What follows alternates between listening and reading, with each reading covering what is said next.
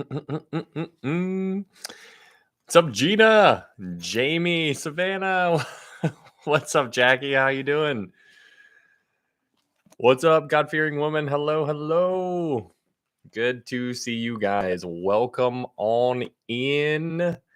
That coach was 19. I can't believe it. What's he doing? He's out there coaching kids that he's 1 year older than? That's crazy. What's up, Lynn? Hello, hello. What's up, Lori? Hello, hello, hello, hello. Here we go again. Sandy, how you doing? Hey, Ryan, everyone. What's up, Angela? Good to see you. Good to see you. Cheryl, when are you going to do Genesis? I think that's going to be next. Yep, graduated last year. Craziness. They must have been hurting for people. Or maybe he's just an absolute stud. That's crazy. 19 years old. What are they thinking? But you know what? He's probably a lot better than I am. What's up, Katie? Good to see you. Good to see you. Sunday Lily, hello on YouTube. Hello, Philana. Hello. Good to see you. Good to come on, man. It's good to see everybody. You know what's funny about TikTok ever since the ban happened is that it seems like it's not like how it was. Hey, thank you, Tamara. Good to see you. I just actually responded to your message because sorry, it took me a little bit. Those are some big words that you threw at me, and that's not my strong suit. So you can teach me if you would be so kind to teach me. Katie, yeah, so happy to spend time tonight. Yeah, were you here last time, Katie? Were you here for the daytime study? Hello, Dina. Good to see you. Good to see you. If you were here for the last one, then you'll well, if you weren't here, then hopefully you'll enjoy this study because this study is going to be a fun one. Hello, Dina. Hello, hello, hello. Yeah, good evening, Tammy. Good to see you. Yeah, I don't know. It seems like at least on TikTok, it seems like you're not like the lives like aren't really getting out like how it was before the ban. So I don't know if something's off or something, but it is what it is. Hey, Sandy. Hey, thanks for trying to do a review on Google. Yeah, that's so strange. I just messaged you back too. All I was saying is like, at least for me, like if I'm on my computer and I open up a Google browser and I just type in threads that preach, and then you hit search, all the websites will come up. And then when you find mine, right underneath it, like at least on my end, it says leave a Google review. And yeah, that's basically it. It says overview, photos, there's the phone number for the company, there's the address for the company, there's the hours that are listed there, and whatnot. So I missed my frog banner. I know. I'm telling you what, it's a bummer. You know, I was thinking about doing something like, I don't know. I'm like bouncing ideas through my head and I'm wrestling with things and whatnot, but daytime wasn't live for YouTube. Oh, wasn't it? That's strange. I couldn't get on. That's a bummer. Well, here we are. It doesn't on mine. So strange. That is so strange. Ryan, thanks for your response and a post encouraging me to hold strong. I needed it. Yeah, absolutely. One day at a time. Keep teaching his word. What's up, William? Absolutely. I miss my frog banner. That is so sad that people cannot subscribe. That's unfortunate. That is unfortunate. Well, thank you, Jackie, for being willing to want to subscribe. I mean, that is very encouraging in of itself. So thank you for that. Hey, Christine. Hello, hello. Threads that preach, great quality and cute. Thank you, Tamara. Yeah, I'm working on it, trying to figure things out and come up with other things and whatever. But it's a whole thing. Hello, Alyssa. Hello. Hey, I've been watching your Revelation series on YouTube. I had a question about the Rapture. Yeah, what's up, Miguel? What's up, man? I think, were you the one asking about if there's going to be babies in the new heavens and new earth? You know, if that was you, so we can leave a review on Google now. Yeah, you should be able to, Sherry, if you can try. There's a couple of my friends in real life friends that did. Oh, no, you didn't ask that? Okay, somebody else did, and I was like, thinking about that afterwards because it caught me off surprise, and I remember just, like, I've been bouncing that idea around in my mind, and so, that is something that I, was, getting back to, and, like, I'm like, "You know what? There's people who see that differently," so we'll talk about that. I remember going through the book of Revelation the first time around and saying that it was going to be like how it was in the Garden of Eden. And I remember saying that the first time around. But then I remember just the other day, I was like, no, I don't think there's going to be people having children. But then I was like, man, you know what? Like, there are some things that kind of hint to where they could be. But then I'm like, how does this make sense? And so I'm still working through it. We'll talk more about that. On the next chapter, chapter 21 and chapter 22. Hello, Barb. So it's just an interesting kind of conversation to have. Like, there's two sides to it. Obviously, it's a secondary issue. There's good arguments, good thoughts on both sides, but I yeah. Anyways, I thought that might have been you. Sorry if you said something. Are you happy and you know it? And does your face truly show it? Blocked. What's up, Brando? How you doing, man? Barb in the house. What's going on? What's the question, Miguel? Sorry, I kind of cut you off now. What happens to all the babies during the rapture to parents? What happens to all the babies during the rapture to parents that aren't believers? What happens to the babies? I would assume that the age of accountability would still kind of kick in there. Oh, Wesley Curry back in the house. No, what? just, just coming on in here and just making waves, are we? That's funny. Hello, Dina. Good to see you. Good to see you. Second Cup. What's going on, Second Cup? Yeah, no, that I would assume that the children would be taken as well, as far as the ones that are in that age of accountability kind of bubble. That's my best guess. So I think he'll bring them home, but we will see. We will see. But our non-believing parents, children's, let's say newborn, going to be raptured. But our non-believing parents, children. Oh, yeah, no, I mean, I would say it doesn't matter on whether or not the parent is born again or not. If a child is 2 years old or 1 year old or 3 years old, they don't have the capacity to understand certain things and certain ideas and to really put their faith there. But yeah, no, I would say that he would take them home. I would say it's regardless of their parents' belief. That's my opinion. Some people like Matt for all, he's saying that they're going to stay. So I'm sure he has his opinion there. But no, I think the age of accountability. I think he might. I mean, he might bring him home. But who knows? I don't know. I don't really. It's all really speculation. We will see.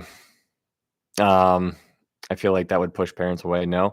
Well, you know what's interesting about pushing the parents away? Hey, what's up, Manners? Good to see you. Good to see you, man. Hopefully you're doing well. Hopefully you're feeling okay and you're up to your health is up there, or doing better, or you're handling it, or there's progress with what you're going through.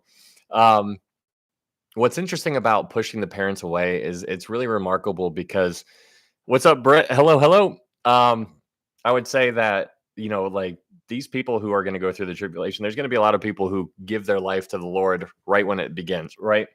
Right after the rapture, a lot of people are going to give their life to the Lord, in my opinion. Hey, what's up? Sold out for Yeshua. Hello, hello.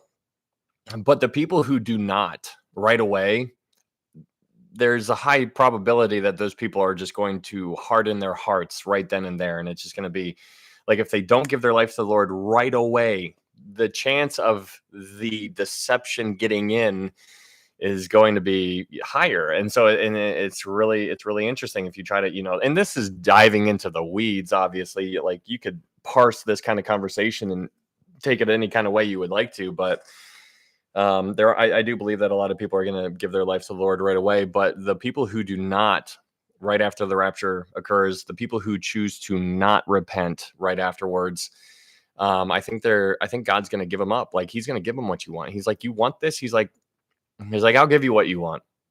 And God gave them over. And that's something that we see happening all over the world right now. People, God's like, you want that? He's like, are you sure you want that? Are you sure you want that? And it's heartbreaking. Wesley, holy smokes, man. Wesley, Wesley on YouTube, not going to tell the real bread Jesus gave you 9 days ago. No time to talk Allah.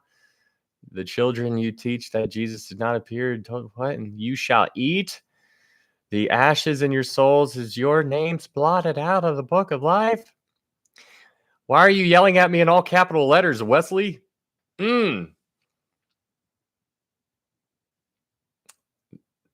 What's I have so many questions. I have so many questions, Wesley. First off, how do you get to heaven?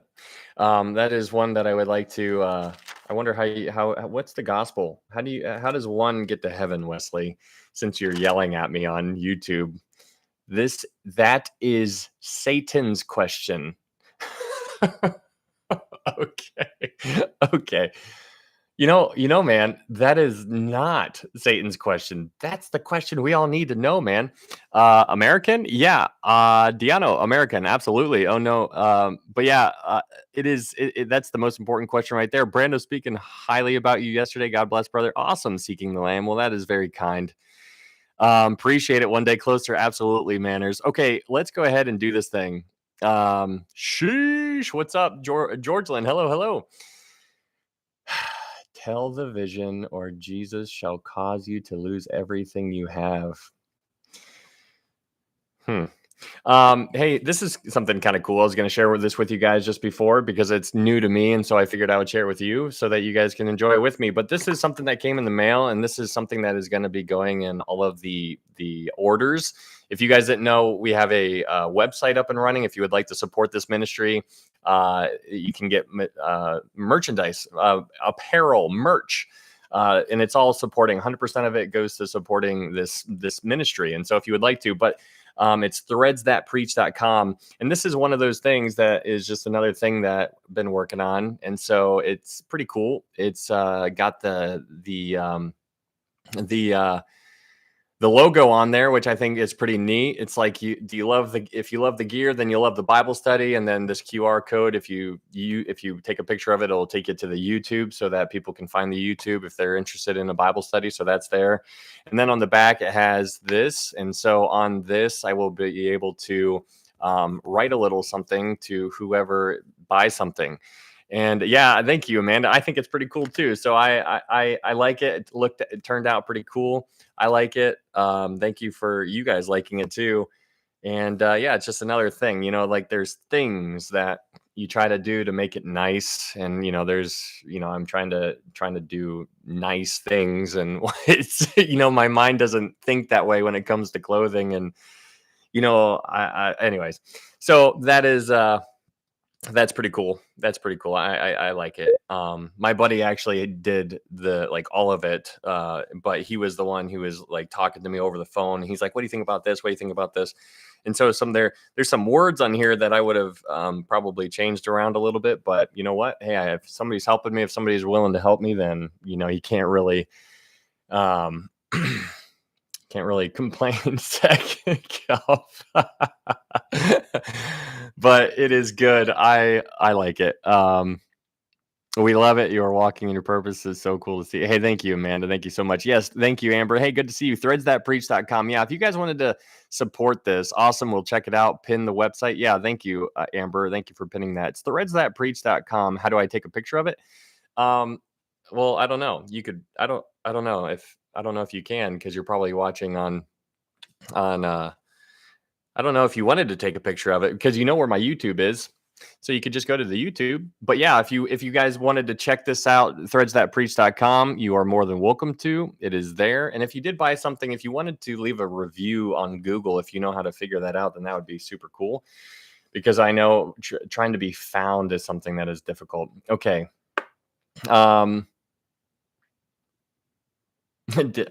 What's up, Yogi? Hello, Yogi. Good to see you. All right, guys, let's go ahead and do this thing. If you guys are new here, thank you so much for being here. I'm still trying to figure out Google review. I know people are having a hard time. I don't know why. Like, it's just like like right when I type in, I don't know, in Google, if I just type in threads space that space preach, and then I hit search, there's a whole list of websites that it produces.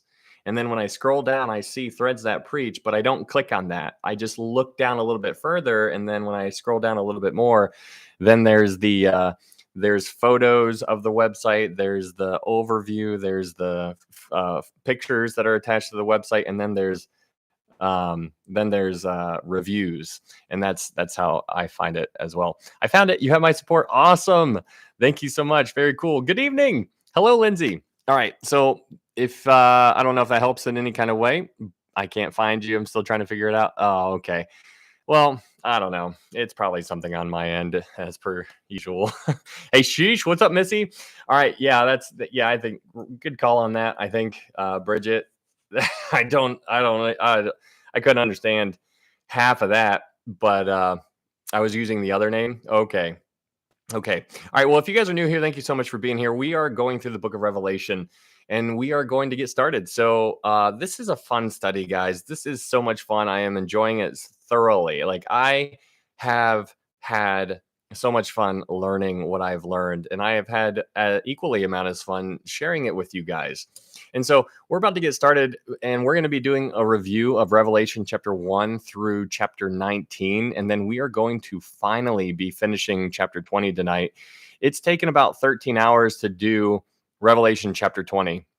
And so that's a long time to stay in 6 verses, but I think it's totally worth it just because of how much we've been able to learn just on the other side of the fence. Like, we have been able to dive deep into understanding the millennial kingdom on so many different ways. But we'll talk more about that here in a little bit. Oh, Wesley's back. Hello, Wesley. But what? What's up, Jesse? Good to see you, man. Hey, thank you for boosting that video. I didn't even. I thank you. I didn't. I'm sure that costs money, and so thank you for that. But Revelation chapter 1 is where we're about to dive into. But before we do, I want you guys to understand the most important thing.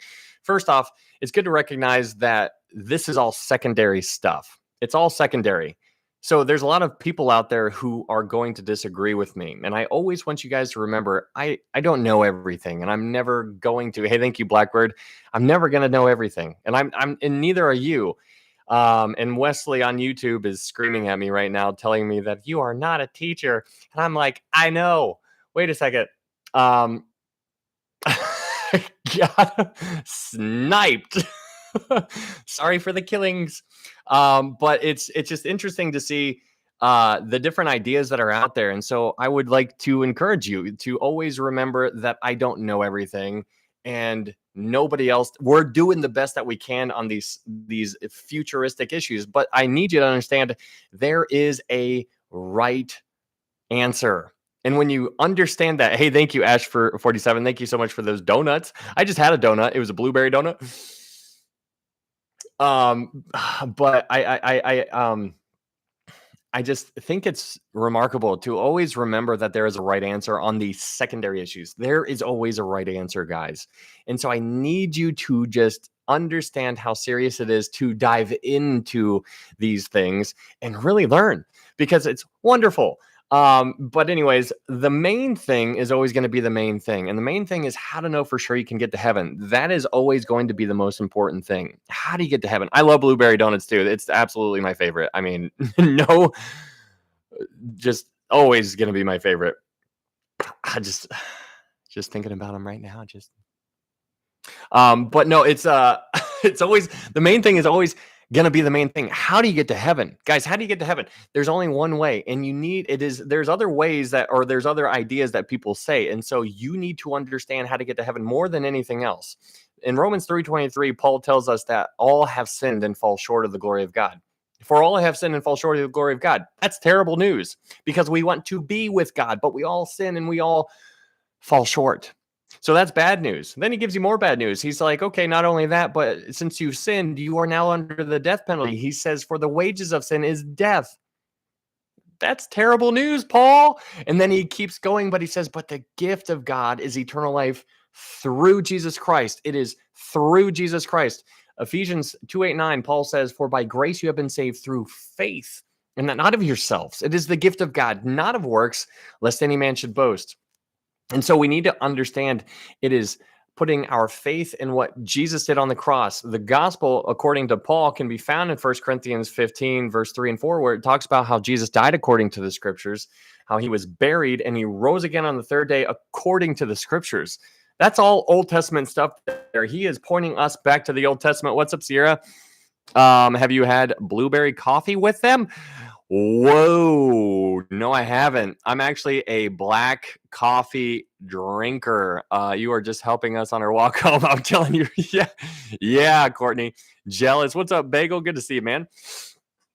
And so anyways, just need you to understand it is for by grace you have been saved through faith, and that not of yourselves, it is the gift of God, not of works, lest any man should boast. And so it's Christ plus nothing. It is not Jesus putting your faith in Jesus and getting water baptized. It's not putting your faith in Jesus and going to church or and giving money to church or and being a missionary or any of those things. No, it's Christ and Christ alone.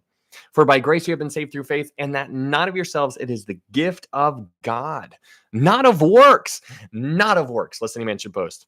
And so that is always going to be the main thing, and the main thing is always going to be the main thing. And I need you guys to remember that. This stuff that we're diving into in the book of Revelation is so much fun. It's so interesting to try to unpack and understand and be like, who's this? And try to keep everything in order. But always remember the gospel.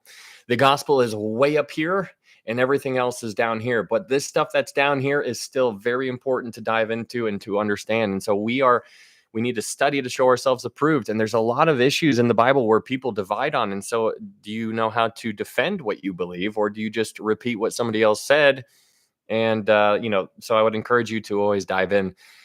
Another thing to always remember, we have a lot of people coming in here, yelling at us and screaming and whatever, and it's kind of distracting. And I totally get that. But and this goes for just you and your world, like the people that you guys talk to, or that you're whenever you see somebody in the comment section on a video that's posting and you just want to go to bat with them head to head, right? Like you're just like, oh, I'm going to take them on. Remember, a lot of the times that when we're talking to people here on TikTok, we're dealing with people who are lost. And so it's always tough. And it's, because my emotions get all, I'm all hot and bothered, and I just want to be right. I just want to be right. And I want to say that you're wrong, and I want to prove that you're wrong. Right. Like, that's just what I want to do.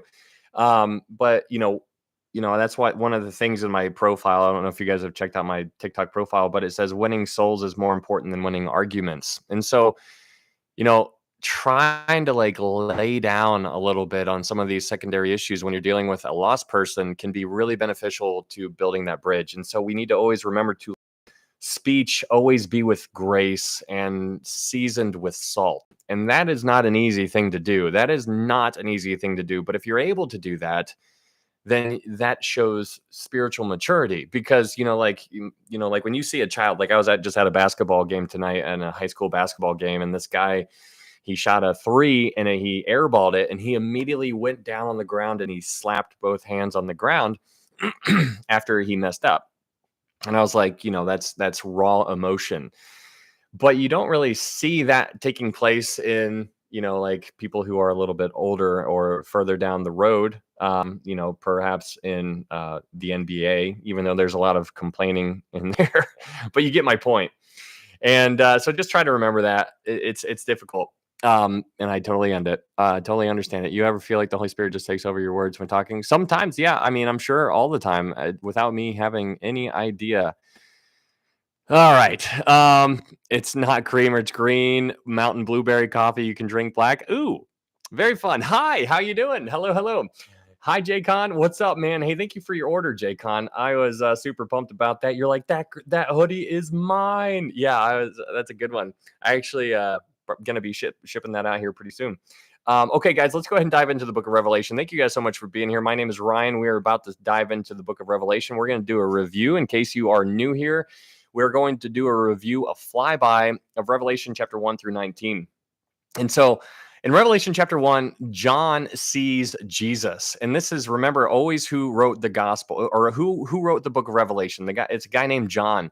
John walked with Jesus before Jesus died on the cross. John, he followed him all over the place. John was a part of the inner circle. And so everywhere Jesus went, John was right there, puppy dogging up to him. He was the disciple whom Jesus loved. And so when you read Revelation, it's good to remember that John is on the island of Patmos, and this is when he has the revelation of Jesus Christ. And the word revelation is the Greek word apocalypsis. Now, the Greek word apocalypsis has the idea of unveiling. It's like, so here I'm veiled, you can't see me, but now I'm unveiled, and now you can see me. And so this book is about the unveiling of Jesus Christ. And so it's really good to remember that. And there's also a blessing that's attached to this book. In Revelation chapter 1, verse 3, it talks about how there is a blessing attached to this book and for the reader who reads it and understands. And so it's really fascinating thinking about this, because what you see is when you start diving into the book of Revelation. Oh, Wesley, hello. But just in the blessing that's attached is, in my opinion, at least in part, is just understanding the word of God and understanding how things are going to end. And so when you understand how things are going to end, then you can rest and you find comfort in that. And I want you guys to remember, this is something I'm trying to continually remind myself recently, like as in today, like it's been a big thing with me recently. But you and I are going through life right now, and you are not in a physical battle. It's not a physical encounter. It's not a power encounter. It's not about how strong you are. You're not battling something that is stronger than you physically. You're battling something that is different than physical. It is truth. And so this is important to remind yourself when you are going through your life day to day, when you wake up in the morning, when you go to bed at night. For that entire time that you are living here, you are in a truth encounter. And so what I mean by that is that you can hang your head down low because you don't know the truth. And if you do know the truth, then when your head is hanging down low, then you can be like, wait a second. No, that's wrong. That's wrong, because God says this. And when you remember what God says, because he gave us the Bible, when you know what the Bible says, that's something you can hold on to. And so this is so important to understand, because there's a lot of people out there who don't have a verse. They don't have something to fall down onto. And so when you go through a hard time, when the storm clouds are just right over you and it's just going through a hurricane in your mind, which is where the battle is, when you recognize that you are being, it's a truth encounter. You're literally trying to seek the truth, find the truth, sanctify them by your word. Your word is truth. It is truth. And so we need to understand, it is not about how strong you are. It's not about how many curls you can do, or how much bench press you can do, or how much squats you can do. It's not about how strong you are, because some of the strongest people are very feeble and frail. And so it is important to recognize that it's about truth. You and I are literally dealing with truth. And so you are trying to discern whether or not what I'm saying to you is right or not. And so when you go into somebody else's life, you are doing the exact same thing with them. You're like, can I trust this person? And so you are in a truth encounter, because there's a lot of people out there who have crosses hanging off their necklace, and they got, music like low in the background, and they say Jesus and Holy Spirit and all this kind of stuff. And so there you are trying to figure out, is this real? Is this person seeking the Lord? Is this person telling me what's actually true? And so there you are, you're in a truth encounter. It's whether or not it's right or not, that needs to be on you. You can't blame somebody else for you need to know your stuff.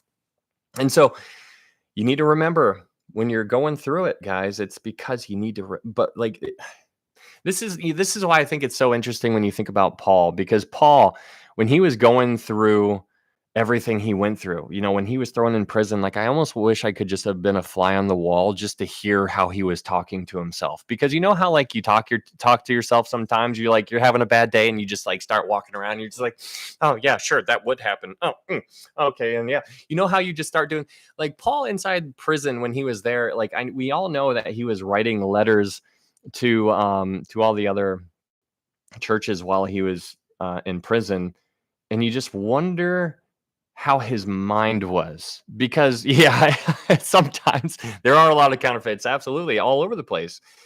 um but you just wonder how his mind was. And so Paul is unique, obviously, because he actually saw Jesus on the road to Damascus and other times as well. My point is that he had a lot more than what you and I have. He actually had those interactions with him. So he had something much stronger to fall back on. You and I, on the other hand, ours is all faith, faith and faith alone. He actually saw. And so it's really important to remember when you guys are going through a hard time. And it's important for me to remember when I'm going through a hard time to remember that it's about truth. And so when I fall down, and I always do, and when you fall down and you're going to fall down, you need to have truth to pick you back up. And so this is why it's so important, especially in a world that we're living in that is full of deception. You and I, you guys, we're living in a time of AI. Technology is ramping up like crazy. It is like unlike ever before. Nobody has ever seen the world like how it is right now. And I made a video just the other night, just where all of these AIs like Chat GPT, OpenAI, there's different models you can select. There is Claude, there is DeepSeek, and then there's another one that just popped out that's called Quen. And you have all of these large language models, which are all AIs that are competing against each other to be better. And so when they're competing against each other, that means that they're growing and they're getting smarter. And that the smarter that they're getting, the crazier it is. Because now we're living in a world. My buddy sent me a deep fake about Trump talking about something, and it was a voiceover. It wasn't his voice, but it was his face. And I was just like, this is unbelievable, because if you don't know that you're looking at it, because obviously it was fake because of the words that was coming out of his mouth, I was just like, this is the world we're living in. Like nobody knows what's real anymore. And so this is why you and I have the ability to know what's real. And this right here that we're diving into, this is real. And so this is where you need to make, guys, you need to make this your home. This is home. This is base. This is where it's safe. You know, like how you feel safe when you get home and you relax and you're like, okay, I can let my hair down and I'm just going to hang out for a little bit, throw my sweats on. This is home. This is where you do that. This is home. Hello, Christopher. What's up, man? How you doing? Okay, so anyways, that has nothing to do with what we're talking about tonight. But anyways, let's do the book of Revelation. Revelation chapter 1, John sees Jesus. Jesus is in his priestly role. Is what you're seeing here in Revelation chapter 1. John sees Jesus in his priestly garments. Now, pay attention, though. It's important to recognize that what he sees here in the beginning of Revelation is different than what he sees at the end.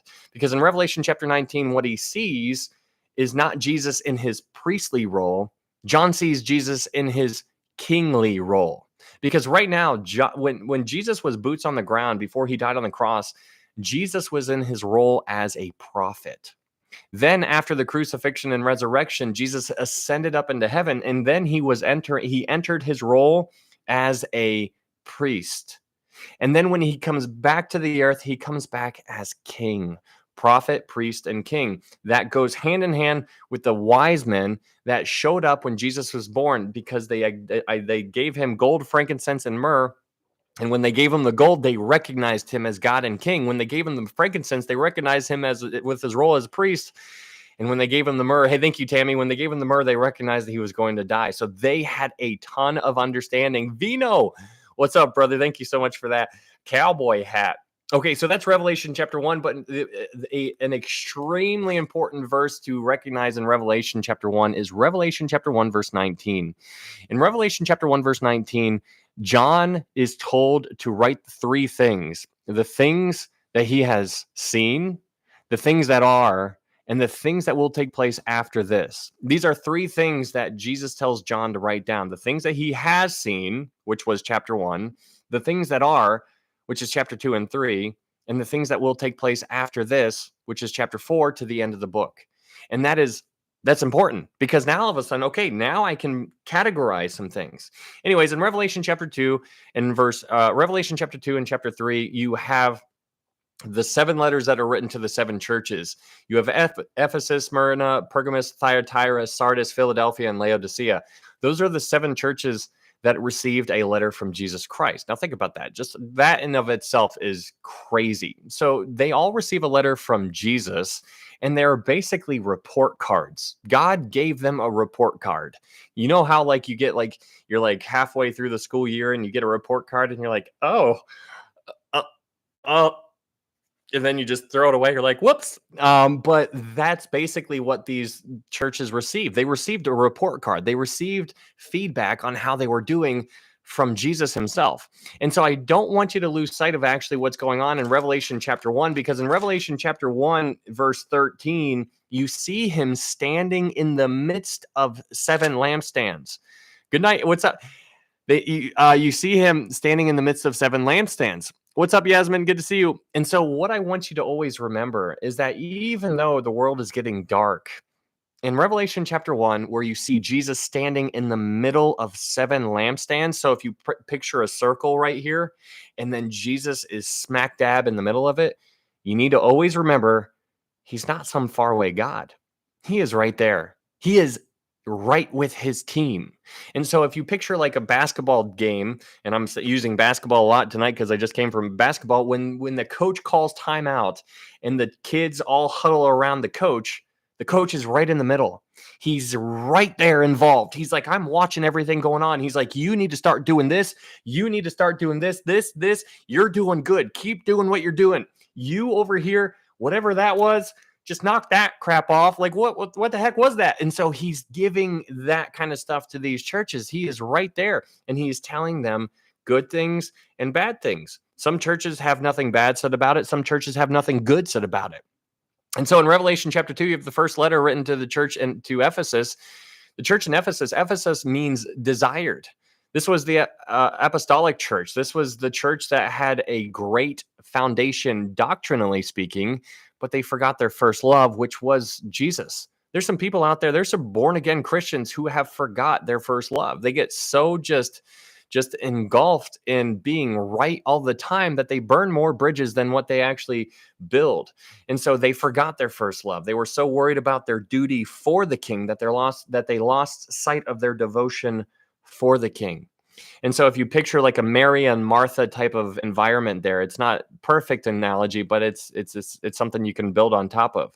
In Revelation chapter 2, the next letter is written to a church in Smyrna. Smyrna was heavily persecuted. Whenever you think of Smyrna, I want you to think of myrrh being crushed. This church was crushed. And so it's really fascinating thinking about that. But Jesus writes them a letter, and he's like, you guys are doing great. You think you are doing poor. You think, what's up, St. Beard? How you doing? You think you are doing terrible, but you are rich. You think you are poor, but you are rich. And so this is what is so fascinating about the Bible, because this church in Smyrna, understand what happened there.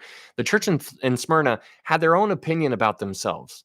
They looked at themselves and they're like, we are doing terrible. I'm the worst. I'm so bad right now. That's what, we're getting hurt on every side. I can't do anything right. What's going on? And they thought about themselves. They were judging themselves, and they're like, we're doing this. We must be doing something wrong. And then Jesus writes them a letter, and he's like, you think you're poor, but you are rich. And that's something you can hold on to, because there's so many lessons in that. One of the lessons is to understand that what your opinion is about yourself doesn't necessarily mean it's the right opinion, because it's not your opinion that matters. It's God's opinion. And you could, care less about what I think. You should care less about what that person thinks, or even what you think. It is, you need to know what he thinks. Because when you understand what God thinks, then all of a sudden your life gets flipped upside down, because now all of a sudden you're like, wait, all of a sudden, if I didn't know God hated that. I didn't know he didn't like this. And then when you come to this realization of what he hates, in Proverbs chapter 6, it talks about the things that God hates. And when you recognize, you're like, whoa, God hating something, hold on. And when you recognize that he hates something, then all of a sudden you're like, well, I need to avoid those things at all costs. And then when you start unpacking other things about God, then you're like, maybe I should stop doing this. And then all of a sudden your life looks completely different than what it did before. And that's because you're growing in knowledge. Add to your faith virtue, to your virtue knowledge. When you add knowledge, all of a sudden you become aware. There are people out there who have not become aware of certain things. And so when you do become aware, then all of a sudden you can recognize what you need to do so that you can reflect Jesus more. You can reflect him more. And so if you want to be a good ambassador, a good steward of Christ, then you need to know your stuff. But if you don't know your stuff, then it's going to be a lot harder. You can still do it. You're just not going to be able to be like, okay. And so you need to know your stuff. But this church and the church in Smyrna, they thought that they were doing very, very poorly. But then Jesus writes them a letter and he encourages them and he's like, you are rich. Fascinating. The next letter is written to a church in Pergamos. That church in Pergamos, whenever you think of the word Pergamos, I want you to think of Pergamos. And so when you think of Pergamos, I want you to think of mixed marriage. It's where there are two people and they get married. One is a born again believer and the other one is lost. And when a born again believer marries somebody who is a lost person, they mingle together and then they have children. And then their children are in a world of confusion because they don't know what to do because mom and dad clearly can't see eye to eye on the most important thing. And so if mom and dad are arguing about who Jesus is, then why should I care about who Jesus is? And then that's the fruit of that unequally yoked kind of relationship. So when you read about the church in Pergamos, you need to understand that this church held to the doctrine of the Nicolaitans. And God's like, I hate that. He's like, I don't hate the Nicolaitans. He's like, I hate their doctrine. Their doctrine was works based.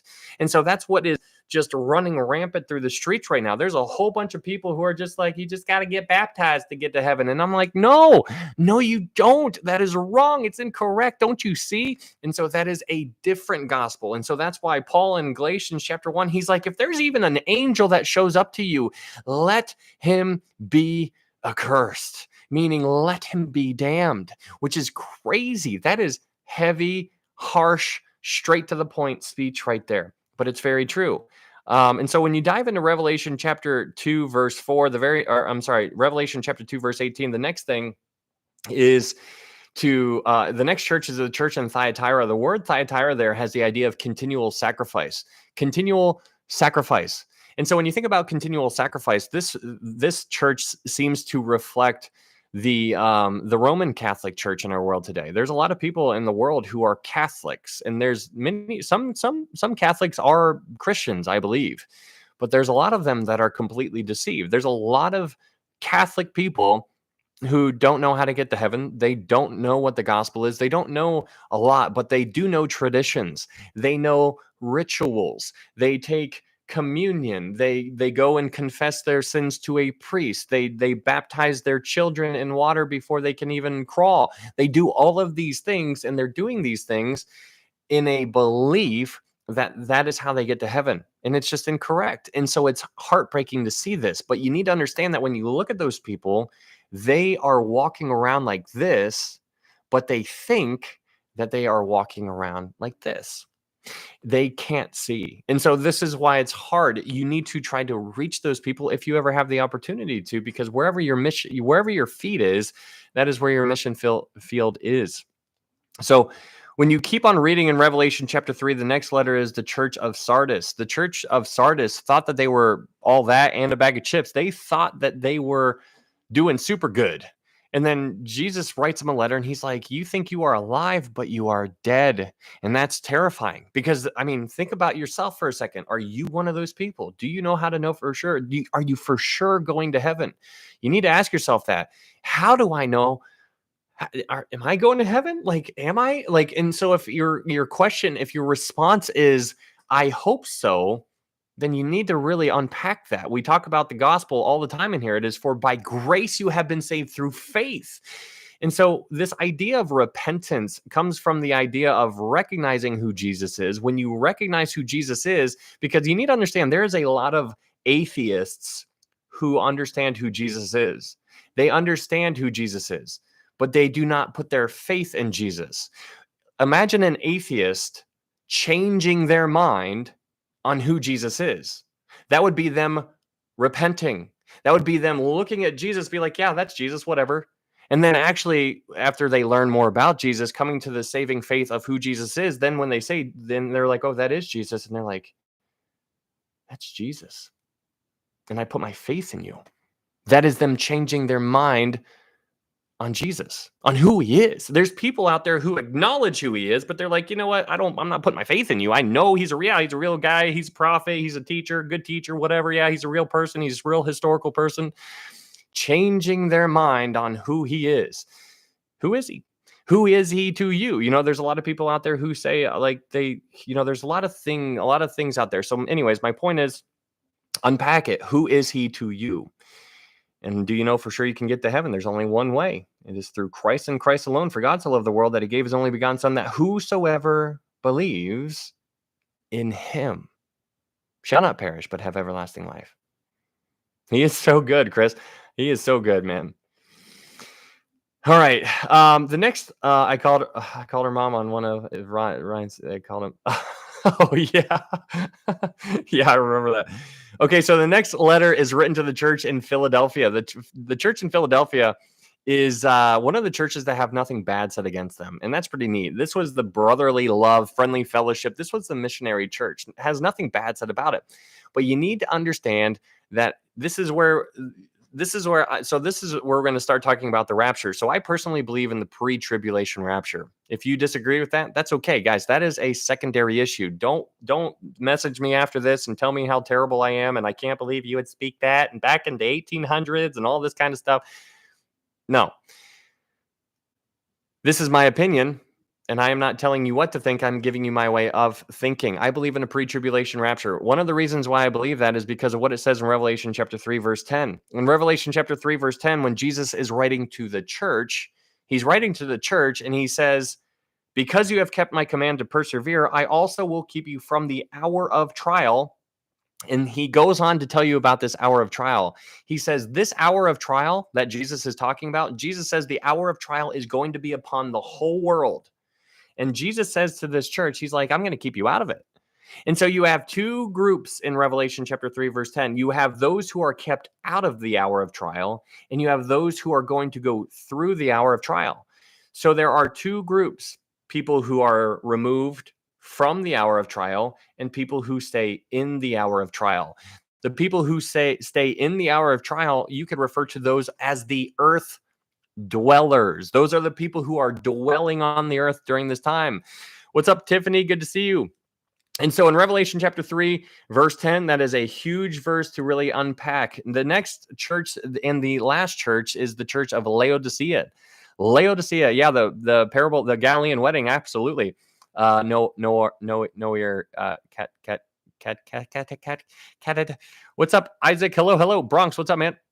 Okay, so when you dive into Revelation chapter 3, verse 14, you have this Laodicea church that it receives a letter, and this Laodicean church has the idea of where the people are ruling, which is arguably where we are at today. There are many people who are going to a church where the church is being ran by the people.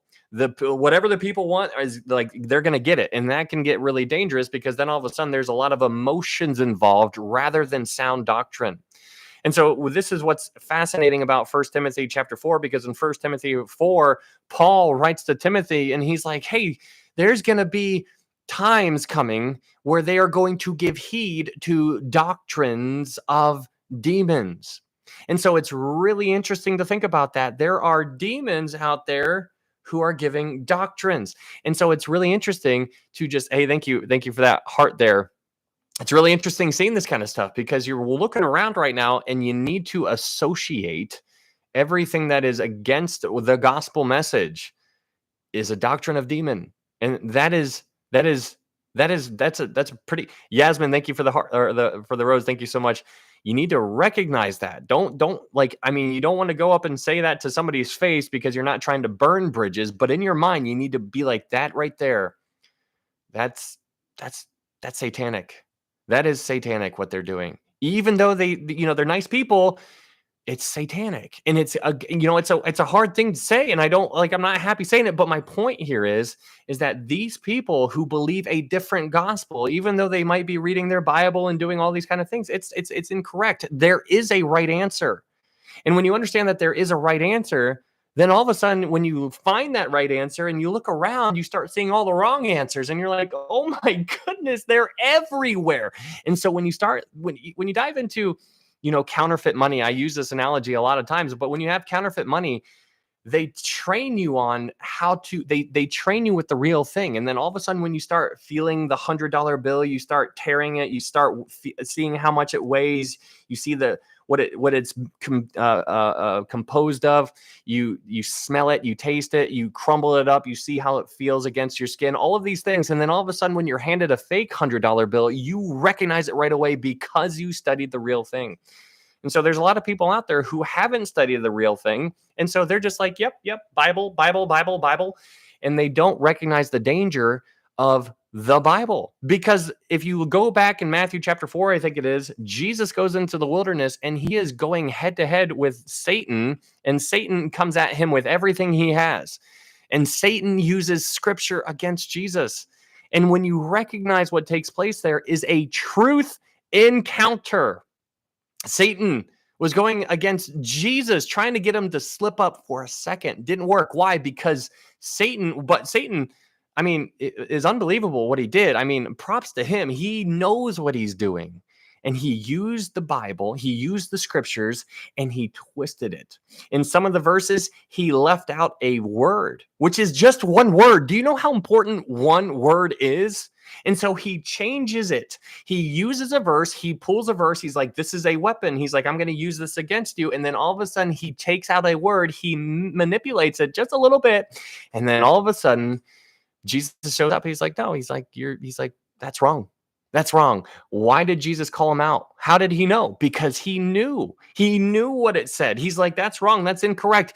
He understood. So the question is how you can relate this in your own life, or the application rather, is, can you spot a fake? Hey, thank you for that. Thank you for that gift. Can you spot a fake? Can you? And so if somebody shows up and they're like, hey, this is what this says, and you got to do this, all of a sudden you're like, you're at a decision. You're at a fork in the road. You either say, oh, that is it. Yes, that's what that means. Or you say, I don't think that's what that means. And here is why. And so if you are able to defend, that's why Paul, and he's always be ready to provide a defense for the hope that is within you. We need to know our stuff. Anyways, in Revelation chapter 3, this Laodicean world is the one that we are currently living in. I would propose to you, I think we are living in the last church age, guys. This is the last church age, Laodicea. If you look out into the world, it is very lukewarm. There is a whole bunch of Christians that just are not doing anything. The church is not churching. The salt is not salting. It's not preserving. It's not decaying. The light is not lighting. It's very dim. Even though it's not, I'm not trying to put you down or anything like that. There are people out there who are shining very bright, and I'm pumped up because I know some of you guys are, and that's encouraging. But I'm just saying, in the bigger picture of things, you're seeing which way we are trending as a church, and it's you can see the writing is on the wall in a sense. But in Revelation chapter 4, everything changes. So in Revelation chapter 4 and 5, this is where we get to the third part of the outline. Remember in Revelation chapter 1, verse 19, Jesus tells John to write the things which are. Then he says to write the things which, or write the things which you have seen, write the things which are, and write the things which will take place after this. So in Revelation chapter 4 and 5, John is going to now be talking about the things that are going to take place after these things. And the things are the church age. So John is going to be writing about the things that take place after the church. So in Revelation chapter 4, in Revelation chapter 5, you have Jesus, you have John. He is taking, hello, Autumn. No, I have not been on long, just about 54 minutes. We're just in a review. We're just kind of having a conversation right now. But in Revelation chapter 4 and 5, John is taken up into the throne room. Can you imagine just being taken up into the throne room, just casually, just like, no big deal. I'm up in the throne room and looking around like, wow, that's amazing. But in Revelation chapter 4, you are introduced to 24 elders. I need you to understand how vital It is to understand the idea behind the 24 elders. We're going to talk about that when we get to chapter 5. So what is Gog and Magog in today's world, and what is it? We'll talk about that here in a little bit. That's something that we're going to be talking about tonight, because we got a lot of things to talk about. But in Revelation chapter 5, John sees God the Father sitting on the scroll. Hey, y'all from the FYP. Hello, hello. What's up, Jess? Hello. So in Revelation chapter 5, John sees God the Father sitting on the throne, and he's holding a scroll. So God the Father is holding a scroll. John sees God the Father holding a scroll, and then John starts crying. He starts sobbing uncontrollably. And then an elder, one of the 24 elders, goes up to John, and he's like, hey, John, why are you crying? Hey, thank you, Jess. Thank you for that gift. He goes up to John. He's like, John, why are you crying? And then John is like, because there is nobody that's found worthy to open the scroll or to take the scroll. And so this scroll that God the Father is holding is the title deed to the earth. Nobody's worthy to open it. Nobody's worthy to go up and take it from the Father's hand. And so that's why John was crying. And so because John was crying, an elder goes up and he's like, John, what are you crying for? He's like, John, look, here he is. And he points over here, and here comes Jesus. And so John turns and he looks and he sees a lamb as though it had been slain. That means that he sees Jesus, the lamb, as though it had been slain. And it's not just Jesus, like how we look and we're not scarred or deformed. No, he sees Jesus as though a lamb, as though it had been slain. Think about that. The scars that we put on him are still there. The only man-made things in heaven are those scars. That's remarkable. We did that. And that is still on him right now. And that's what John saw when he was crying. And then an elder showed up and he's like, John, behold, the Lion of the tribe of Judah, the Root of David, has prevailed. And so it's so cool to see what's going on there. But then Jesus goes up and he takes the scroll. It's so good. He takes the scroll. And then in Revelation chapter 5, verse 10, this is where you get introduced to the 24 elders again, because the 24 elders sing and they identify who they are. Now, you could search the scriptures and not find anything about the 24 elders. This is why the book of Revelation, specifically chapter 4 and 5, are so unique, because you don't know anything about the 24 elders. You don't find them anywhere. Who are the 24 elders? And so when you keep reading in Revelation chapter 5, they give you a clue as who they are. And so this is what I'm going to propose to you. In Revelation chapter 5, verse 10, they refer to themselves as kings and priests.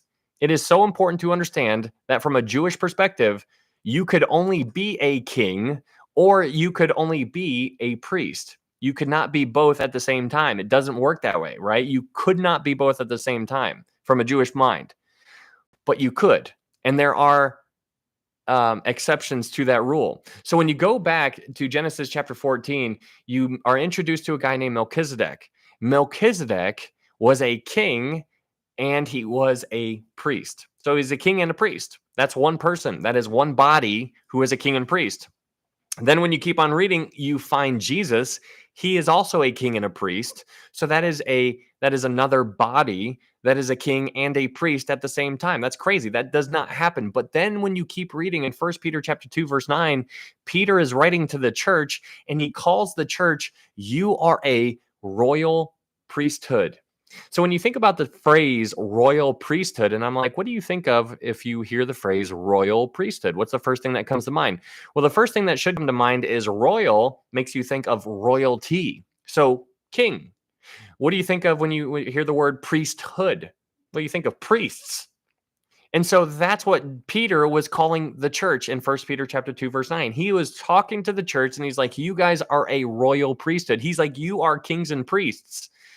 And so when you recognize that Peter was referring to the church as kings and priests, that is very important to recognize, because when you read Revelation chapter 5, verse 10, and you read about the 24 elders, they identify themselves to be kings and priests. Now, the reason why that's important to recognize is because they're in heaven before the seals are broken. They're in heaven in Revelation chapter 5. Jesus is still holding on to the scroll. And while Jesus is just holding on to the scroll, there's the 24 elders. John is looking around. He's looking around. He sees the four creatures. He sees the 24 elders. One of the elders came up, started talking to him. There's Jesus holding the scroll. There's God the Father sitting on the throne. And he's taking it all in. And there's Jesus just holding on to the scroll. And so it's so important to recognize. What's up, Isaiah? Hello. What's up, CNAV?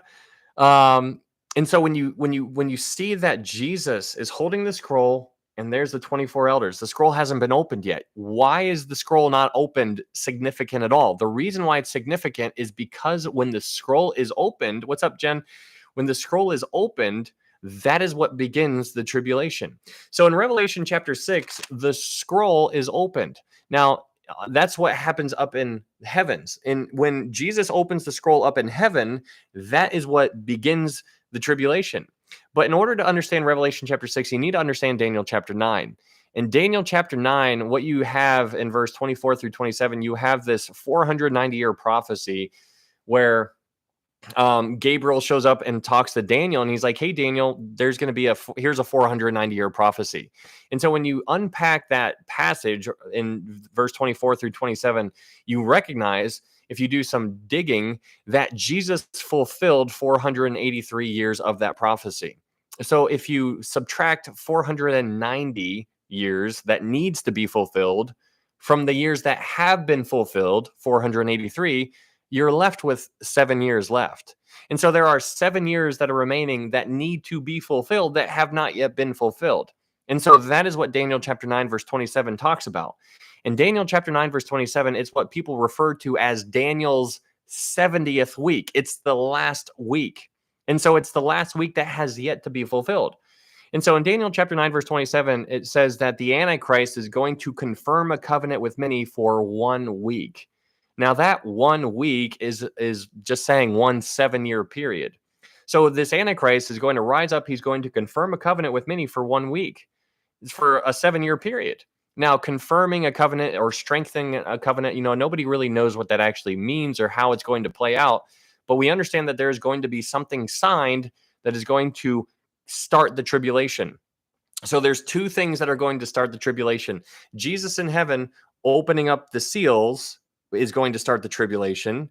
And while Jesus opens the seals, at the same time on earth, the Antichrist is going to be signing something. So while Jesus is up in heaven opening the seals, the Antichrist is down on earth signing something. There's 2 events. Hey, thank you, Neri. Thank you so much. And so there's 2 events that basically kick the tribulation off at the same time. And so that's kind of cool when you start to see it. But in Revelation chapter 6, verse 2, you see right when the seals are opened, the first thing is this Antichrist shows up on a white horse. This white horse rider shows up. This guy is not Jesus Christ. This is the Antichrist. This is the complete counterfeit. This is an imposter. And so it's interesting to see what happens. And I find it fascinating that right when the seals are open, the world basically is getting what they want. The world wants chaos. The world wants to just be completely unhinged. It's screaming Romans chapter 1, where they worship the creature rather than the creator. And so you see in Romans chapter 1 that God is giving them over. He's like, "You want this?" He's like, "Are you sure?" He's like, "I've been holding it back for a long time. Are you sure you want this?" And they're like, "Yeah, we want it. We want it." And he's like, "Okay." And then he opens the seals. And then all of a sudden the Antichrist comes in. Hey, thank you, Invisible. Thank you so much for that gift. That is very kind. Invisible USA, thank you so much. He opens the seals, and then here comes the Antichrist. He's gonna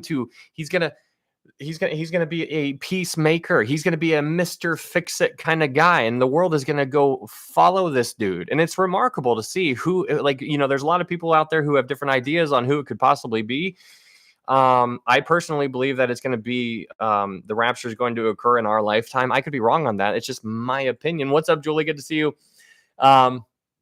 But one way or the other, if you have a very strong opinion on who the Antichrist could be, because if you think that person is alive right now, the thing that I want to encourage you to really focus on is, if you actually have a very strong opinion on that, your life better be reflecting it.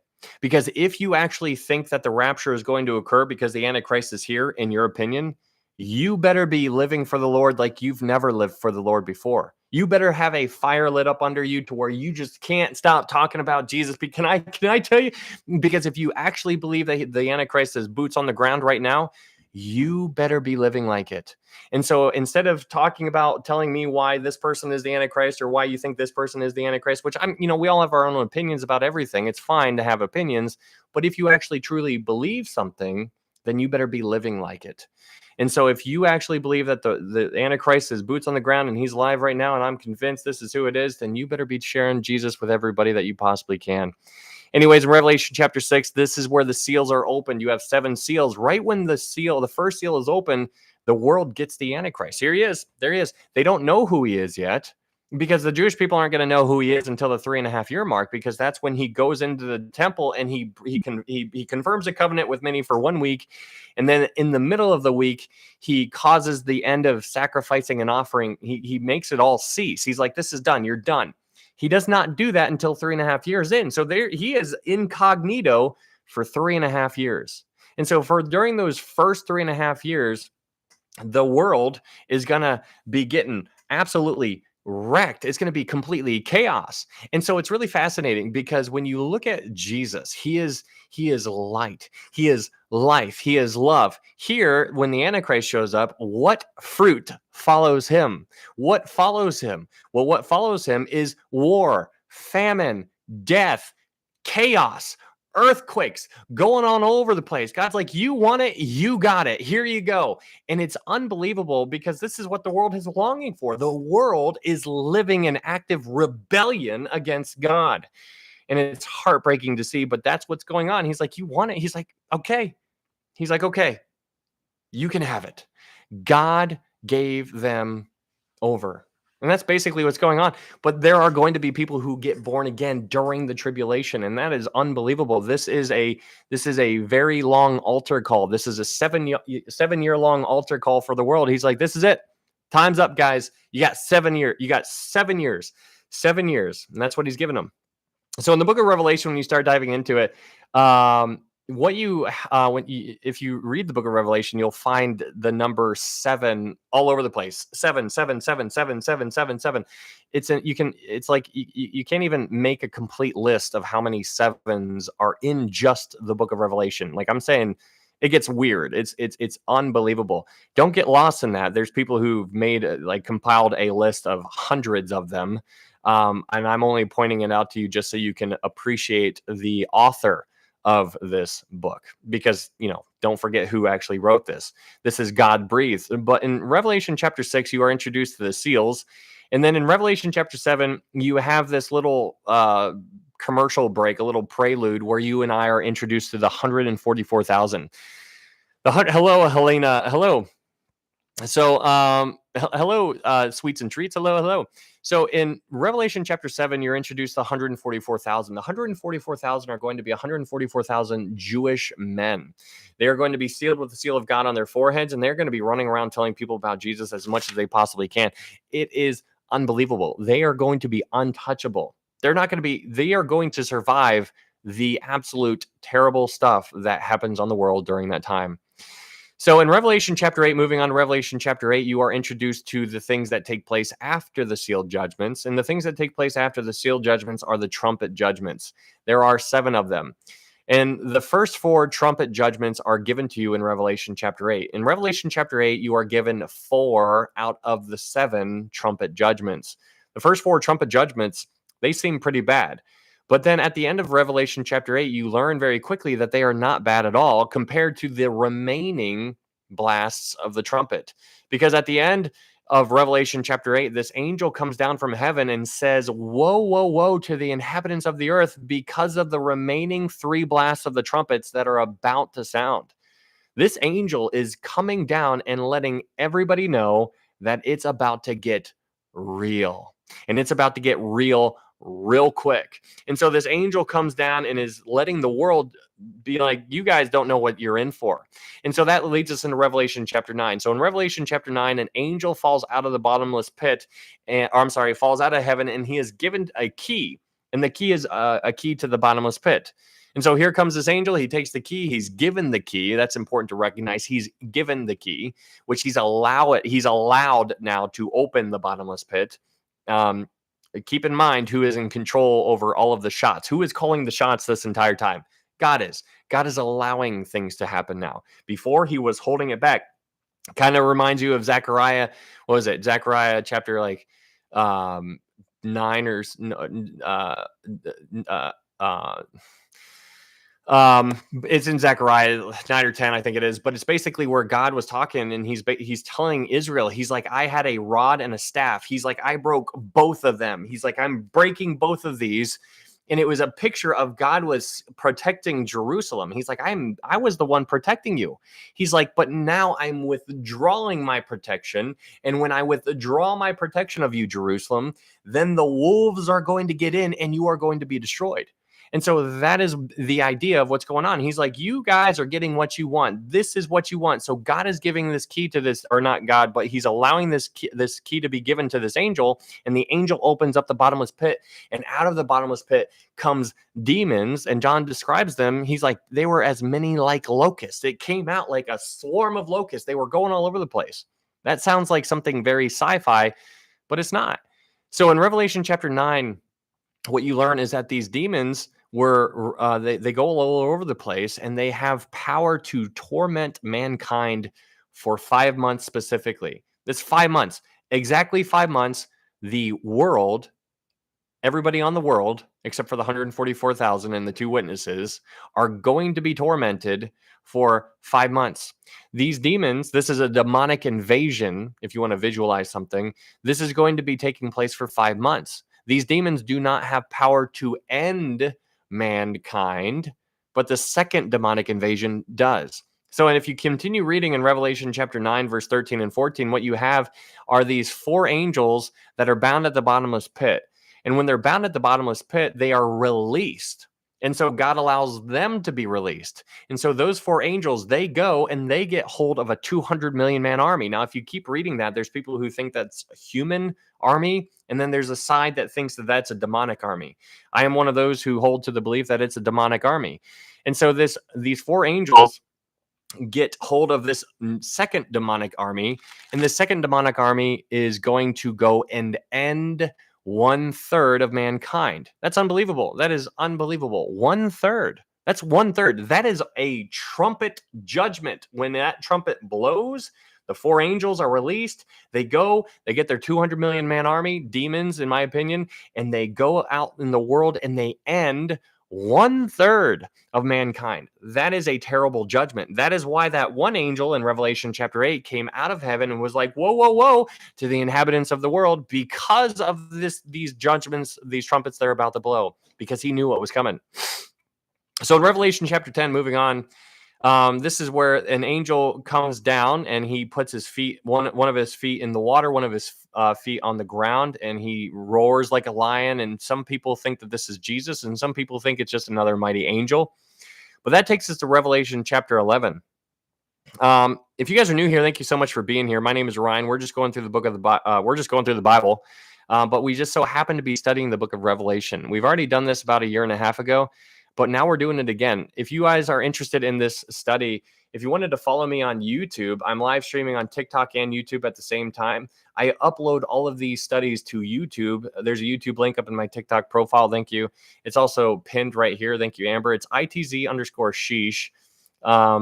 And so, TikTok still might go away. The ban is still being thrown around. We've got like 60 some days left on it. Who knows what's going to happen? I do not know. But if you would like to stay in touch, consider possibly following me on YouTube. We are live on YouTube right now. But in Revelation chapter 11, this is one of my favorite chapters just because of how cool it is. But you're given so much information in Revelation chapter 11. For example, in Revelation chapter 11, hey, thank you, Joe. In Revelation chapter 11, you have you're given information about these 2 witnesses that are going to come down. There's going to be 2 witnesses that are boots on the ground. All right, Yogi, there's going to be 2 witnesses that are boots on the ground for 3.5 years. And they are going to be in front of the temple for 3.5 years. That's what we're told in Revelation chapter 11. So they're in front of the temple for 3.5 years. 2 witnesses. Now, people don't know who these 2 witnesses are. Nobody knows. There's people who speculate Moses and Elijah, or Elijah and Enoch. It doesn't really matter who they are. There's also the idea of perhaps that these two witnesses are just two Jewish men who are promoted to the office of prophet during that time. And there's a case to be made for that, which I think is really provocative because the two witnesses are not recognized by John. John didn't recognize them. So when people say that they're Moses and Elijah, it's like, well, why didn't John say it was Moses and Elijah? Because John had already seen Moses and Elijah on the Mount of Transfiguration. So if it was Moses and Elijah, John probably would have said, yeah, Moses and Elijah stood in front of the temple. We don't know who it is. But it doesn't matter. It's a secondary issue. That is a non-issue, but it's kind of fun to talk about regardless. I just don't want you to get divided on it. It's a secondary issue. But in Revelation chapter 11, you learn about these two witnesses. They're standing in front of the temple for 3.5 years. Now, this tells us a lot of information. The information that we are told by this is a couple things. First off, there is a temple. That is important to recognize. There is a temple. So you and I in our world today in 2025, we recognize that there is all kinds of talk in Israel right now about the third temple being built. A lot of people want the third temple to be built, but you and I need to always recognize, even though that sounds exciting to you and I, it's heartbreaking. It's heartbreaking. The reason why it's heartbreaking is because the Jewish people want a third temple. They want a third temple so that they can get back under the law. Here's the law, and they want to get back under it. They want to get back under the Levitical sacrifices, and they need a temple to do that. And so the Jewish people want a temple, but they don't understand the implications that that is going to naturally bring in. When that temple is built, it is going to just have a domino effect of other things that are going to occur right after that. For example, in Matthew chapter 24, Jesus is talking to his disciples, and he says to his disciples, he's like, hey guys, when you see the abomination of desolation standing in the holy place, when Jesus says, when you see the abomination of desolation standing in the holy place, Jesus is saying that there is going to be another event that took place back that was similar to Antiochus Epiphanes the fourth. Jesus is pointing back to that. He's like, when you see that happen again in the future, flee. And so basically that one event took place, and it's very heavily documented. So the other event that Jesus was alluding to has not taken place yet. And so that's why Jesus was talking about in Matthew 24. He's like, hey, when you, Jewish people, see the abomination of desolation spoken of by Daniel the prophet standing in the holy place, let him who reads understand, then let those who are in Judea flee to the mountains. He was giving a warning to the Jewish people. He's like, you guys are going to be lost. You don't know anything. You're lost because obviously you're still around during the tribulation time. You're there for the third temple. You're going to be there for the third temple. If you're there for the third temple, then the rapture has already occurred. But there's going to be two witnesses who are going to be standing in front of that temple for 3.5 years. And so it's really remarkable to understand the time that we are given. It's fascinating, guys, to recognize the timing that we are given. We are given 3.5 years for the two witnesses, and they're going to be untouchable. They cannot be defeated for 3.5 years. But then at the end of their 3.5 year ministry, they die, and then the beast overcomes them, and then he goes into the temple and he sits as God, and he's like, I'm God, you're going to worship me now. And when he does that, it is at that moment when his authority begins, because in Revelation chapter 13, it says that the Antichrist or the beast is going to have authority for 42 months or 3.5 years. What's up, legit? So you have two periods of time, 3.5 years for the two witnesses and 3.5 years for the beast to have authority. Now that 3.5 and 3.5, that equals 7. And so when you start thinking about that, you're just like, man, that's really fascinating. And so Revelation chapter 11 gives us a ton of information. You understand there's going to be a third temple. You understand there's going to be two witnesses in front of that third temple for the first 3.5 years, because after their 3.5 years end, that is when the beast rises up. He goes into the temple. He sits as God. That's when in Matthew 24, that's when Jesus says, hey, when you see that take place, flee to the mountains. And so we recognize that.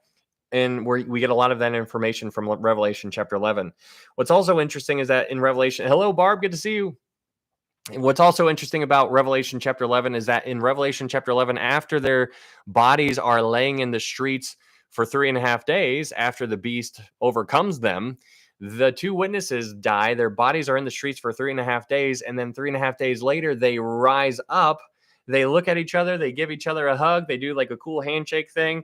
And then they ascend up into heaven. And it says their enemies saw them. That's crazy. This is going to be a slow event. People are going to see them rise up, and then they start looking up and they start ascending up into heaven, just kind of like what Jesus did in Acts chapter 1. And then there they go, and they're all just like, what is happening? And they are just absolutely mind blown. That takes us to Revelation chapter 12. And so in Revelation chapter 12 Revelation chapter 12 is a you lost power. Oh no. I'd melt if I've seen that. Yeah. That would be a whole event. In Revelation chapter 12, this chapter right here is also amazing. Revelation chapter 12, you are given a flyby of the history of Israel. If you read Revelation chapter 12 and you view it with the lens of seeing it from a flyby of Israel's history, then a lot of it is going to make a lot more sense. What do I mean by that? Well, in Revelation chapter 12, you are given 3 players to really focus on. You're given the woman, which is Israel. You're given the child, which is Jesus. And you're given the dragon, which is Satan. So you have Israel, Jesus, and Satan, which is the scene. They are on the scene. It's like the curtain closes, and then when the curtain opens, you have Jesus, Israel, and Satan on the stage, and nobody else is there. It's just those 3. And so what's interesting about that is that it gives you a history lesson of Israel's history, and it talks about certain events. It doesn't tell you all the events, obviously, but it talks about some of them. For example, it talks about Jesus, the child, when he was born. It talks about what was going on around Jesus when he was born, because Satan was right there when Jesus was born, and Satan was ready to devour him as soon as the child was born. Think about that. When Jesus was born, the woman is the church. No, the woman is not the church, because it talks about how in Revelation chapter 12, verse 13, it says, now when the dragon saw that he had been cast to the earth, he persecuted the woman who gave birth to the male child. The church did not give birth to the male child. So the woman here in Revelation chapter 12 is not the church. The woman here is Israel. And so there's multiple women that are referenced here in the book of Revelation. And so it's good to always read it in context. I think that'll probably help. But in Revelation chapter 12, you have Israel, you have Jesus, and you have the dragon. So after Jesus is born, there is a gigantic, Satan takes all of his army and he throws them right at the child, which is remarkable. Because you can visualize, just try to use your imagination about what was going on around Jesus, because we always picture about like shepherds out in a field, and then these angels show up, and like it's this whole, manger scene. Like that's all what we think of. But when you actually read Revelation chapter 12, verse 4, you get a whole different picture. There's a whole different picture. There is a whole spiritual war going around, and that's remarkable. But anyways, in Revelation chapter 12, verse 5, you see Jesus ascending up into heaven. So it fast forwards from his birth to when Jesus goes up into heaven. It doesn't even mention his death or resurrection. It just goes straight to him ascending up in heaven.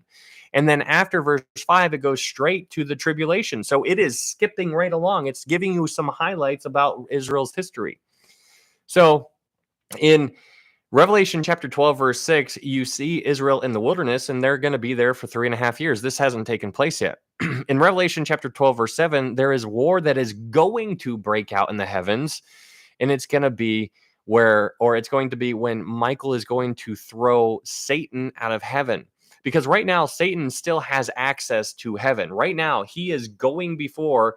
He's entering heaven. He is accusing the brethren. So if you're a born again believer, he is constantly saying, you are not worth it. And then that's what he's doing. That's what he's doing. And so when you recognize that that's the prosecutor saying, you're guilty, you're guilty, you're guilty, you're guilty, it's really good to know that we have such a high priest who is standing up for us. He is constantly interceding on our behalf. Jesus Christ is our defense attorney. if you will, if you're trying to visualize a court scene where the prosecutor is saying, you're guilty. And then the defense attorney stands up and be like, I object. And it's really cool to see what's going on there. But in Revelation chapter 12, verse 13, you need to recognize why this section of the Bible is vital. There's a vital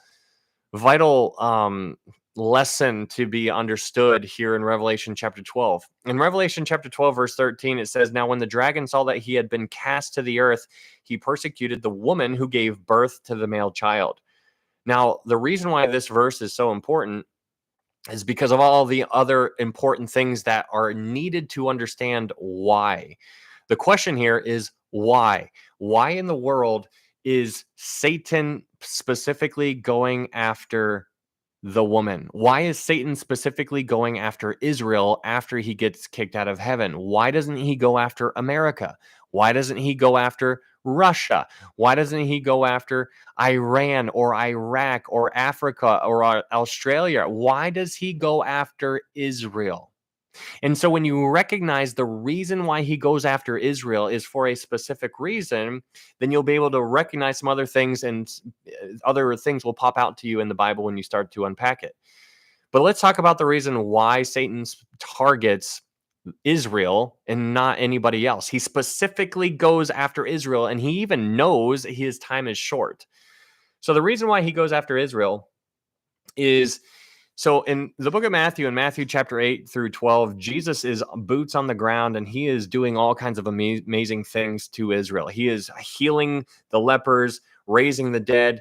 The blind, the lame can walk. He's doing everything that nobody else could do before. He is changing everything up. Everything has changed since Jesus showed up. But then in Matthew chapter 12, Jesus shows up, and he casts out a demon from a mute person. And so here is this guy who could not speak, and he was demonically possessed. Now, what's interesting about that time is that, like, rabbis could cast demons out. It was common for rabbis to cast demons out. It wasn't unusual, but they had a very a specific way to cast demons out, and their rabbinic style was very specific. They had to identify the demon's name, and then they had to go down this list of things to actually cast demons out. Now, here's where it gets interesting, because when Jesus showed up and he's in front of this demon-possessed man who couldn't speak, that means that the man couldn't identify the name of the demon. And so Jesus shows up and he just casually, nonchalantly casts the demon out. And so that is where in Matthew chapter 12, all of the people started whispering to each other and saying, could this be the son of David? So all of the people recognized that this was very unusual, because they saw that Jesus cast this demon out without identifying the demon's name first. Because in other passages, you see Jesus talking to the demon. Sometimes he does it this way, sometimes he does it that way. It doesn't matter. Jesus does whatever he wants to. He's like, I'm not playing by your rules. I can do whatever I want. And so when Jesus casts out this demon in a way that the rabbis could not do, all of the people, all of Israel was watching him, and they started seeing this, and they're like, he's different than our rabbis. He's different than the Pharisees. He's different than the Sadducees. Could this be the son of David? And then the Pharisees step up and they're like, no, because they felt they were losing control, because the Pharisees wanted to have a stranglehold on the Jewish people. And so they're like, we got to do something. We either acknowledge that he is the son of David, or we say something else. And they decided to say something else. They called him demonic. They said, no, he's not the son of David. And you know what else? He is satanic. And so that is when Jesus retracted the offer of the kingdom. Because in Matthew chapter 8, chapter 9, chapter 10, chapter 11, whatever, Jesus gets his disciples, he gives them the power to do all the cool things, and he sends his disciples out into the land, and he's like, go all over to the Jewish people and say, repent, for the kingdom of heaven is at hand. Good evening, Natty Nat. And so what I want you to understand is that Jesus was holding the kingdom, just so you can visualize something. He was like, hey guys, I'm the Messiah. I'm the king. I have arrived. Here's the kingdom. You just need to accept me as the king. And so the disciples went all over the place saying, repent, the kingdom of heaven is at hand. So Jesus was offering them the kingdom. But then in Matthew chapter 12, when the Pharisees said, no, no, no, no, he is not the son of David. He is also demonic. He is satanic. That is when Jesus retracted the kingdom offer. And he put that to the side. He's like, okay. He's like, you rejected me. And so from that moment on, everything changed. From that moment on, Jesus spoke in parables. He's like, I'm going to speak to them in parables. They cannot hear what I am saying right now. So I'm going to speak in a way that is going to confuse them. And so it's fascinating to see what changed. But Matthew chapter 12 is a linchpin where everything changed. Matthew chapter 12. Now, the reason why I'm even talking about this is because Satan recognizes that there is something that needs to take place in order for Jesus to return. In Matthew chapter 23, Jesus is talking to the Pharisees, who were the leaders of Israel. And as the saying goes, as the leaders go, so goes the nation. So if the people leading Israel go this way, all of the Jewish people are going to follow the leader. If he's good, they're going to follow the leader. If he's bad, they're going to follow the leader. Whatever the way the leaders are going, Israel is going to follow. And so this is why Jesus was talking to the Pharisees. He's like, surely, he's like, you are going to see me no more until you say, blessed is he who comes in the name of the Lord. There is something that needs to take place before Jesus can return. So in Hosea chapter 5, verse 15, God says, I am going to return to my place, heaven, until you Jewish people acknowledge your offense. God is saying that the Jewish people have to acknowledge their offense. Meredith, Ryan, what's up, Meredith? Good to see you. And so God in Hosea 5:15 says, I'm going to go back to heaven until the Jewish people acknowledge their offense. Now, what was their offense? What was the Jewish people's offense? It wasn't crucifying him. That was a byproduct of their offense. Their offense was the rejection. When Jesus was like, here's the king, here's the kingdom, here's the kingdom. Their offense was saying, we don't want that. You are not our king. We have no king but Caesar. Do you understand? They even said, they were as bold. They went so bold to say, let his blood be on us and on our children. Do you understand? Do you understand what they were saying? This is huge. It's a huge deal. What's up? So in Revelation, so that's what's going on in Revelation chapter 12. What's up, Jesse? What's up, Jesse? Good to see you, man. It's me, Jesse. So in Revelation chapter 12, verse 13, in Revelation chapter 12, verse 13, it says, now when the dragon saw that he had been cast to the earth, he persecuted the woman who gave birth to the male child. Now you can understand why he was going to go against Israel specifically. The reason why he's going to go after Israel specifically, and he currently is doing that right now, is because Satan realizes in order for Jesus to return, the Jewish people need to acknowledge their offense. They need to recognize that they were lost.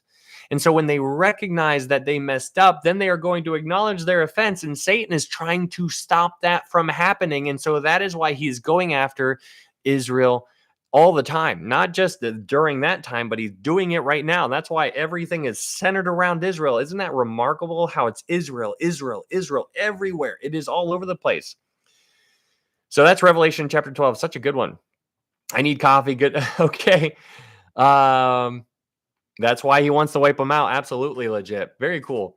Very good to understand that, guys. It's important to recognize what's going on, physically and spiritually. If you guys are new here, thank you so much for being here. My name is Ryan. We're just going through a review. These are all just things that we've already covered. This is just a flyby, real quick, talking on things that we have already talked about. We're just doing a review of Revelation chapter 1 through 19. Hey, thank you, Judy. Thank you so much. If you guys wanted to follow me, I'm live on YouTube. If you haven't followed me on YouTube yet, I would encourage you to do that just in case I get taken off of TikTok or TikTok goes away in general, because we are still under the threat of them removing TikTok from America. And so if they remove TikTok from America, then I won't be able to stream on it. but I will be able to stream on YouTube. And so YouTube is a great way for you and I to stay in touch if you would like to. And so there is a link. Amber posted if you just search ITZ_sheesh, then you'll find me. I'm live streaming right now. So if you would like to come over to YouTube, you are more than welcome to do that as well. But I would just encourage you to follow me anyways, just so we can stay in touch, just in case TikTok goes away. But if you guys, all of these things are secondary, just so you know. The things that we're talking about, it's okay if you disagree with some of the things. A lot of people have different ideas here, but the main thing is always going to be the main thing. And the main thing is how to know for sure you can get to heaven.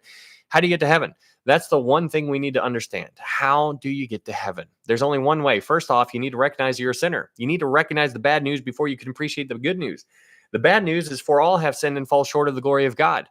Romans 6:23 says, for the wages of sin is death. So not only are you a sinner, not only do you fall short of God, but you are under the death penalty. For the wages of sin is death, but the gift of God is eternal life through Jesus Christ our Lord. It is through Jesus Christ our Lord. For by grace you have been saved through faith. And that not of yourselves. It is the gift of God, not of works, lest any man should boast. That's unbelievable. It's a free gift, guys. Unreal. John 3:16 says, for God so loved the world that he gave his only begotten son, that whosoever believes in him shall not perish, but have everlasting life. How unreal, unbelievable. Okay, how do I explain this to a Jehovah's Witness? Yeah, you gotta do some research on that. That's going to be a whole kind of conversation. It's not just a one and done. You can't just give them one verse. You're going to have to really work with them on it.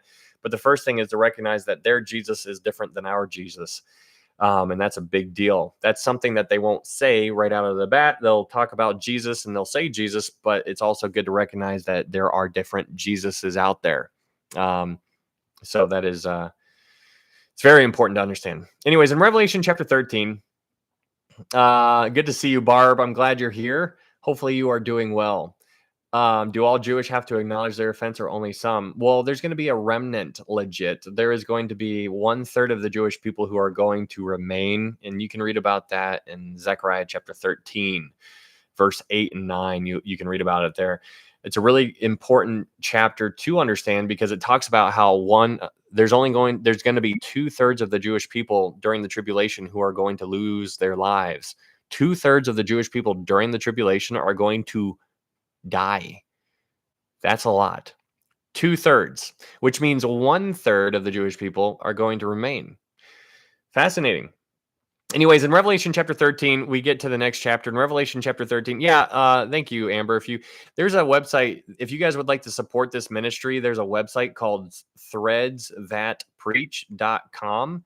And it's where I sell things like this, like where I sell apparel and whatnot. And so if you have bought something there, thank you so much. All of the orders have been shipped out. And so I got to ship out other orders now that just came in. But if you are one of the people who have bought something, thank you so much. That is, all of those things are going to support this to continue on. And so there's other ways to support this if you want to. Like, you never have to. I never want you to feel like I don't like saying like this kind of stuff because I never want money to be a thing. But there are ways to support this ministry if you feel so inclined. It is there as an option if you would like to. So that is up to your whatever you would like to do with it. And if you do, thank you so much. And if not, then praying is vital. I would rather prayers more than anything else. Honestly, I covet your prayers. Oh man, I need those. But in Revelation chapter 13, you have an amazing chapter again. You have some real amazing chapters back to back to back. Revelation 11, Revelation 12, Revelation 13. You can just live here, guys. In Revelation chapter 13, John sees this beast coming out of the sea. Now, this is what is so interesting about this entire thing. In Revelation chapter 13, verse 1 and 2, let's read it. It says, then I stood on the sand of the sea, and I saw a beast rising up out of the sea, having 7 heads and 10 horns, and on his horns 10 crowns, and on his heads a blasphemous name. In Revelation 13, verse 2, it says, now the beast which I saw was like a leopard. His feet were like the feet of a bear, and his mouth like the mouth of a lion. The dragon gave him his power, his throne, and great authority. Now, what I want you to recognize is how unreal this is what this is actually saying. Hey, good to see you, Lainey. So in Revelation chapter 13, verse 2, this beast that is coming out of the sea, just so you guys can recognize, we talked about this plenty of times, but you need to understand Daniel chapter 7 in order to understand Revelation 13. But in Daniel chapter 7, there's 4 beasts that Daniel sees, and Daniel sees a beast coming out of the sea. The first beast is a lion. The second beast that comes out of the sea is a bear, which is representing Persia. The third beast that comes out of the sea is like a leopard, and that's representing Alexander the Great. And the fourth beast that comes out of the sea that Daniel sees is the Roman Empire. So here in Revelation chapter 13, what John sees is he sees this beast with 7 heads. Now, the 7 heads are representing the 7 empires that were basically oppressing the Jewish people, starting with Egypt, then after Egypt, Assyria, then after Assyria, Babylon, then Persian Empire, the Medo-Persian Empire, then the Greek Empire, then the Roman Empire, and the 7th head is not yet. Is not yet. The 7th head is not yet. The 7th head is the revived Roman Empire.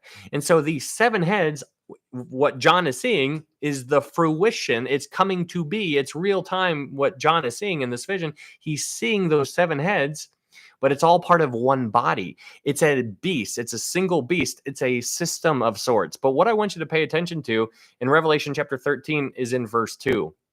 In Revelation chapter 13, verse 2, it says, "Now the beast which I saw was like a leopard. His feet were like the feet of a bear, his mouth like the mouth of a lion." So what John is saying is that this beast is going to have, now the beast which I saw was like a leopard. Like a leopard, meaning that this system that is going to be in the future, that is going to be around during the tribulation period, this beast is going to be like a leopard. And if you know how Alexander the Great, which is the leopard in Daniel 7, if you know about Alexander the Great, what he was known for is how swift he moved. He was all over the place. He was just all over, and he moved so quickly. So this beast that John is seeing is going to be like a leopard. It's going to do the same thing that Alexander the Great did. It was just going to go out conquering and to conquer. And so then also in Revelation 13, verse 2, it says his feet were like the feet of a bear. And so now you're putting the pieces together. The feet of the leopard, meaning that whatever John is seeing, that this world empire that is going to be here during the tribulation, it's going to move fast like a leopard, like Alexander the Great did. And not only is it going to move fast like a leopard, like Alexander the Great, but it's also going to be like the bear. Now, what did the bear represent in Daniel 7? The bear represented the Persian Empire. And if you know anything about the Persian Empire, they were ruthless. These people were just absolutely cold-blooded. These people would not take prisoners, and they would just wreck everybody. And so now you have a fast beast like a leopard coupled with that of a bear, which was just absolutely ruthless. And then it goes on and it says his mouth was like the mouth of a lion. And so the lion back in Daniel chapter 7 was like that of Babylon. That was representing Babylon. It was very regal. It was just like, I am king. And so you have a fast beast that is just ruthless, and it is going to be a king. And that is what this is going to be. This body, this 7-headed beast is going to be the embodiment of all of the empires, all of those 7 empires. And it's going to just be this unbelievable force to be reckoned with during the tribulation period. It is not in force as of right now, as we can currently tell. It's probably the foundations are being poured, the relationships, things going on behind in the shadows right now. Who knows what's going on? But none of this is in effect as of yet, or at least out in the open to you and I, because there's things that need to take place before this actually occurs. Anyways, in Revelation chapter 13, verse 5, what we have is something that is very important to recognize. In Revelation chapter 13, verse 5, we are told how long this beast is going to be allowed to have authority. This beast is going to be allowed to have authority for a very specific time. And that specific time is 42 months. You could say 42 months or 3.5 years. So this beast is going to be able to do all of these things for 3.5 years exactly. That's crazy. That That's crazy. But that's Revelation chapter 13. In Revelation chapter 13, verse 11 and 12, after you see this beast rise up, there is somebody controlling the beast, which is the Antichrist. He's going to be the one telling everybody what to do. He's going to be the one calling the shots. But that Antichrist, or the son of perdition, or the man of sin, or the lawless one, whatever you want to refer to him as, he is going to have a he's going to have a sidekick with him, and that sidekick is known as a false prophet. And that false prophet is going to be able to do wonderful miracles, all kinds of miracles in the presence of the beast. And so this false prophet is going to be following the Antichrist around, and wherever the Antichrist goes, the false prophet's going to be doing some really cool stuff, and he's going to pull fire down from heaven, and all the people of the earth are going to be like, oh my goodness, this is awesome. Let's follow after the beast. And that's what's going to take place.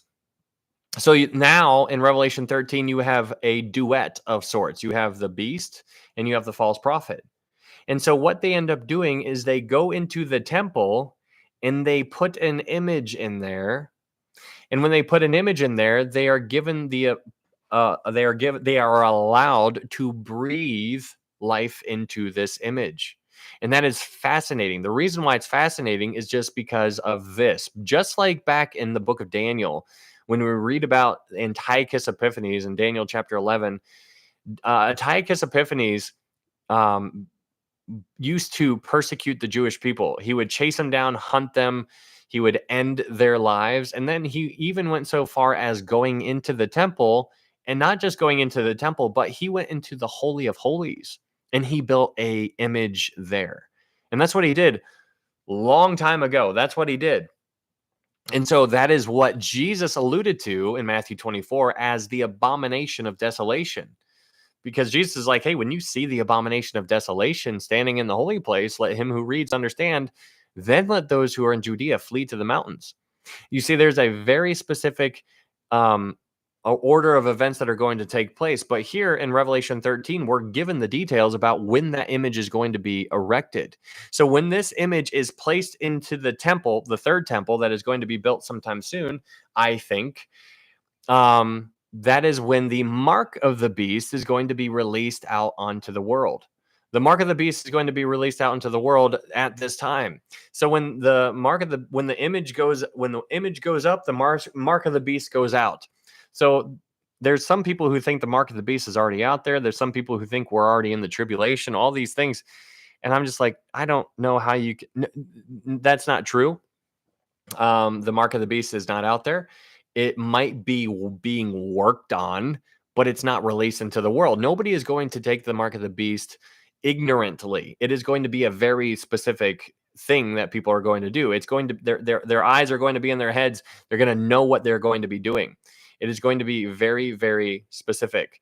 They are going to know full well, because these people are going to have an option. They're going to be like, hey, you get the mark of the beast and we'll let you get food and we'll let you get water and you can buy things and sell things.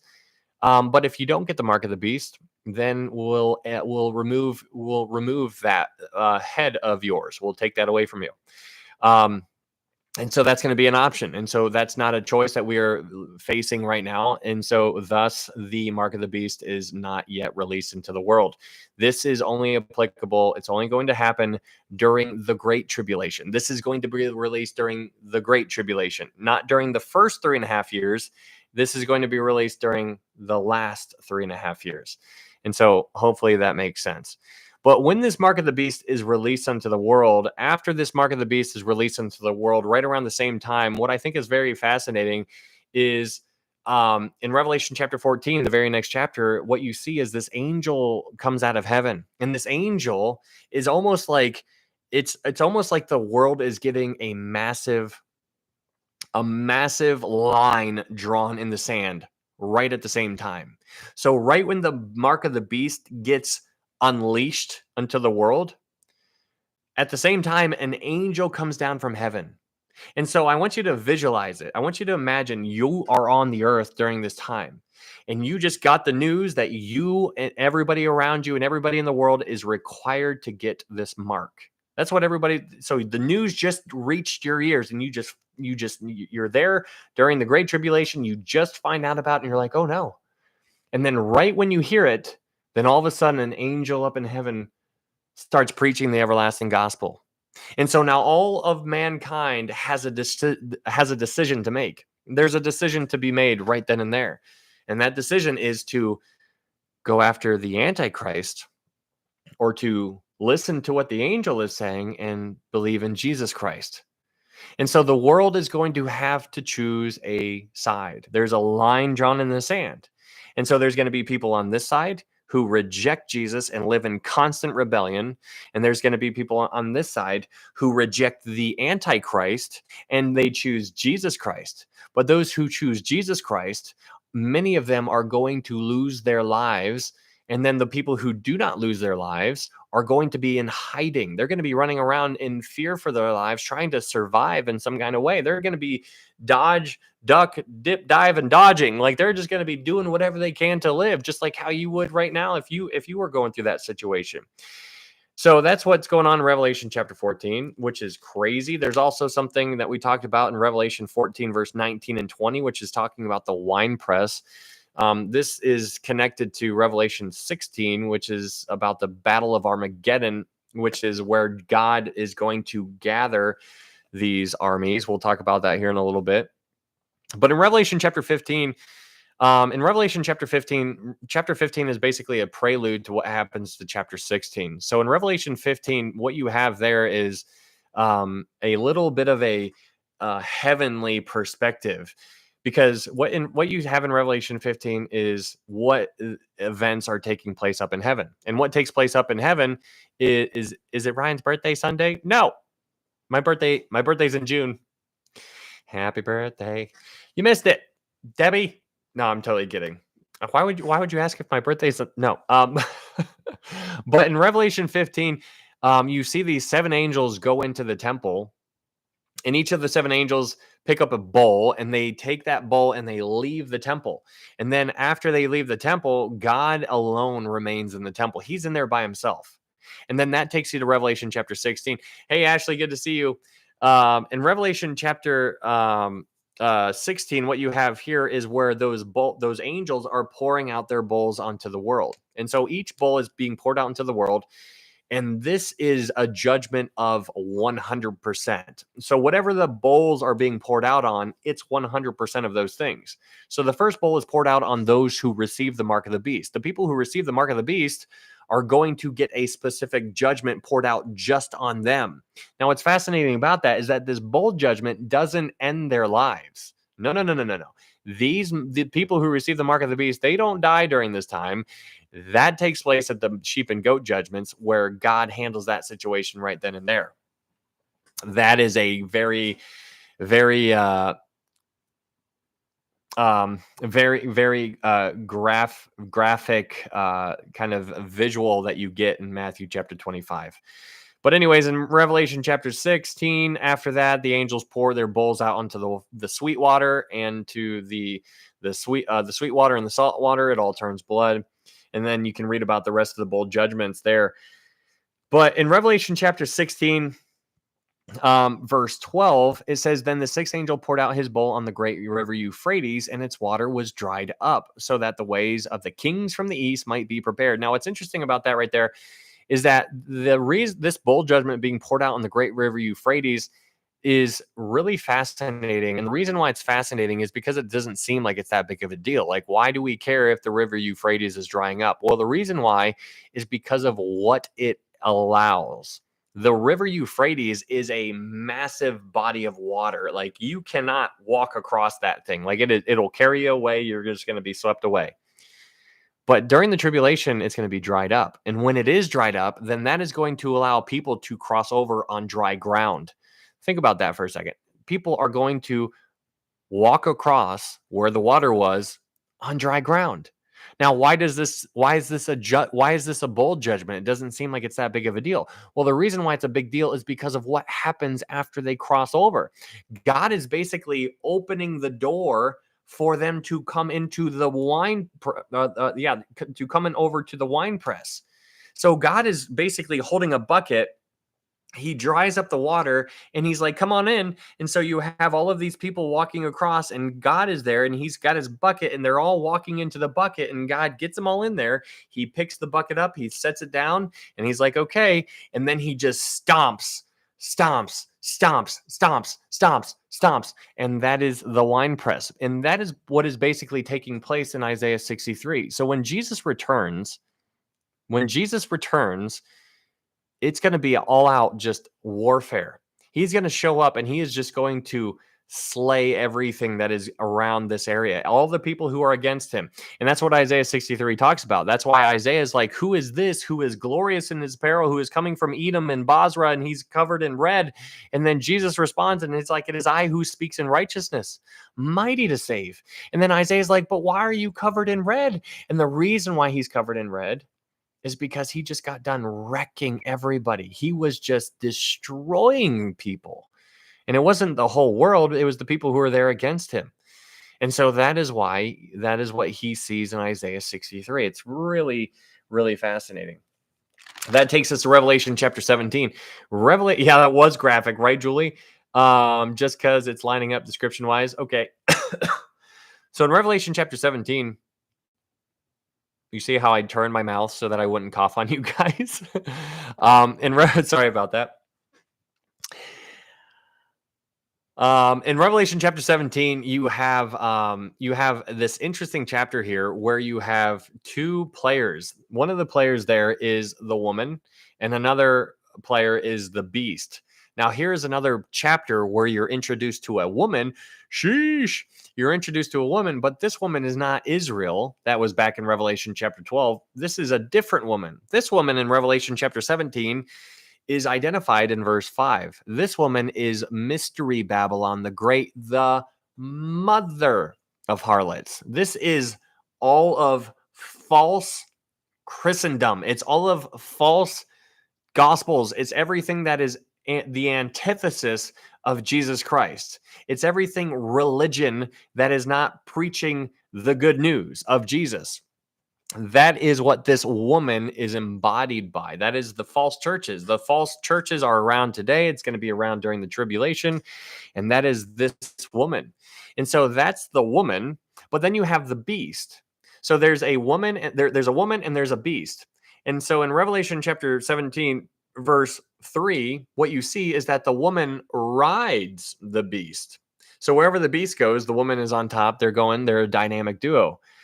But what does the beast represent? The beast here represents the political system that is around during this time period. There's going to be some kind of government that is going to be around during the tribulation. There's going to be a government, and that government is going to be ran by these 10 kings. The 10 kings that you are given are back in Daniel chapter 7. There's going to be 10 kings. And so what we learn about these 10 kings is that these 10 kings is what the woman is riding. And so wherever the beast goes, the woman's going too. And that's how it's going to be for the first 3.5 years. But then after 3.5 years goes by, it's at that point where the beast then turns against the woman and devours the woman. The woman goes away. And then that is when the great tribulation starts. And that's when the Antichrist rises. And that's when he's like, I'm the captain now. You worship me. And so after he rises up, that's when the 10 kings go down to 7. And so that's why there's 3 kings that are plucked up, and he himself is the 8th. That is talking about the Antichrist. So for the first 3.5 years, the beast is represented by the 10 kings. So you have the 10 kings, the political system, and you have the woman, which is the false church. And then for the second 3.5 years, the 10 kings go down to 7. And then the woman goes away, and then that's when the Antichrist rises up. So that's basically what's going on in Revelation chapter 17. Revelation chapter 18 is an interesting chapter because you talk about Babylon. You have this whole hierarchy that is given to you in Revelation chapter 18. And what do I mean by hierarchy? I mean like of a chain of command. You have kings, you have merchants, and you have shipmasters. Thank you, Sold Out. Thank you for that gift. You have kings, merchants, and shipmasters in Revelation chapter 18. That is basically the chain of command of this Babylonian system that is around during the tribulation period. And the Babylonian system is ran by kings And then under the kings are merchants, and then under the merchants are the shipmasters, or the people who transport the material, the merchandise. But this, in Revelation chapter 18, we spent a lot of time here, which is really fascinating to think about this. We're actually going to come back to this um, here in a little bit, so we'll just put a pin in that, and we'll discuss that here in a little. But moving on to Revelation chapter 19, Revelation chapter 19 is an amazing chapter. This is the revelation of Jesus Christ. This is where Jesus is revealed. If you ever read the book of Revelation and you're like, oh, what is Revelation about? Well, the word revelation is unveiling. This is the unveiling of Jesus Christ. If you want to know where Jesus is unveiled, that takes place in Revelation chapter 19, verse 11. Because in Revelation chapter 19, verse 11, this is where Jesus comes back. This is where the clouds open up and he's showing up on a white horse, and here he comes back. This is the revelation of Jesus Christ. It is unbelievable. There's so many cool things that we could talk about in Revelation chapter 19, but we're going to talk about these things anyways, so we can just come back to that here when we actually get into the study. But in Revelation chapter 20, this is where we spent so much time on Revelation chapter 20. We have spent at least 13 hours just on Revelation chapter 20, verse 1 through 6. 13 hours. That's how long we've spent on Revelation 20, verse 1 through 6. And the reason why is to unpack this idea of the millennial kingdom. We have spent 13 hours on 6 verses because we were searching the scriptures all over the place in the rest of the Bible, trying to unpack this idea of the millennial kingdom. And so it's so good to do this. And the reason why we did that is because there's people out there who believe that the millennial kingdom, it's not real. They say it's an allegory and that it's not an actual thing. And so we spent so much time unpacking it. And so during the unpacking of this millennial kingdom idea, is that I propose to you that it is a very literal thing. It is a literal millennial kingdom. It is not an allegory. It's not something that you could just say that, oh, it's metaphorical and it's not a real thing, or it's symbolic. No, I personally believe it is a literal thing, and we spent a ton amount of time unpacking that. And while we were unpacking it, we hit a lot of points. One of the points is that there is going to be a hierarchy. There's going to be a chain of command. It's going to be a monarchy that is going to be around. The government is going to be around during the millennial kingdom. And what do I mean by that? Well, after Jesus returns to the earth, he is going to set up his kingdom. So let's unpack it a little bit. So the order of events, in my opinion, the way things are going to take place, in my opinion, again, this is just my opinion. Search the scriptures, guys. Test all things. Hold fast to that which is good. Receive the word with all readiness, and search the scriptures daily to find out whether these things are so. That's what we are supposed to do. So in my opinion, I believe the next thing is going to be the rapture. I think that's what's going to happen next. So the rapture is going to occur next. And then after the rapture takes place, then the tribulation will begin on earth. While the tribulation is happening for 7 years on earth, what happens up in heaven is going to be a wedding. There's going to be a wedding. There's going to be a wedding. We're getting married. And so after the 7 years that take place up in heaven, after that 7 years, that's when Jesus returns back to the earth. And Jesus comes back to the earth. When he comes back to the earth, that's when the Battle of Armageddon, which is more of a campaign, if you will, that's when Jesus returns back to the earth. After he returns to the earth, there is going to be 75 days where Jesus basically sets up his kingdom. There's going to be 75 days where he takes down the abomination of desolation. All the nations, all the people who survive those 7 years are going to funnel towards Jesus's and they are going to appear at the sheep and goat judgments. And that's where Jesus is going to separate the sheep on his right and the goats on his left. The sheep are going to be allowed to enter the kingdom. The goats are going to be ended right there. You see that that's all taking place within those 75 days. But then after those 75 days, after the 75 days, then the clock starts, and the clock starts for the millennial kingdom. Right when the clock starts for the millennial kingdom, Satan is bound in the bottomless pit for 1,000 years. So right when the clock starts, Satan is locked up for 1,000 years. He's chained. He's not going anywhere. But then the millennial kingdom begins. And we understand that there's going to be a government that is going to be around for this millennial kingdom. So the way that the millennial kingdom works is that during this 1,000-year reign, Satan is bound.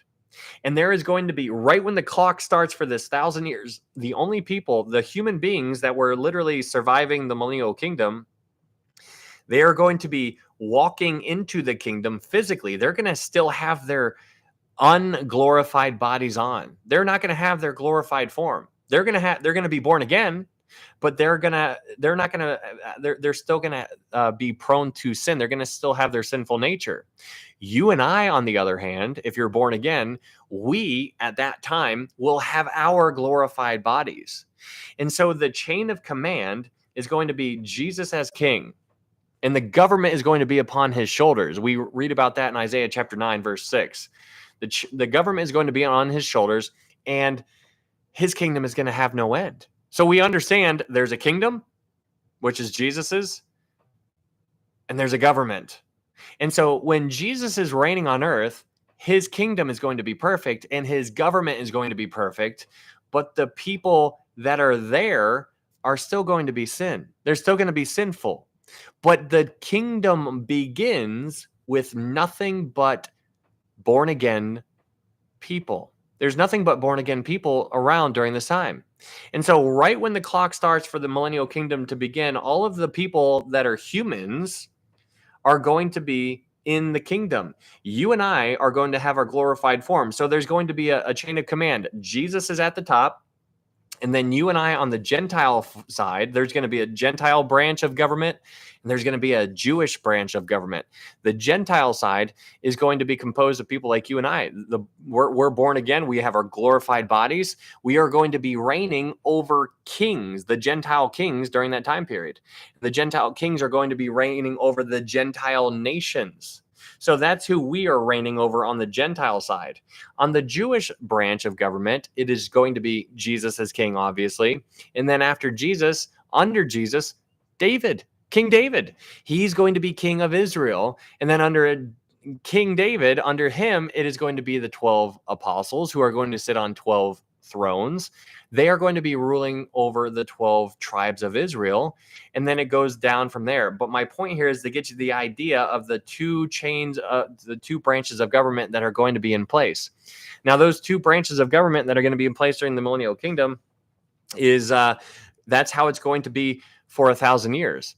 Remember, the government is perfect, but we are reigning over people who are not going to have glorified bodies, meaning that they are still going to be prone to sin. They are still going to have the ability to mess up. Now, it's not going to be as bad as what it is right now, but they're still going to sin. And so we unpack that whole idea.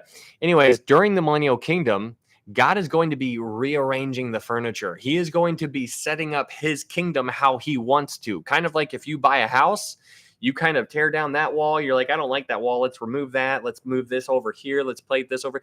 He's like, he is setting up his kingdom during this 1,000 years. And so what is a part of that kingdom is that there is going to be a mountain that is going to come up. And this is going to be a massive mountain. This mountain is going to be on top of all the other mountains. And that mountain is going to, at the very peak of it, is going to have certain things. There's going to be a millennial temple that is going to be existing during that time. And we read from Zechariah chapter 6, I think it is that God himself is going to be the one who builds that temple. Because right now we understand that there have been two temples in the past. The two temples in the past, the first one was built by Solomon. It was destroyed by Nebuchadnezzar. The second one was built by Zerubbabel, and that was destroyed by the Romans. The third one is going to be built sometime in the very near future. That's the one everybody focuses on. But the fourth one is further out into the future, which is going to be built by God himself. Which is fascinating. So that fourth temple, you can read about that in Ezekiel chapter 40 through 48 if you would like to. That fourth temple is going to go on top of that mountain, and that is going to be on top of the millennial mountain. On top of the millennial mountain is going to be the millennial temple, and there's going to be a millennial Jerusalem. There's on out of the millennial mountain, out of the millennial temple, there's going to flow a river. There's a millennial river that is going to go forth. That is where Jesus is going to be living. This river is going to flow down the mountain to Jerusalem, and then it's going to branch out. One branch is going to go to the Dead Sea. One branch is going to go to the Mediterranean Sea. Everything that those waters touch is going to heal whatever is there. The Dead Sea is going to have its waters healed. It's absolutely unbelievable. And we understand that there's going to be a kingdom law that is around during this time. There's going to be a kingdom law. There's going to be law that is around. And what do I mean by law is that law is going to be whatever God says. God is going to be in Jerusalem. He's going to be dwelling there. And wherever he is, there's going to be Jewish people there that are going to have a wall of fire around them. It's going to be, people are going to be able to see their righteousness. It is going to be unbelievable. But that law is going to come forth out of Zion. And the reason why the law comes forth out of Zion is because that is where Jesus is at. And wherever he is at, that is where the law goes forth. And that law goes out of the temple. It comes to you and I, and then we kind of let it trickle down the chain of command from there. And then you and I we're just going to be serving, and it's going to be unreal, but we're going to be reigning with him for 1,000 years. So that is a little bit of a review of everything we talked about before. So if you guys are new here, that is just a little bit of things that we have unpacked. We have spent a lot of time kind of painting a picture here, and it's a lot of fun. Okay, so yeah, absolutely, Lolo. If you guys are new here, thank you so much for being here. What's up, CC? Good to see you. Hope you are well as well. I know you're talking to Bridget, but I'm just gonna pretend you were asking me. Okay. Yeah. Okay. All right. So if you guys, I'm second. Hey, thank you so much. If you guys are new here, thank you so much for being here. My name is Ryan, and I'm just a dude. I'm nothing special, but I am. We're doing this Bible study here, and so if you are new, we're going through the Bible book by book, chapter by chapter, verse by verse. And it is it's an amazing thing. It's so much fun. It's challenging, but we do a deep dive Bible study. Yeah, Diana, very cool. When is the Gog and Magog war? We'll talk about that here in a little bit. But as far as the when, the one that we're going to be talking about tonight is going to take place after the millennial kingdom, to put it simply. But we're going through the Bible book by book, chapter by chapter, verse by verse. We just so happen to be in the book of Revelation right now. All of the other studies that we've done are up on YouTube. If you guys haven't followed me, I would encourage you to follow me on YouTube. It's ITZ_sheesh. If you wanted to go check it out, we're live streaming on YouTube right now. So if you would prefer to watch on YouTube, that is an option for you. But if you want to stay on TikTok, you can also do that. There's no wrong answer, but I would encourage you one way or the other to follow on YouTube, just because they might get rid of TikTok. And if they get rid of TikTok, then we won't be able to hang out anymore. That they're trying to get rid of TikTok in America. Who knows what's actually going to happen? Maybe it'll take place, maybe it won't. But one way or the other, they could still remove this account, and then maybe we would just never see each other again. It'd be so bad. But we're going through the Bible book by book, and we've done Revelation, we've done Daniel, we've done Ruth, Hebrews, James, John, Acts, Romans, 1 Corinthians, 2 Corinthians, Galatians, Ephesians, Philippians. We've done all the Pauline epistles. We've done Isaiah. We've done Zechariah. That was such a good book. We've done Matthew. That was such a good book. We've done 1 Peter, 2 Peter, and now we're back in Revelation. And so this is so much fun. So if you were here hey, thank you, Lolo. Thank you for those gifts. That is super kind.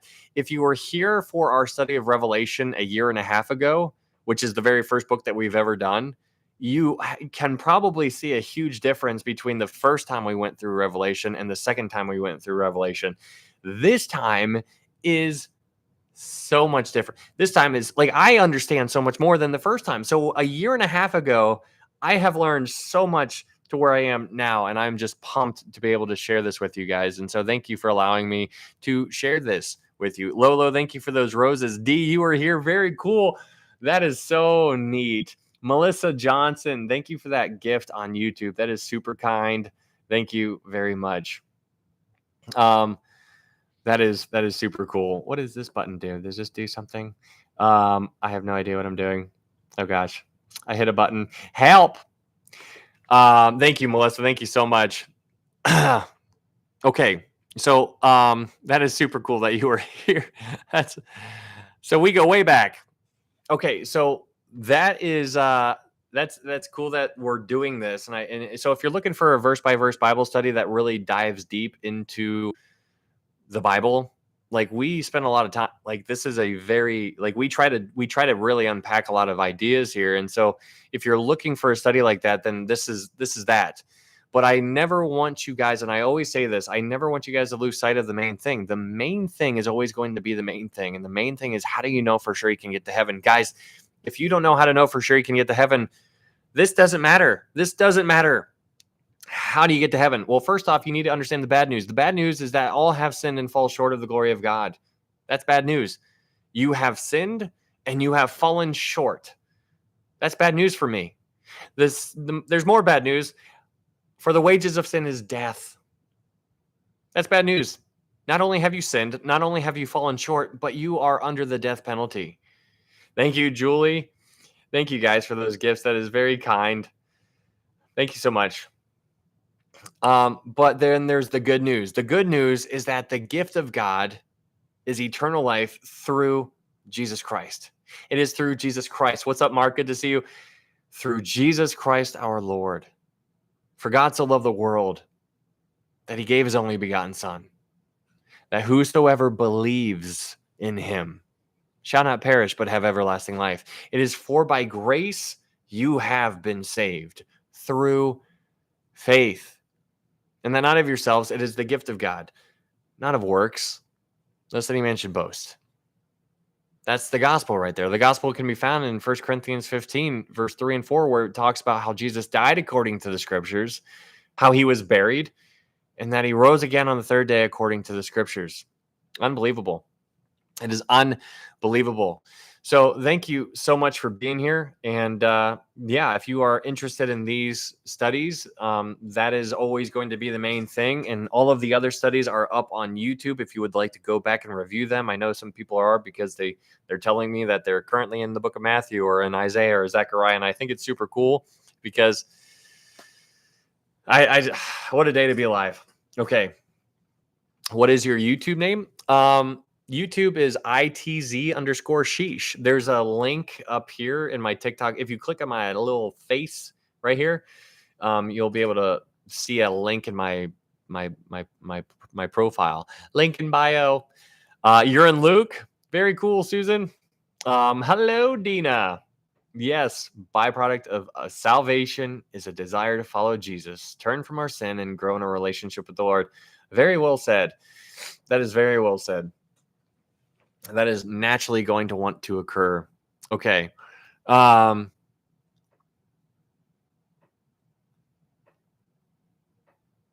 right. So let's all right. So that's always going to be the main thing, guys. All right. So now we can go ahead and dive into what's up, Dank is Bagel. Good to see you, man. Over on the YouTubes. So now we are going to actually get into the actual study, and we're going to start talking about some things that are super intriguing. We're going to talk about some things that are probably going to make your mind really stretch a little bit. And that's kind of cool because that's where you just start to really think. And when you start to think about these things, the more you allow these things to bouncing around in your mind, the more you just get just so almost just blown away by the author of our faith, which is Jesus. I mean, it's unreal thinking about these things. I went out to eat with my dad yesterday or 2 days ago. I don't even know, but I think it was yesterday. And we went to Panera again, which yeah, I'm telling, I wanted so badly to just put my phone on and just go live, just and lean it up against the wall, just so people could listen to. like the conversations that we were having, it was so good because we were going back and forth. There were some times where we were like I was like, I don't think that's right. And he was like, well, I think this. And I was like, well, what about this though? And so those kind of conversations really get the juices flowing as far as like, let's find out. And so it's not like a battle of like who's smart or who's right or who's wrong. It's a it's a journey that we are on together of trying to figure it out, or we want to know. And so there's nobody knows everything. And I often tell people all the time, I'm like, I can't wait to get to heaven to find out how wrong I've been. I can't wait because I don't know what I don't know, but I'm doing the best that I can. I'm studying to show myself approved, and I'm trying. And so there's people out there who think that they have it all figured out, and they talk in a way that they are holier than thou, and it's a huge turnoff to people. And I don't want to be that kind of way to anybody. So I'm hyper aware of that. And because, you don't want to burn bridges. You want to build bridges so that you can reach people and let the Lord do what he does. It's not on me to tell you exactly what it is or how it is, or no, this is what it is. If you're a born again believer, the Holy Spirit's sealed within you, and he's going to be working on you in some kind of way. And I can't do what he does. Like that's his thing. I can't do what he can do, but I can read about what he's the things that he's given me and the things that he's given you, and we can learn and we can grow. There's just some people who just aren't eating, and so because they are not eating or consuming, then therefore they are not growing. But then those people who are not growing, they heard something, and then they just emotion is something you got to be really cautious with, because the church is very emotional right now, and they base a lot of doctrinal issues off of emotion. And when you start allowing emotion to take over, then you start getting into some really, really weird territory. Hello, Belinda. Good to see you. All right. So let's go ahead and talk about the millennial kingdom a little bit more. This is going to finally conclude our Revelation chapter 20 study, and it's going to be a really good one. But in this study, what we're about to dive into are three main categories. We're going to be talking about Gog and Magog. We're going to unpack that. We're going to try to understand when that's going to take place, and we're going to try to fit it in with what we're actually reading here tonight. And you're going to actually be able to see the comparisons, and then you can make your own decision based on what we talk about here tonight. But Gog and Magog is going to be something that we're going to be talking about. We're also going to be talking about demons. Demons. What happens to the demons? We know that Satan is locked up, but what about the demons? Where are the demons going? What's up with them? Then also after the demons, then we are going to be talking about the books. There are multiple books that are going to be opened. And so I'm going to propose two different ideas, and then you can decide what you will decide. I will tell you what I believe, and then you can make your own decision on your end. And so those are going to be some of the things that we're going to be talking about. Gog and Magog, demons, what's up with them, resurrections as well, the second resurrection. But what's comes along with the second resurrection are the books that are going to be opened. Okay, so let's go ahead and do this thing. It's good to see you, Mark. Yes, Ryan knows, pastor, absolutely. Thanks for, I was actually, right when I saw you say hello, that was the first thing that came to mind. There's a guy, Mark pinned it right here. His name is Pastor Sam Hendon, and he is a quadriplegic, and he's just on TikTok all the time, and he's just telling people about Jesus. And I am encouraged by him every time I see him, because he has every reason to, just have his, just kind of just hang his head down low and just be sad and depressed. But he's just a ball of fire, where he is just telling people about Jesus as much as he possibly can. Every time you join in there, it blows my mind, because he always says, how can I pray for you? And I'm like, looking at this, and I'm just observing, just like how you guys are watching me. There's a lot of people in here who never have said anything before ever, and they're just lurking, and y'all a bunch of weirdos. But he is just, he's just looking for a way to pray. And I'm just like, that's wonderful. He's looking for a way to pray. And, sometimes you don't really recognize how to operate fully or how to think correctly until you hit rock bottom. When you hit rock bottom, then all of a sudden you start recognizing things. And when you hit rock bottom, one of the things that you need to think about is to make sure that you don't allow whatever lessons you're being taught along the way to go to waste. Because when you are going through something, you have an option. You can react, this is terrible, my life is the worst, and go down that path, or you can go down this path over here, and you're going to be like, I don't care what the world throws at me. This is all temporary. I am going to glorify God regardless of what happens to me. Though he slay me, yet I will trust him. I mean, there's no safer place to be than in his hands. I mean, that's just an amazing place. That's an amazing thing to remember. Like, where else would you want to be? And so if you know the promises, and this goes back to what we talked about before, guys, you are not in a physical encounter. When you go about your day to day, when you talk to people and you're in your mind and you're just driving, you're thinking about something, and then a thought just enters in there, and all of a sudden you're like thinking about how worthless you are and how terrible of a person you are. You are in a battle, but it's not a physical one. It's a truth. It's all about truth. It's truth. You need to know truth. You need to know truth so badly, because if you don't have truth, then you're just going to believe the lie. And that's what you and I are completely in a spiritual warfare. It is about truth. The lie is that you're worthless. The lie is that you're not good enough. The lie is that this is how it is, and this is how it is, and this is how it is, and you're terrible and all these things, and you're not worth it. Oh my goodness. And that's a lie. Can I tell you how much you're worth? You are worth, your worth was worth Jesus, God's son, dying for. That's what you're worth. Think about that. That is what you're worth. I mean, you don't even need to know anything else. Can you just think about that? God, his opinion was that you were worth dying for. That's unbelievable. You've been, all capital letters, indoctrinated. Oh, I couldn't read the rest. What did you study to gain insight into Revelation? What did you study to gain insight into Revelation? All kinds of things.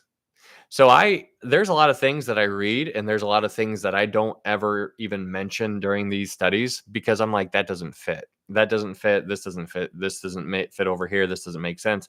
And then when I'm not sure, or even sometimes if I am sure, sometimes I'll just throw out the other idea on the other side of the fence. A lot of times I give two different ways to view things. I'm like, here's what other people believe, but this is what I believe. And so it's a presentation. And so I'm giving people options on, hey, here it is, what it is. This is what it is. This is what it is. But here is what I believe. So I read a whole bunch of things. If you're looking for, like, are you looking for an article? Are you like, what? Are you looking like a library? I don't understand. There's a whole bunch of stuff.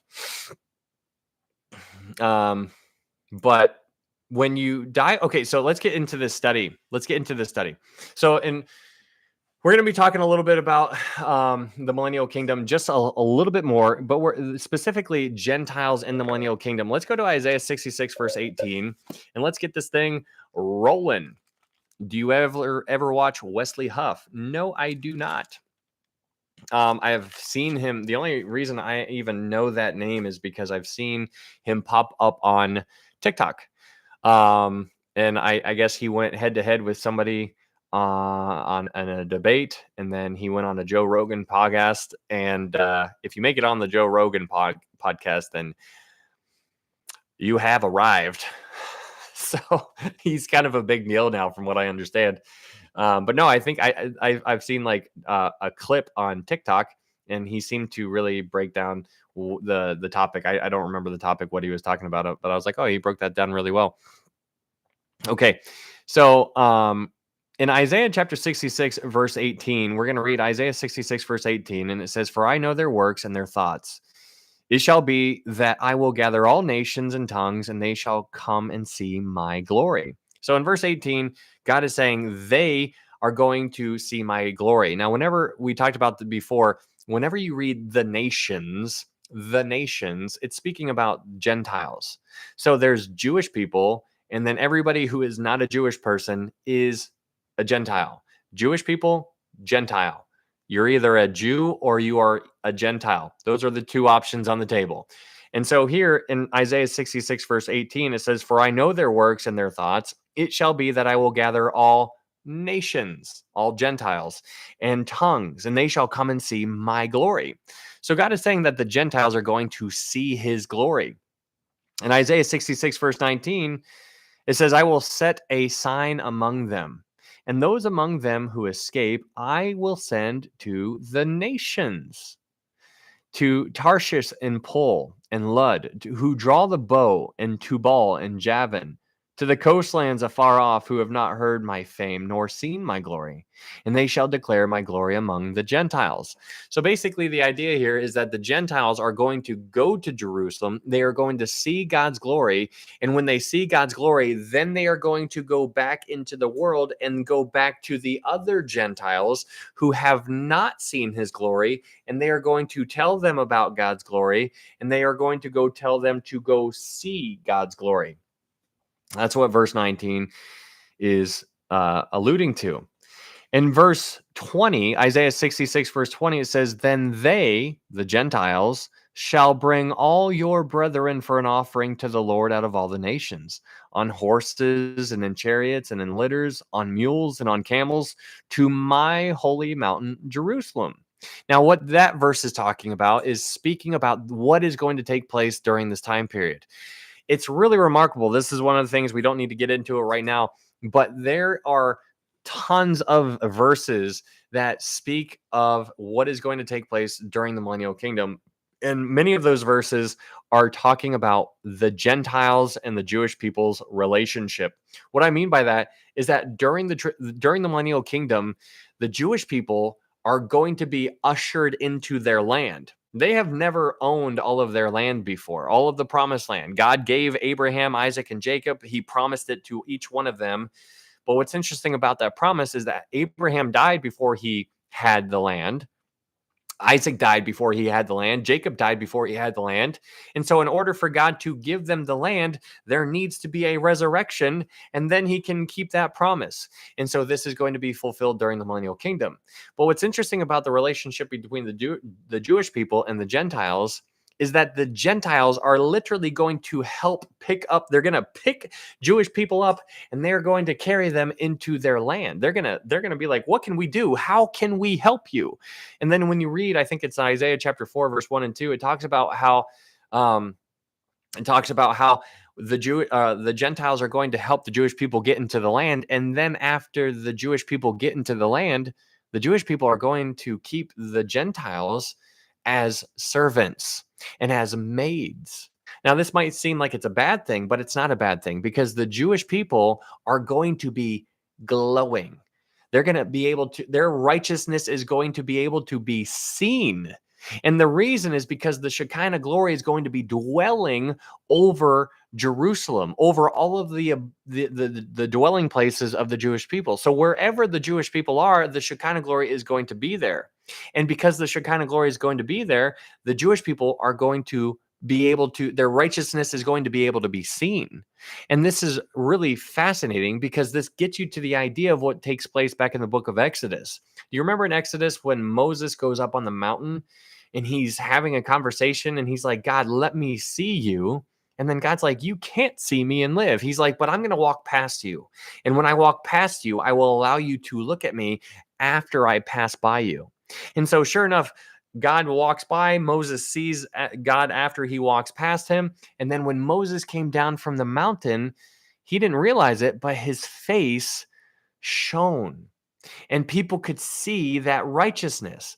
But hey, Kemi, thank you so much for that gift. What you understand as you continue reading in 2 Corinthians, it talks about how Moses had to wear a veil over his face because everybody was freaking out. They're like, "What's going on with your face? You got something on it." And so they were like, "What is that?"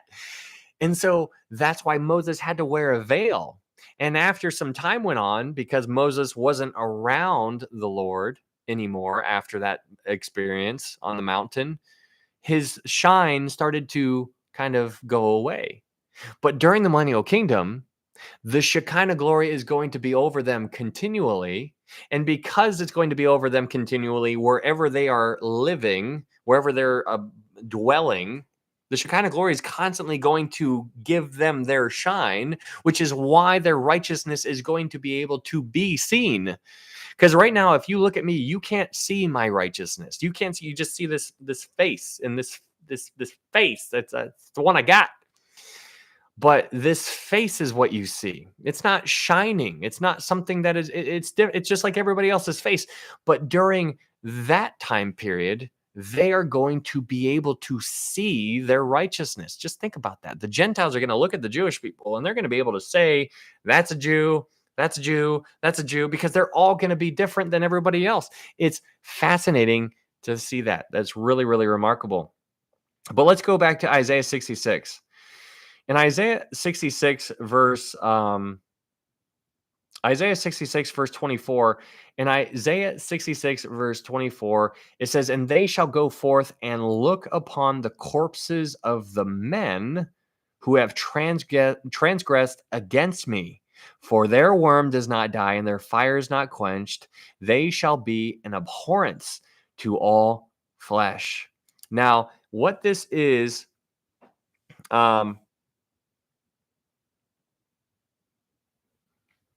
let me write something down real fast. Sorry.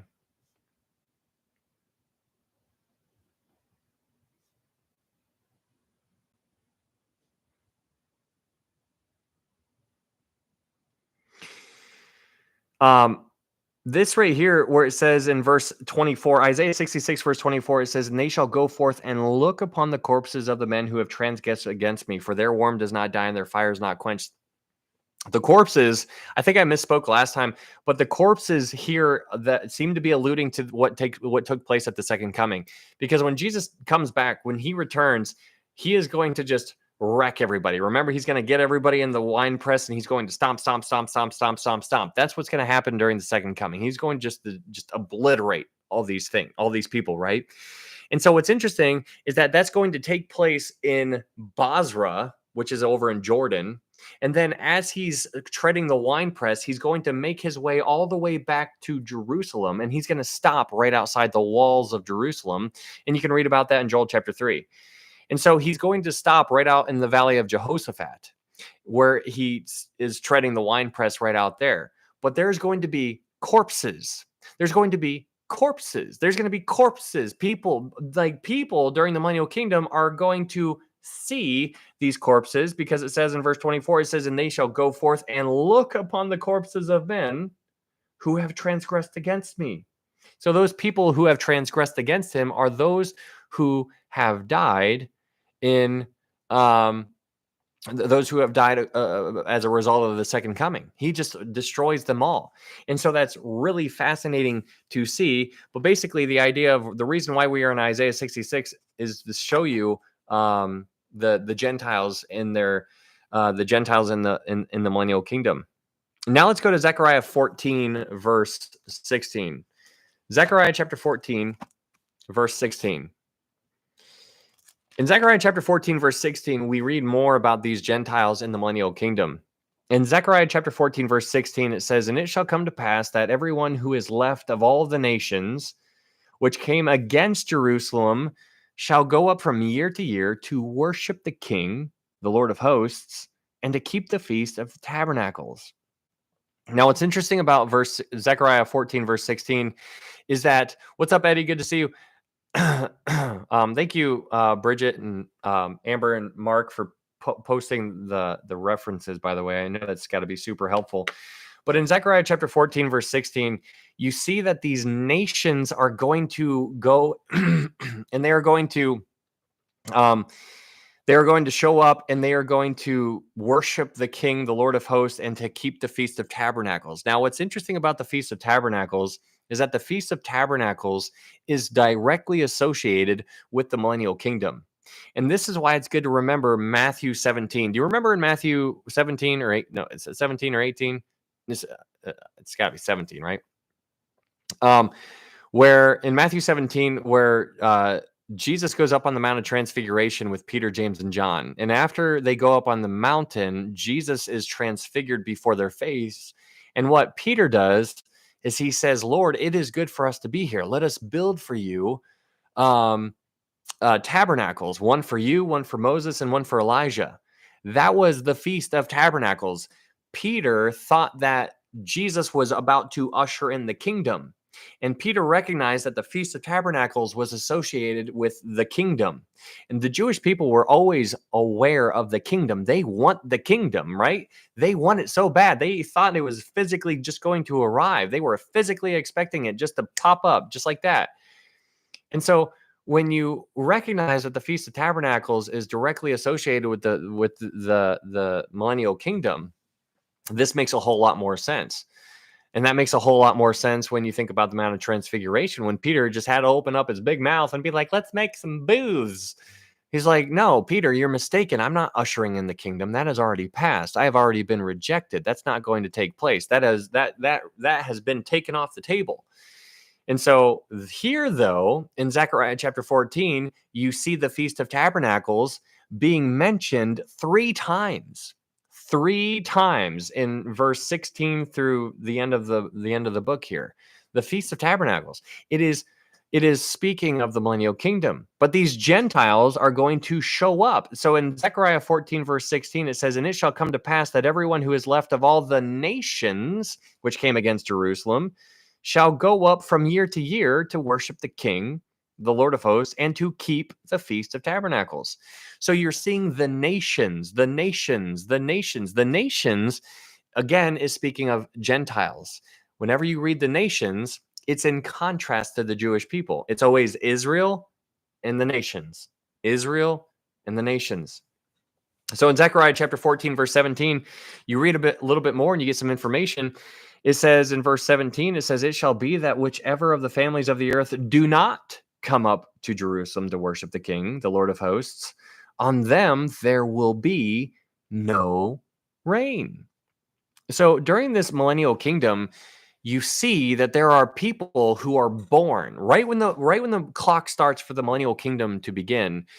The millennial kingdom starts, and everybody who is a part of every human who still has their unglorified body, everybody who is born again, but they still have their sinful nature. Again, you and I are going to be in our glorified bodies. We are not going to be able to sin at all anymore during this time period. But the people who make it through the tribulation, who were born again during the tribulation, they still have their sinful nature, even though Satan is bound, even though he's locked up. They still have their sinful nature. But right when the clock starts for the millennial kingdom to begin, everybody who is in the kingdom right at the beginning they're all Christians. They're all born again. But then as time goes on, like 100 years goes on, there's babies being born during the millennial kingdom. Babies and babies and babies and babies, and children are having children and children. They're repopulating the earth. And so as time goes on, what you see is that the earth is being repopulated. But as they're being repopulated, the children who are growing up are going to have a decision to make. They're going to see Jesus. They're going to see you and I.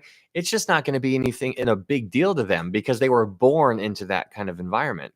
And when you recognize that they were born into that environment, they're like, okay, well, this is how it's always been. It's nothing special. It's kind of like when you get a brand new car, you're like, this is the coolest thing ever. You want to see my car? But then after a year, you're like, whatever. You just start throwing your stuff in the car and you're just used to it. That's how it's going to be for people who are born in the millennial kingdom. They're going to see all this stuff, and it's not going to be something how it is to you and I. To you and I, it's everything. To them, they're just like, this is how it's always been. They don't understand how it used to be. So those people who are born during the millennial kingdom are going to have a decision to make. They're either going to put their faith in Jesus or they are going to reject him. And there's going to be people who reject Jesus during the millennial kingdom. And the people who reject Jesus during the millennial kingdom, they're going to rebel in a sense. And we learn about them in verse 17, because the people who do not show up to honor the Feast of Tabernacles, God says that they are not going to get any rain. That is God ruling with a rod of iron in a roundabout way, or in some kind of form. That is God ruling with a rod of iron. He's like, you don't come up here, you're not getting rain. So that's a big deal. He is withholding that from them. Now, people are going to be like, oh, he's so cruel. No, unbelievable. So that is just some interesting information there that is tucked away in Zechariah chapter 14. But Gentiles are obviously going to be around during the millennial kingdom. But what's also interesting is let's go to Psalm 83 and let's read a passage which I have recently been looking at in a little bit different perspective. Psalm 83, verse 1. In Psalm 83, there's and many people see things different than other people. And so I am going to propose to you an idea, and you can take it or leave it, whatever. But Psalm 83 could possibly be alluding to events that are going to take place during the millennial kingdom. And what I mean by that, or I'm sorry, during the Great Tribulation, not the millennial kingdom. Psalm 83 could be talking about events that are going to take place during the Great Tribulation. Because during the Great Tribulation, what we understand is that Israel is going to be under attack, right? We understand after Satan gets kicked out of heaven, he comes down to the earth and he is going to go after the woman, which is Israel. And so when Satan goes after Israel, he's going to use all of his resources to try to eliminate Israel as much as he possibly can. So in Psalm 83, verse 1 through 8 is what we are going to read. And I want you to listen to these passages with the idea that it could be alluding to events that are going to take place during the Great Tribulation.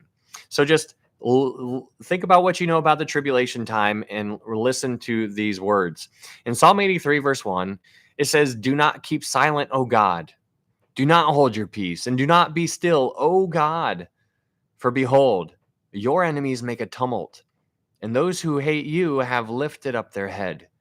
They have taken crafty counsel against your people and consulted together against your sheltered ones. They have said, 'Come, and let us cut them off from being a nation, that the name of Israel may be remembered no more.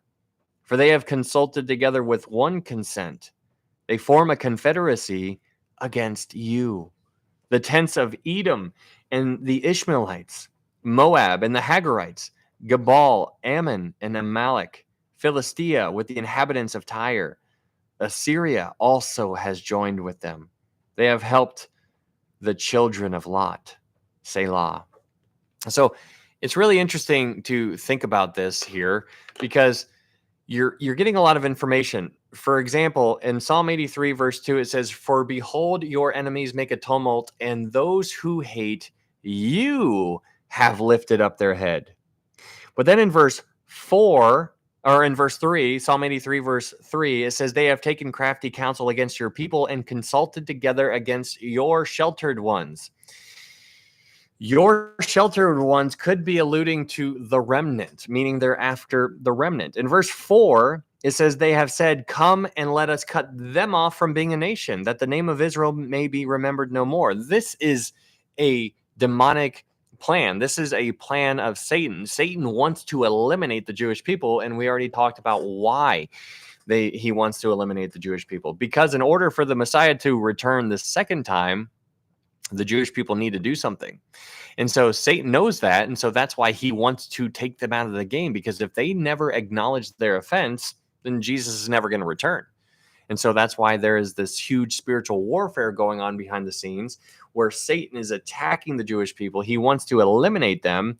And that's why you're seeing the rise of anti-Semitism surfacing in our world today. And so it's interesting because the Antichrist, whoever he is going to be a character when he enters the scene. He is going to be somebody that Israel views as a friend. He is going to be deceiving. He's going to be a huge deception. He is going to look one way but be a completely different another way. And so he is going to act as a friend to Israel because he is going to try to get in there and try to get as close as he possibly can so that way he can just ruin them from the inside out type of a thing, right? And so he is going to be deceiving. So he is going to seem like he is going to try to help Israel, but he's actually not going to be. He's going to be doing a whole bunch of things to help Israel, and do things that are pro-Israel, but the underlying thing, his motives are always going to be insidious. In Psalm 83, verse 5, it says, "For they have consulted together with one consent." And this is important. It says in verse 5, it says, "They form a confederacy against you." They form a confederacy against you. That's interesting. So a couple verses ago, they were going against Israel, saying, "Let us cut them off from being a name anymore. Let's cut them off. We don't want them to be a nation anymore." But here we see their true intentions. We see where their heart is. Their heart wasn't just against Israel. Their heart was against in complete rebellion against God. That's what's going on here. It says, "For they have consulted together with one consent, they form a confederacy against you." That's pretty deep. So when you read that Psalm 83, those verses that we just read there, it seems like it could be directly tied with the events that are going to take place during the Great Tribulation, which I think is really, really, really something to consider. But that is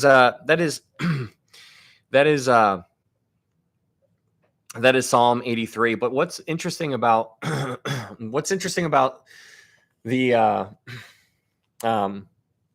what's interesting about the millennial kingdom is that during the millennial kingdom, the Jewish people are finally going to inherit, they are going to possess all of the land that they were given. So right now they have this much land, but during the millennial kingdom, they are going to possess it all. And all of the Jewish people are going to be scattered all over the place. They're going to be in the city, Jerusalem, but then they're going to like dwell out in the woods, in the wilderness. They're just going to sleep under the stars. They're just going to be enjoying creation because God is ruling.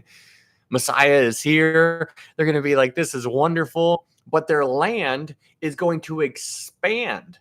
And so their land is going to go cover a whole bunch of the Arab nations' land that you see on our map right now. And so the land of Israel is going to expand. And so because of that expansion during this millennial kingdom, the Jewish people are going to be at peace with many Arab nations, which is really fascinating because here is Israel right now, but during the millennial kingdom, the land is going to expand north. It's going to go into Jordan. It's going to go into Syria. It's going to go into, Lebanon, Syria. It's going to go into Jordan. It's going to go down into Egypt. It's going to be this huge land mass that is now Israel. And that's the promised land. God's going to give it to them. And so it's fascinating because there's going to be Arabs who are still in that area, and they're just going to be at peace with Israel during that time. And when you read the book of Isaiah, we see some really provocative kind of verses that talk about how, Egypt and Assyria, I think, are going to be dwelling there and stuff like that. And you're like, wait a second, I thought Egypt and Assyria were like mortal, or just enemies, and they didn't like each other. Well, it's really interesting seeing how this is going to play out. But yeah, no, some Arab nations will be at peace with Israel during the millennial kingdom because Israel is going to be occupying that land. And that is when Israel is finally going to possess all the promised land. But during the millennial kingdom, the earth is going to be fruitful and productive, except for two places. There's going to be two places that are not going to be able to produce fruit. Like we talked about the millennial kingdom in the past, and we talked about how people are going to be planting seeds. And as they continue planting seeds, as they are still planting seeds, those seeds during the millennial kingdom are going to be growing. The seeds, right when they plant, it's going to grow. Right when they plant, it's going to grow. And so people are going to just plant and then reap their harvest right then and there. It's going to take place. That is how God intended it to be to begin with. And so if you look at our world today, people plant something and then they just sit there and they wait and they're like, oh, okay. I killed it. Like you're just like it's dead, right? Like it doesn't work. And so that's how our ground is right now. Like, I mean, have you ever tried growing something? It is difficult. You got to like really work the ground. But during the millennial kingdom, it's not going to be like that. During the millennial kingdom, it's going to be wonderful. They're just going to be living under the vine. They're just going to be pulling things down, relaxing on a tree, looking up at and just enjoying creation and saying, how wonderful is this? But during the millennial kingdom, there's going to be two places that are going to not be like that. And so let's talk about those two places that are not going to be like that. Those two places are Babylon and Edom. These places will be desolate. And so this is where we are going to get into this very interesting conversation, because this is part of the topics. this is just going to be fun. So we're going to talk about this. Let's go to Isaiah 13 verse 20 real quick. Isaiah 13 verse 20. We're going to unpack this, and then we're going to put it all together in a way that is really quite neat. And it's different than last time. So if you were here for the last one, this is going to be a little bit different because of some interesting ideas that have surfaced since then. But in Isaiah 13, verse 20, you see Babylon. And Isaiah 13 is talking about Babylon specifically. But in Isaiah 13, verse 20, it says this: it will never be inhabited. Talking about Babylon.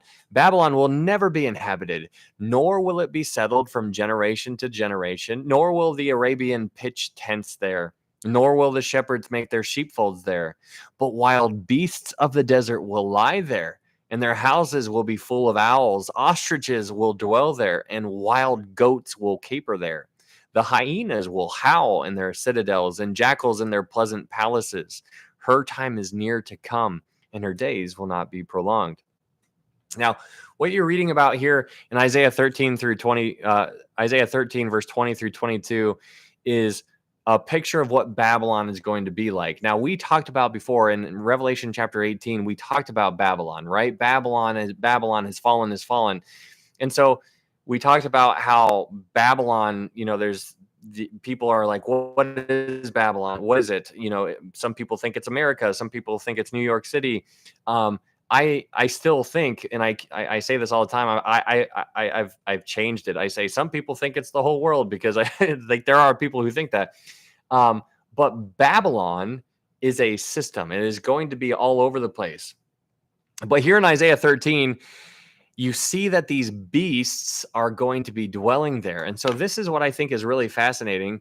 Go to Revelation chapter 18 while you hold your place there in Isaiah. Go to Revelation chapter 18, verse 1 and 2. In Revelation chapter 18, verse 1 and 2, Revelation chapter 18, verse 1, it says, after these things I saw another angel coming down from heaven, having great authority, and the earth was illuminated with his glory.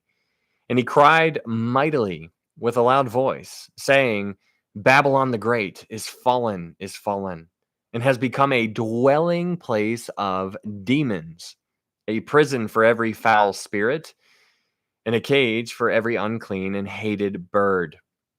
Now, what is fascinating about this verse right here is that you see that when Babylon falls, that Babylon is going to be a place of confinement for these demons. Babylon, when Babylon falls, it is going to be a place of confinement for the demons. The demons are going to be locked up, and they are going to be confined in Babylon. And so that's what verse 2 says. It says, Babylon has fallen, and has become a dwelling place of demons, a prison for every foul spirit. You see, this is going to be a cage for the demons. Now, this is why Isaiah 13, verse 20 and 22 is so interesting, because when you read Isaiah 13, verse 20 through 22, you see a whole bunch of animals being mentioned. In Isaiah 13, verse 20 through 22, you see wild beasts of the desert, you see owls, you see ostriches, you see wild goats, hyenas, jackals. You see all of these animals being mentioned, but those are not actual literal animals. And the reason why we recognize that, let's go back to Revelation chapter 19. Go to Revelation chapter 19. The reason why we know these are not literal animals is because in Revelation chapter 19, verse 3, there is rejoicing in heaven And there's a whole bunch of alleluias that are mentioned in Revelation chapter 19. But in Revelation chapter 19, verse 3, this specific hallelujah is for a specific reason. And this specific reason is because it's a hallelujah being directed towards the destruction of Babylon. So in Revelation chapter 19, verse 3, it says, again, they said, Alleluia. Her smoke rises up forever and ever. Now, who is her? This her is a picture of Babylon. Babylon, Babylon, Babylon. So Babylon is fallen. There's multiple pictures there, but her smoke is going up. It's going to have this nonstop, like billowing smoke that is just rising up and rising up and up. It's going to be constantly just smoke. And so when you go to Isaiah 13 and you read about these animals that are there, you have the owls, the ostriches, the hyenas. You see all of these animals. There's no way they could live there physically because they can't breathe, right? Like you get around a campfire, you got to run away from it because the smoke keeps hitting you in the face. And you're like, why do every time I move chairs, the smoke keeps following me? You're like, what's going on? And so the smoke is going to be so overwhelming that actual literal animals would not be able to live there because of how the destruction actually is. So those animals, as you read in Revelation chapter 18, we see that it's going to be a dwelling place for demons. It is going to be a cage. It's going to be every unclean, every foul bird. All of these things are going to be confined in Babylon. And that is really, really, fascinating. Let's go to Jeremiah chapter 50, verse 39 now. And let's look up another passage. Jeremiah chapter 50, verse 39. In Jeremiah chapter 50, verse 39, we see a different viewpoint here. In Jeremiah chapter 50, verse 39 through 40, it says this: Therefore, the wild desert beasts shall dwell there with the jackals, and the ostriches shall dwell in it. It shall be inhabited no more forever, nor shall it be dwelt in from generation to generation. As God overthrew Sodom and Gomorrah and their neighbors, says the Lord, so no one shall reside there, nor son of man dwell in it. So we see that Babylon, in some time in the future, is going to be uninhabitable. That is going to take place sometime in the future. And so when you recognize that that is still yet future, that's what Jeremiah is talking about. Because right now, if you go over to where Babylon used to be over in Iraq, there's people who live there. And so that means it hasn't happened yet. And so this has to be future. When is this future? Well, it takes place after Jesus returns the second time. And so you see in Jeremiah chapter 50, verse 39 and 40, you see these jackals, you see the beasts, you see the ostriches, you see these animals that the Bible is alluding to. Now, these animals are not animals. They're not literal animals. These are demons. And this makes more sense when you couple it with something that you do know. In Revelation chapter 9, hey, thank you, Tony, thank you so much.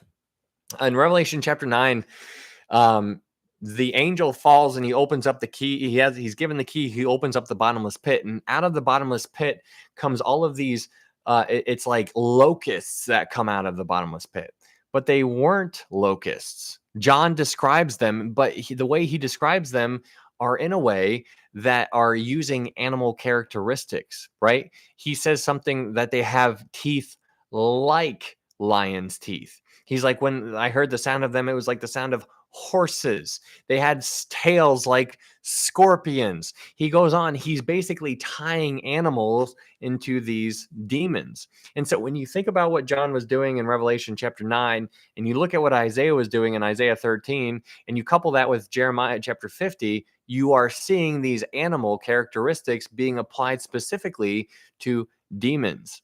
And so when you think about this and you remember that all of these demons are going to be confined in Babylon after Babylon falls, then you start to see a very vivid picture. And it's really kind of cool to see what's going on here. But Babylon is going to fall.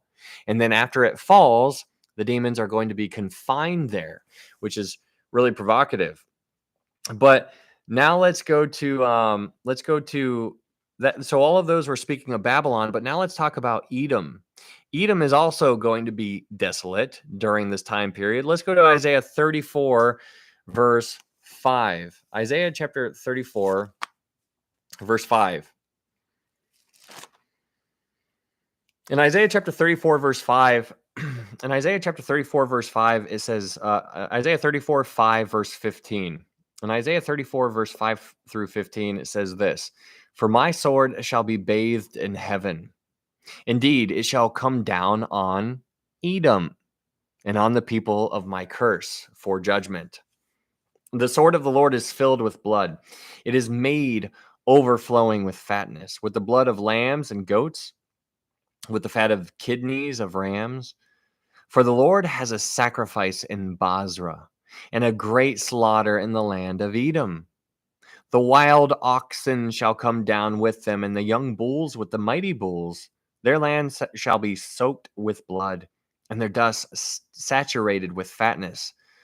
For it is the day of the Lord's vengeance, the year of recompense for the cause of Zion. Its streams shall be turned into pitch, and its dust into brimstone. Its land shall become burning pitch. It shall not be quenched night or day. Its smoke shall ascend forever. From generation to generation it shall lie waste.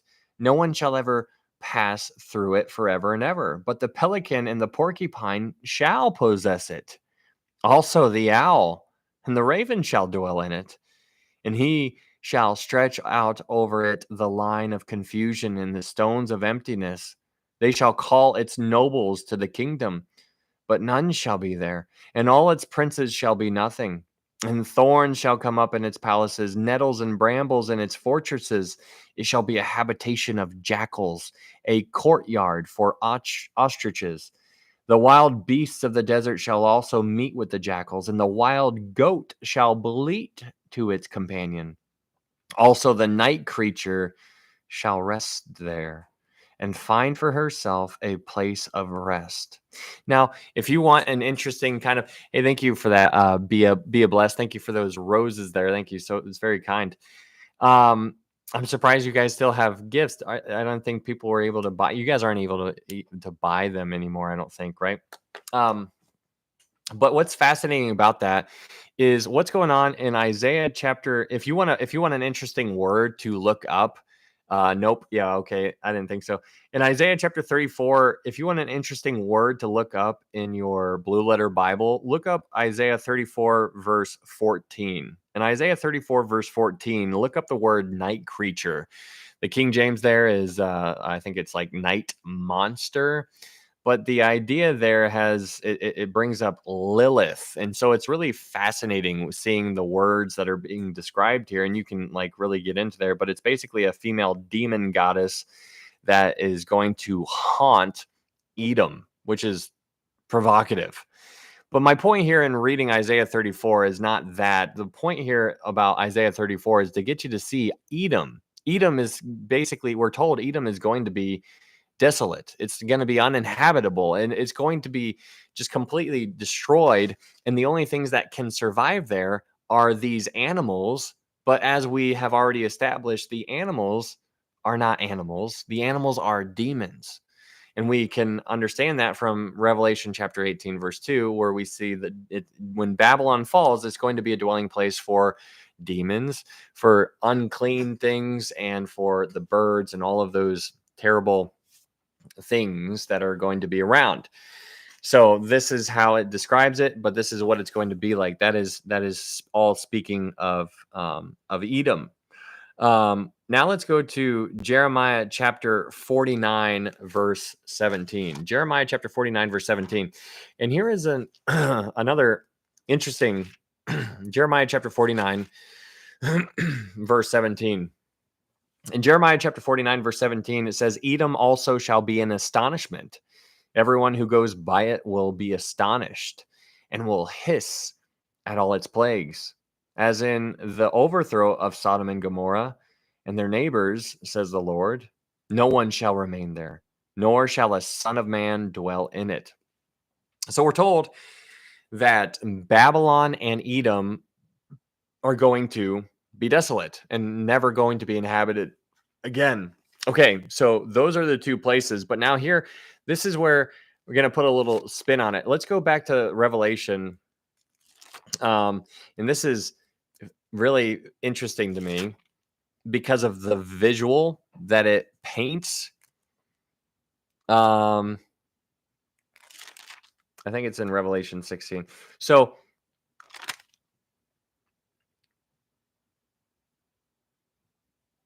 okay, so in Revelation, go to Revelation 16. In Revelation chapter 16, verse 17. Revelation chapter 16, verse 17. So in Revelation chapter 16, this is the chapter of the bowl judgments. The bowl judgments, right? So you have the bowl judgments that are introduced in Revelation 16. But the last bowl judgment is in Revelation 16, verse 17. So when the last bowl judgment is poured out into the air, there's a voice that comes from the temple that says, "It is done." It is done. Now, the question, as we talked about before, what is done? What is done? And the thing that is done is the time of Jacob's trouble. The time of Jacob's trouble is done when this last bowl judgment is poured out into the earth. That's done. It's done. But that doesn't mean that things are going to stop, because things obviously are still taking place. Let's read. In Revelation 16, verse 18, it says, "And there were noises and thunderings and lightnings, and there was a great earthquake, such a mighty and great earthquake as had not occurred since men were on the earth." In verse 19, it says, "Now the great city was divided into three parts." And here is where I want you to pay attention to. In Revelation chapter 16, verse 19, it says, "Now the great city was divided into three parts, and the cities of the nations fell." So this is where it gets really provocative, to put it lightly. It says, "And the cities of the nations fell."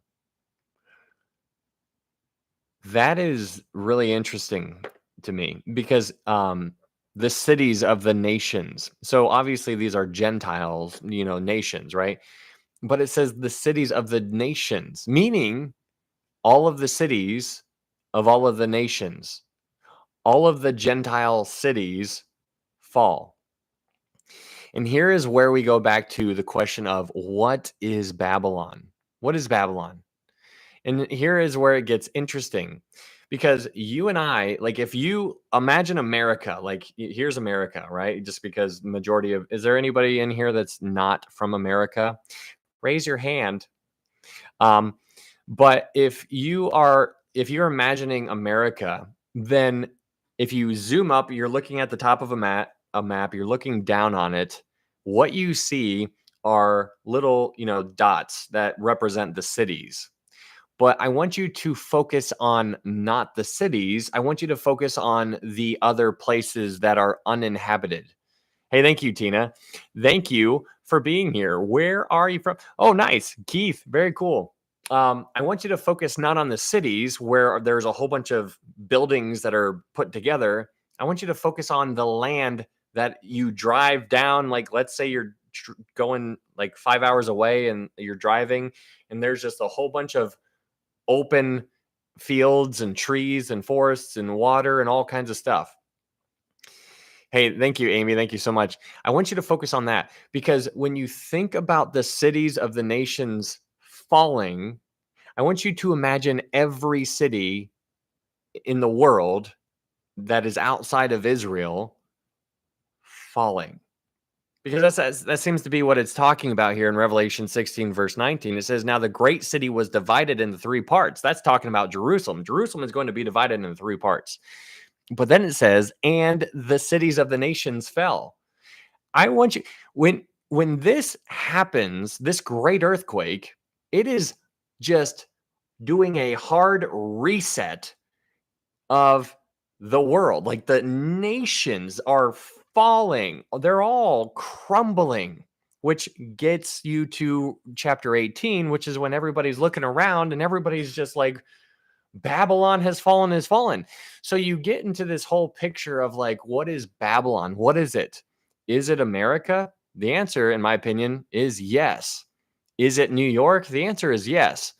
Is it also what's going on over in Russia? Is it also what's going all the cities that are over in this continent and this continent and this continent? Yes, in my opinion, because it says all of the nations are going to fall, which is why when you get to Revelation chapter 18 and you see the kings of the earth looking at Babylon, they're all over the place and they all see it. And then the merchants of the earth, they're all over the place too. They all see it at the same time. And then all the ship masters who are transporting all of the goods, they all see it as well. And they're all saying Babylon has fallen, that great city. Absolutely, Claude. This is completely speculation. I mean, nobody can be dogmatic on these things. This is just an idea because we're pointing, we're talking about futuristic things. So 100% speculation, but this is what I am proposing. This is a view to see it. It is. Am I saying that it's correct? No. Is it incorrect? No, I don't know. It is something to at least bounce around in your mind, because one way or the other, something's going to happen. Does this make sense to you? If it does, okay. If it doesn't, okay. It is a secondary issue at the end of the day, but it's really interesting when you think about Babylon being inhabited by, and here's where we get back to the demons, because when we talk about Revelation chapter 18 verse 2, and Revelation chapter 18 verse 2, what we learn is that after Babylon falls, it is going to be a dwelling place for demons. And so if you focus on the land of the world that humans are not living in, that seems to be where we are going, that the nations of the world are going to be dwelling in. They're going to be scattered all over the place, right? And so it gets really interesting. But the cities, like if you live in a major city, it could be what the Bible is talking about is where they are going to be confined, which is very provocative. And so the cities, all of the cities of the nations fell. And so if you just imagine like a little model of the world here, and all of the cities just like turn to dust and they all fall down. Hey, thank you. Yeah. And they all just completely collapse. And then they are confined. The demons are confined there. And when they're confined there, they're there. That's where they are. And so when you think about the millennial kingdom, we understand that Satan is going to be bound for 1,000 years. But the question is, where are the demons going to be confined to? Well, the demons are confined to the nation of Babylon. Babylon, that's where they are confined to. They are there. So it's really dynamic as far as is like, how is this going to work? But one way or the other, the people who are around during the millennial kingdom, like the people who are humans during the millennial kingdom, they are going to be seeing the smoke of Babylon. They're going to be walking around. They're going to be like pulling on mom and being like, "Mom, what's that? What happened over there?" And then dad, what's that? Why is there smoke? Why is that smoke? And so you have this really interesting picture that is yet future, where people are going to see it and they are going to have some stories to tell. Be like, let me tell you what that's all about. And so this is where it gets really fascinating, because we understand from Zechariah chapter 8 that there are going to be people alive during the millennial kingdom. The humans that are alive during this millennial kingdom who put their faith in God are going to be of great age. And when they're of great age, they're pictured, they're leaning on their staff at great age in the city. And then there's little boys and little girls playing in the streets. And it's just a beautiful, peaceful picture.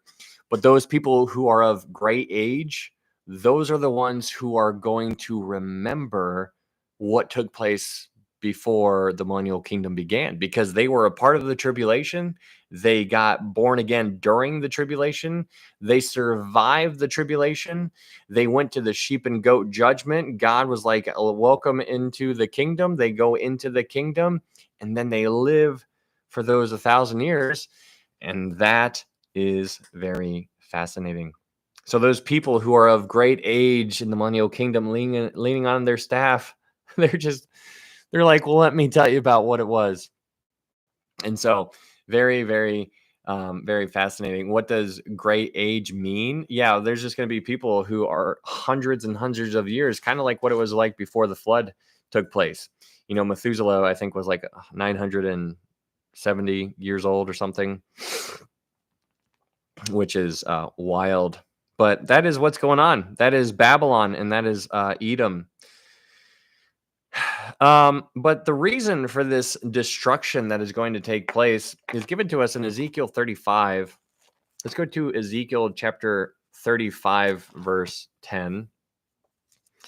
In Ezekiel chapter 35, verse 10,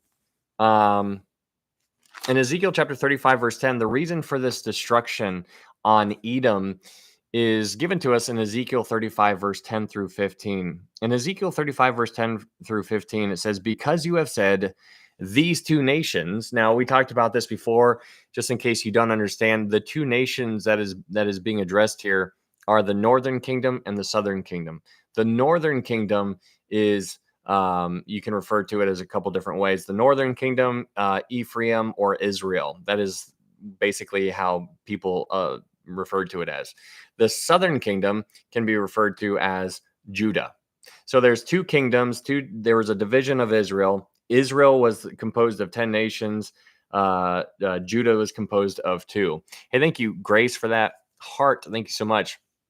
So here in Ezekiel 35, verse 10, God is addressing Edom. And if you read the book of Obadiah is all about Edom being taken care of, essentially. But in Ezekiel 35, verse 10, God says, because you, Edom, have said, these two nations and these two countries shall be mine, and we shall possess them, although the Lord was there. Therefore, as I live, says the Lord God, I will do according to your anger and according to the envy which you showed in your hatred against them, and I will make myself known among them when I judge you. Then you shall know that I am the Lord. I have heard all your blasphemies, which you have spoken against the mountains of Israel, saying, they are desolate. They are given to us to consume. Thus, with your mouth, you have boasted against me and multiplied your words against me. I have heard them. Thus says the Lord God, the whole earth will rejoice when I make you desolate. As you rejoiced because the inheritance of the house of Israel was desolate, so I will do to you. You shall be desolate, O Mount Seir, as well as all of Edom, all of it. Then they shall know that I am the Lord. It's really interesting seeing how very straightforward this entire passage is. God's like saying, you did this, and because you did this, then this is going to happen to you. It's really, really fascinating. God is very, very protective of Israel. We understand that he who touches them touches the apple of his eye. We talked about this before in our study of the book of Isaiah. If you mess with Israel, it is you poking them in his eye. It is how you and I treat the Jewish people matters. The treatment of God's people matters. We saw that in the book of Isaiah. We also see that in the book of Matthew. How Gentiles treat Israel matters. This goes all the way back to the book of Genesis, where God talks to Abraham and he says, I will bless those who bless you, and I am going to curse those who curse you. There's a lot of people against Israel right now because there's a lot of things that they have done that are wrong and things that they shouldn't have done. But they also forget that we have done a lot of things that we should not have done. And there's a lot of things that we have done wrong. But the world is basically being programmed to be anti-Semitic. And so this is a very dangerous game that the world is playing right now, because we need to recognize America is Israel's biggest ally. Thank you, Rosio. And when the world stops becoming Israel's ally, then that is when I fear for America, because I believe the reason why America has been blessed in the way that it has been is because of our help of the Jewish people. And so it's really fascinating. But here in Ezekiel chapter 35, you see Edom is being directly called out, and he's saying that he's going to take care of them because of all of the things and how they have treated Israel.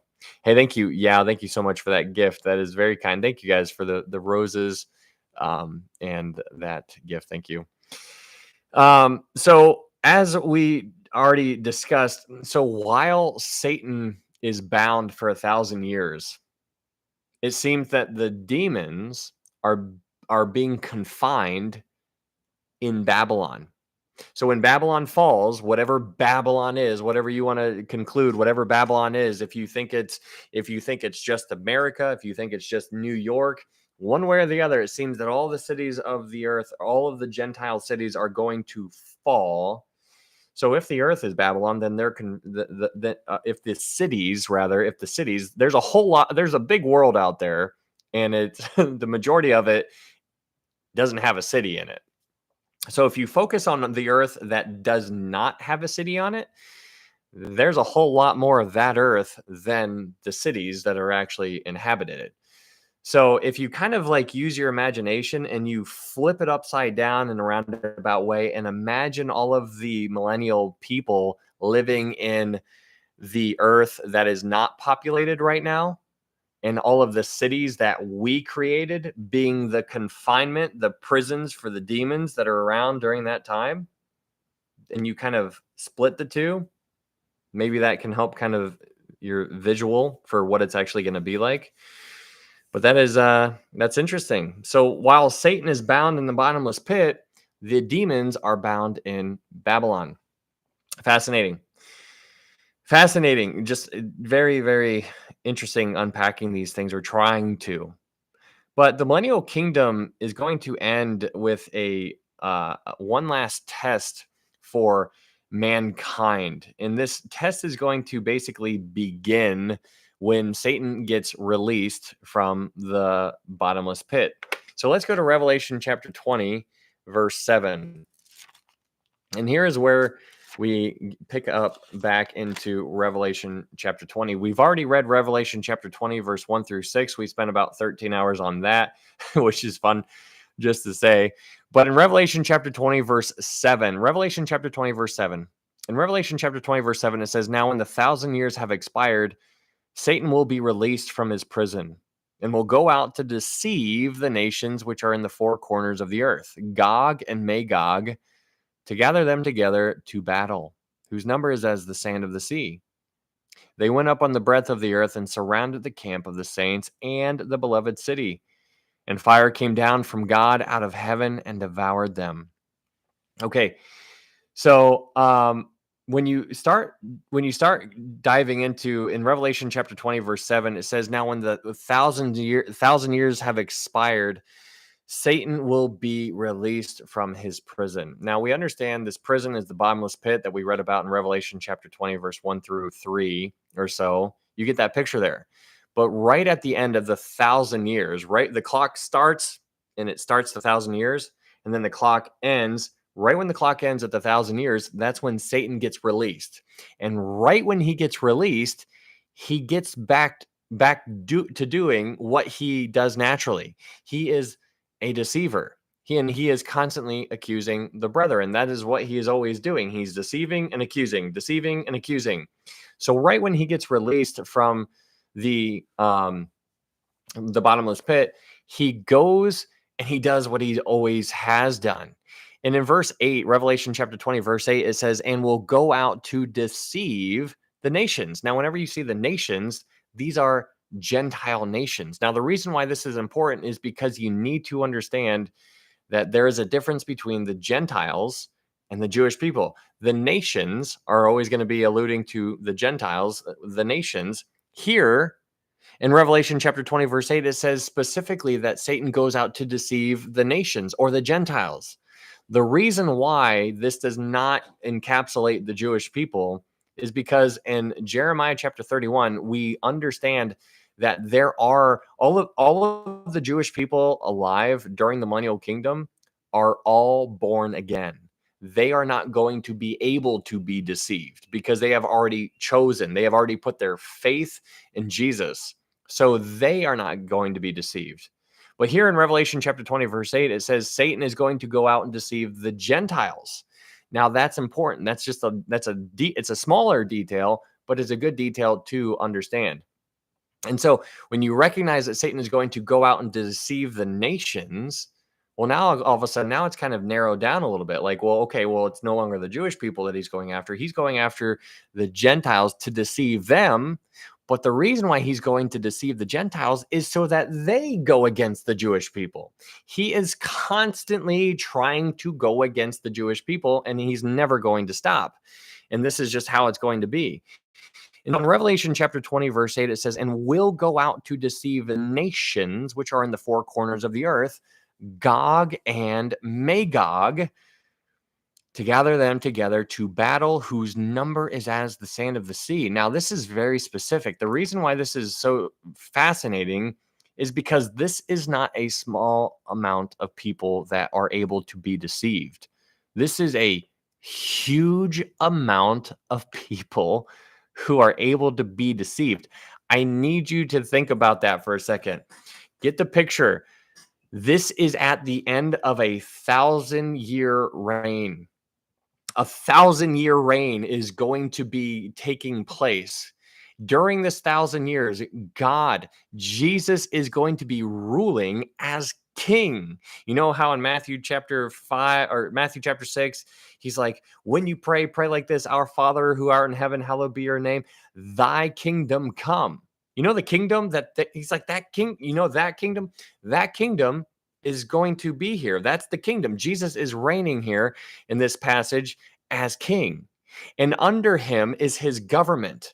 So during this 1,000-year reign, during this millennial kingdom, during this messianic kingdom, Jesus is reigning as king in a perfect government. But this perfect government is over an imperfect people. And so there's a lot of babies that are being popped out during this millennial kingdom, and many of them are rebelling. That is fascinating to me. This is all while Satan is locked up. Just recognize that. This is all wrapped up in this is all taking place in this is all taking place 1,000 years after, at the end of the millennial kingdom. It's as the sand, whose number is as the sand of the sea. There is going to be so many people who are going to rebel against God at the end of the millennial kingdom. Somebody say, are you saying that the Gog and Magog invasion will happen after the 1,000 years?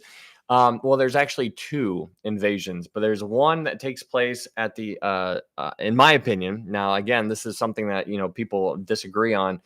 But this right here, this battle that's going to take place in Revelation chapter 20, verse 7 through 9, this is what Ezekiel chapter 38 seems to be alluding to. So hold your place. Let's read Revelation chapter 20, verse 9. In Revelation chapter 20, verse 9, it says, they went up on the breadth of the earth and surrounded the camp of the saints and the beloved city. So there are two things that are being introduced to you there. There's the camp of the saints and the city. The camp and the city. Now, when you think of a camp, what do you think of? Do you think of a camp that has walls? Or do you think of a camp is just like where you pitch a tent and you're just like out in the nature? Hey, thank you, Pooh Bear. Thank you for that heart. When you think of a camp, you think of something temporary, like a tabernacle, how they could just tear down the tabernacle and then walk around and then pop it back up and then tear it down and pop it back up. That's a camp. So it is a temporary place. It's not a fortress, but the city, which we have here in Revelation chapter 20, verse 9, where it says the camp of the saints and the beloved city, the city, as what we talked about before, it has walls around it. There are 4 walls around the city, and the walls are 10 miles, 10 miles, 10 miles, and there are 3 gates on each side of them, and each of the 12 gates are named after the 12 tribes of Israel. We read about that in Ezekiel 38. Now Ezekiel 48. And so it's really fascinating because the city does have walls, but we understand that the walls are not there for protection. The gates are open continually. We understand that they're never going to close. And if they're never going to close, then why are the walls? The walls are not there for protection. But it's important to understand because the Bible gives us details about these things. And when you understand about the details, then you can start getting into the weeds of these types of things. And it paints a really cool picture. So the picture that seems to be being painted here is in Revelation chapter 20, verse 9. It says, they went up on the breadth of the earth and surrounded the camp and the city.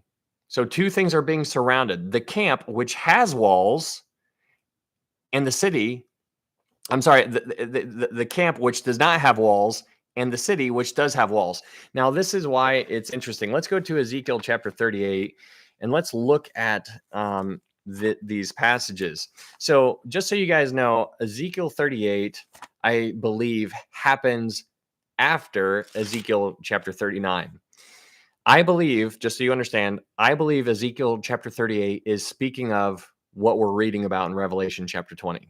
I believe Ezekiel 38 is what describes what takes place after Satan gets released from the bottomless pit. That's what I think happens. That's what I think Ezekiel 38 is talking to. Ezekiel 39, I think Ezekiel 39 is what is described when Jesus returns after the tribulation. So I'll say it again. Ezekiel 39 seems to be talking about when Jesus returns for the second time. Ezekiel 38 seems to be what happens after Satan gets released. So hopefully that makes sense. So let's read Ezekiel chapter 38, verse 10.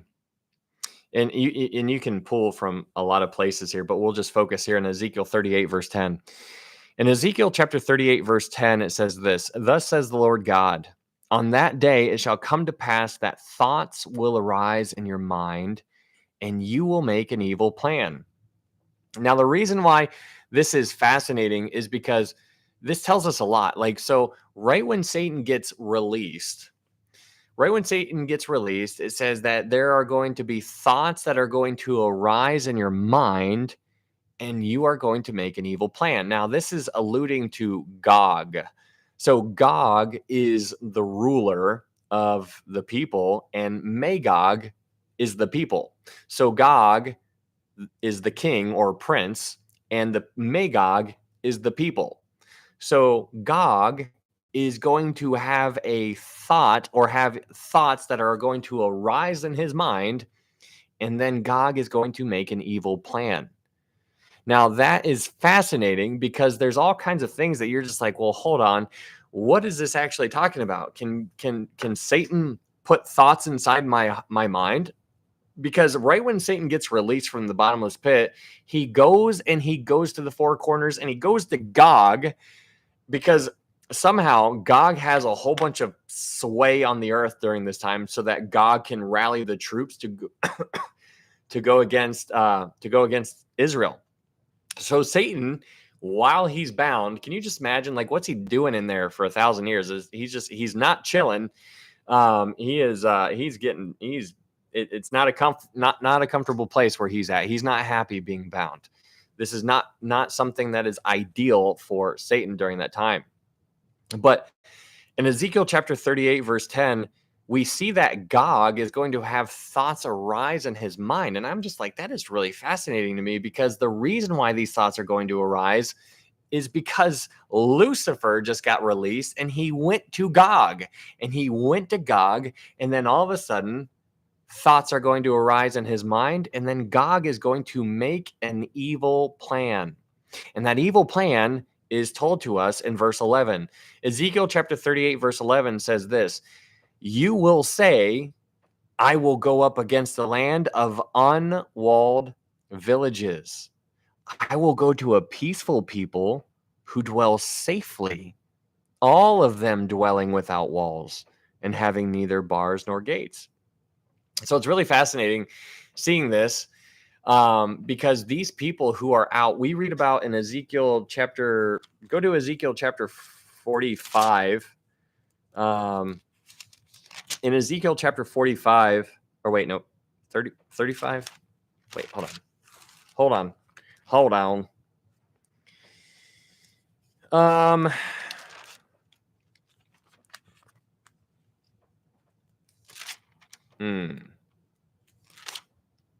Nope, that's not it. Shoot. I thought it was 45. Maybe not. It basically talks about how they're going to be dwelling out into the, he's going to make a covenant, and he said that they will be dwelling out in the woods and out in the wilderness, which is crazy that I cannot find it right now. Is it? I probably am dancing right around it. But anyways, it talks about how they're going to be dwelling out in the woods, out in the field, out in the wilderness. And that is really interesting because that's what people are going to be doing. I can't find it right now, but yeah, absolutely. Sweet and treats. But they're going to be dwelling out. The Jewish people are going to be dwelling out all over the place. They're going to be dwelling out in the mountains. They're going to be dwelling out in the woods, out in the wilderness. And they're just going to be setting up a camp or having a unwalled village. They're just like, picture it. Like, here is Israel right now that we know of. But during the millennial kingdom, there was a huge land like that. They possessed the land that they were promised way back in the book of Genesis. They never possessed it all. But now in the millennial kingdom, they are going to possess all of the land. And so when they possess all of the land, then all of the Jewish people are going to just kind of be scattered all out in their land and just kind of enjoy all of their land. And they're just going to be like, this is wonderful. They're going to sleep in the woods. They're just going to enjoy creation. And so while they're just out there enjoying creation, then one day after Satan gets released, he's going to go to Gog. He's going to help him basically plan this evil plan, and that plan is going to be to go against Israel and to wipe them out. And so that's basically what Ezekiel chapter 38 is speaking of, because in Ezekiel chapter 38 verse 22, Ezekiel chapter 38 verse 22, this is what it says. In Ezekiel 38 verse 22, it says this: "And I will bring him to judgment with pestilence and bloodshed." God says, I, God, will rain down on him and his troops and on the many peoples who are with him, flooding rain, great hailstones, fire, and brimstone. Now, when you hear about fire and brimstone coming down from the sky and just eliminating a huge army, that's pretty unique. That is not something that is very common. And so when you read that in Ezekiel 38, you're like, well, hold on, when does that occur? But when you go to Revelation chapter 20 and you read it all over again, thank you, Pooh Bear. When you read in Revelation chapter 20 and you go back and you read it all over again, Revelation chapter 20 verse 7, it says, "Now when the 1,000 years have expired, Satan will be released from his prison and will go out to deceive the nations which are in the four corners of the earth, Gog and Magog, to gather them together to battle, whose number is as the sand of the sea. They went up on the breadth of the earth and surrounded the camp of the saints and the beloved city. And fire came down from God out of heaven and devoured them." We are told very specifically who the fire was sent from God.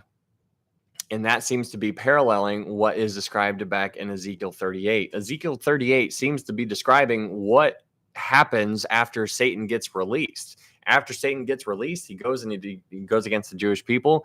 But before he goes against the Jewish people, he has to get an army.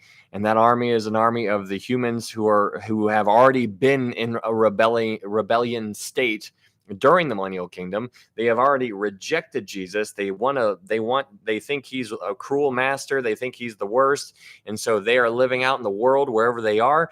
They're not going to the Feast of Tabernacles. They're not listening to what they should be doing. So they're not getting any rain, which is probably ticking them off all the more. And so when somebody shows up who is an angel of light, who is like, let's go get them, boys, they're going to be like, yeah, let's follow him because we've been mad for a long time now. Let's go get them. And so they're going to rally the troops. They're going to surround the city and the camps. And then before they even get anywhere near the camp or the city, God is going to wipe them out. And this is why it's so fascinating, because when you read Zechariah chapter 2, it talks about how God is going to be their wall. He's like, I am going to be your wall. You are going to be as a city without walls. And then in the very next verse, he's like, I'm going to be your wall. I am going to be your wall of fire. And so when you think about the Jewish people, he's like, these are my people. He's like, you're not touching them. He's like, they are not going away. These are mine. And so it's just really fascinating seeing all of this stuff. Is the millennium the first or last 3 years? I think you're confusing the tribulation with the millennium. The tribulation is a period of 7 years. The millennium is 1,000 years. Okay. Hopefully that helps there. If you guys are new here, thank you so much for being here. My name is Ryan. I don't know everything and I'm never going to, but we're just going through the Bible book by book, chapter by chapter, verse by verse, and we're just trying to unpack it and understand it the best that we can. And so you are to receive the word with all readiness and then search the scriptures daily to find out whether these things are so. That's all we're supposed to do. Receive the word with all readiness and then search the scriptures daily to find out whether these things are so. Those are very difficult things. Receiving the word, that's pretty difficult because then that means you have to listen. But whenever you listen, you need to have your antennas perked up in a sense to discern whether or not the things that I'm saying are true. Paul says to test all things and to hold fast to that which is good.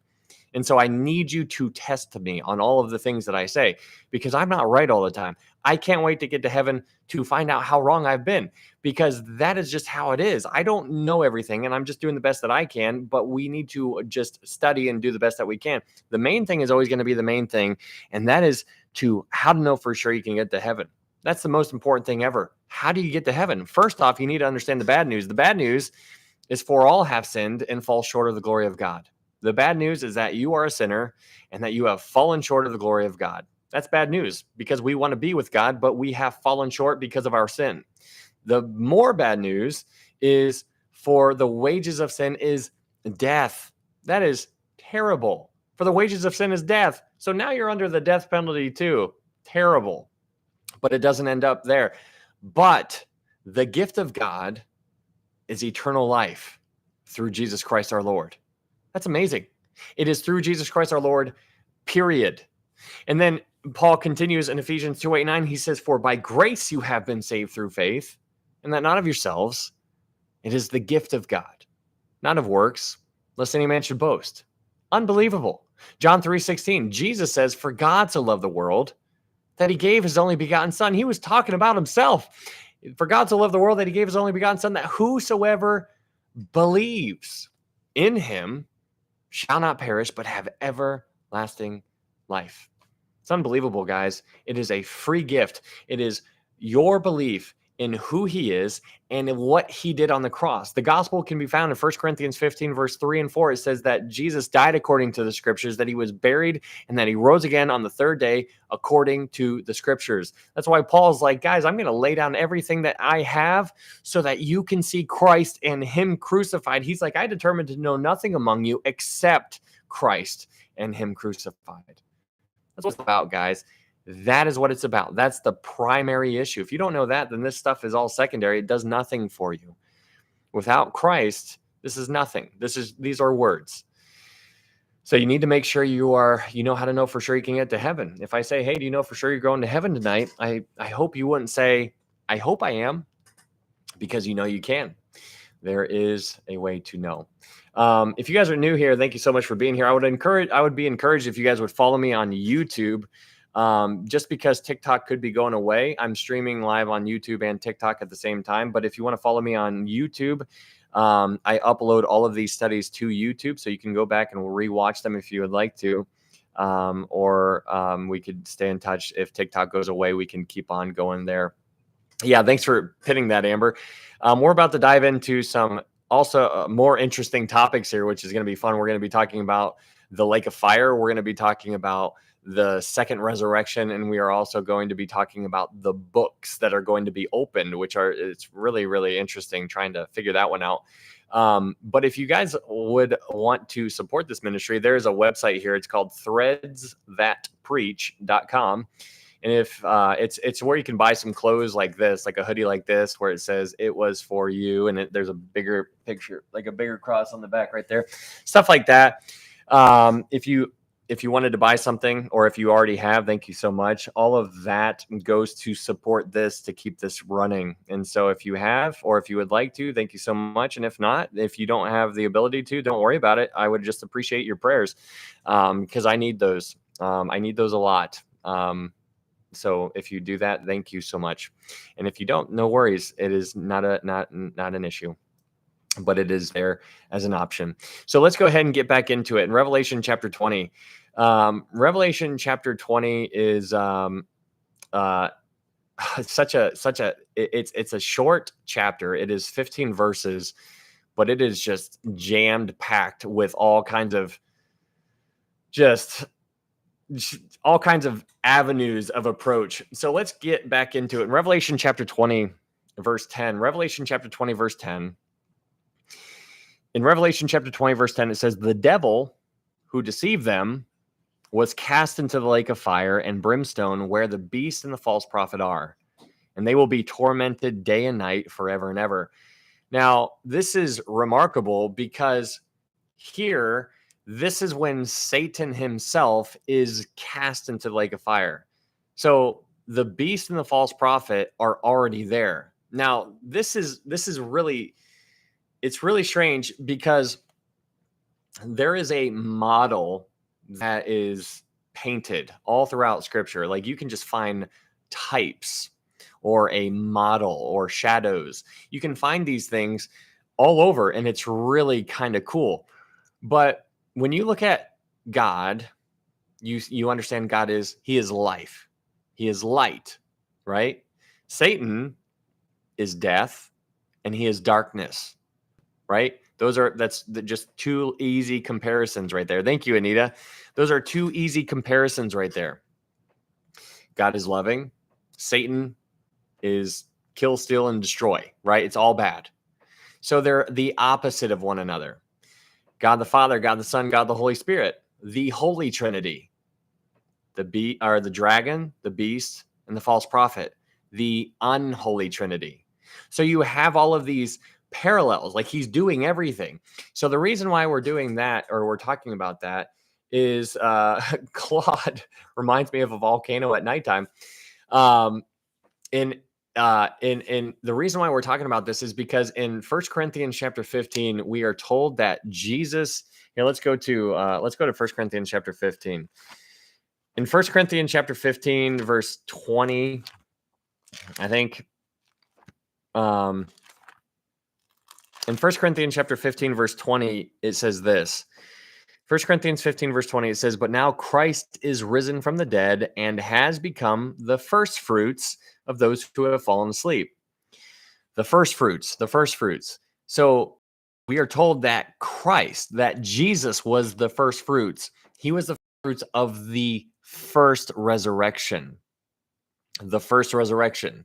So the first resurrection in John's vision here has already happened. The first resurrection, the first fruits of the first resurrection, was Jesus Christ. And if you read in verse 23, 1 Corinthians 15, verse 23, it says, but each one in his own order. It talks about how there is going to be an order of these resurrection. The resurrection was Jesus first, and then after Jesus, there is an order, then there's another person, then there's another group and whatnot, each one in his own order. And so that is talking about the first resurrection. And so the reason why we're talking about the first resurrection is because just like the first resurrection has an order to it, there is an order to the second revelation or a resurrection. So the first resurrection, Jesus was the first fruits. And then after Jesus, there's a model that people kind of put in order. Some people think it's the bride, meaning the church. And then after that, the Old Testament saints, then the tribulation saints, and so on. So that's kind of like a thing that you can build off of if you would like to kind of visualize the order, because the word order there in 1 Corinthians 15, verse 23 is a military term. So if you imagine soldiers walking in a platoon, there's like 40 soldiers, they're walking, they're marching, and then there's like 15 feet or so, 10 feet or so in between each platoon. And then there's 40 other people there's 40 other soldiers, and then there's like 10 feet, and then there's 40 other soldiers, platoon, walking, marching, whatever. The reason why this is interesting to consider is because of the second resurrection. In Revelation chapter 20, verse 6. In Revelation chapter 20, verse 6, it says this: "Blessed and holy is he who has part in the first resurrection. Over such the second death has no power." So we have the first resurrection that is being talked about there in Revelation chapter 20, verse 6. It says, "Blessed is he who takes part in the first resurrection." So we've already have discussed the first resurrection. We've done that already. But now we are going to be talking about the second resurrection. The reason why this is interesting is because of Revelation 20, verse 10. In Revelation chapter 20, verse 10, it says, "The devil who deceived them was cast into the lake of fire and brimstone, where the beast and the false prophet are." Now, here's why it's interesting, is because we're told that the beast, the Antichrist, was cast alive into the lake of fire. Go to Revelation chapter 19, verse 20. In Revelation chapter 19, verse 20, it says this: "Then the beast was captured, and with him the false prophet who worked signs in his presence, by which he deceived those who received the mark of the beast and those who worshipped his image. These two were cast alive into the lake of fire, burning with brimstone." Now that's fascinating. And the reason why it's fascinating is because they were cast alive. Now, the reason why that word alive is something to pay attention to is because they have their bodies and they were cast, like they were picked up and thrown in there. Like that's basically the visual that we're given. They were cast alive into it with their body.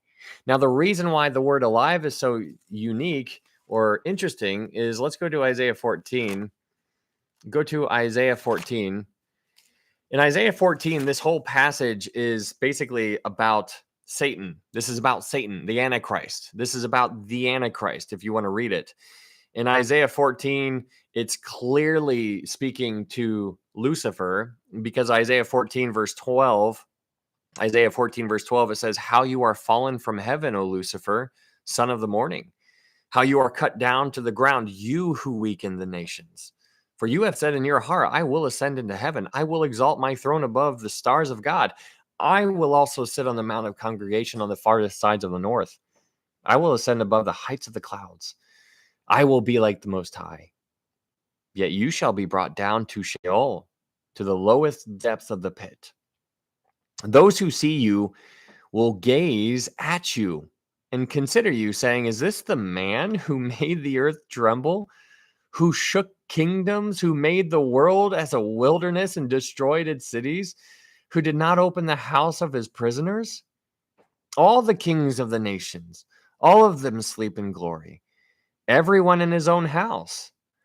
But you are cast out of your grave like an abominable branch, like the garment of those who are slain, thrust through with a sword, who go down to the stones of the pit, like a corpse trodden underfoot. You will not be joined with them in burial, because you have destroyed your land. Now, it's interesting. It says you will not be joined with them in burial because he is literally picked up and cast into the bottomless, or into the lake of fire. Now, that is an interesting detail. This is talking about the Antichrist. We're told that the Antichrist is not going to be joining them in burial. Not going to be joining them in burial, meaning that the grave kicks him out. He's like, nope, nope.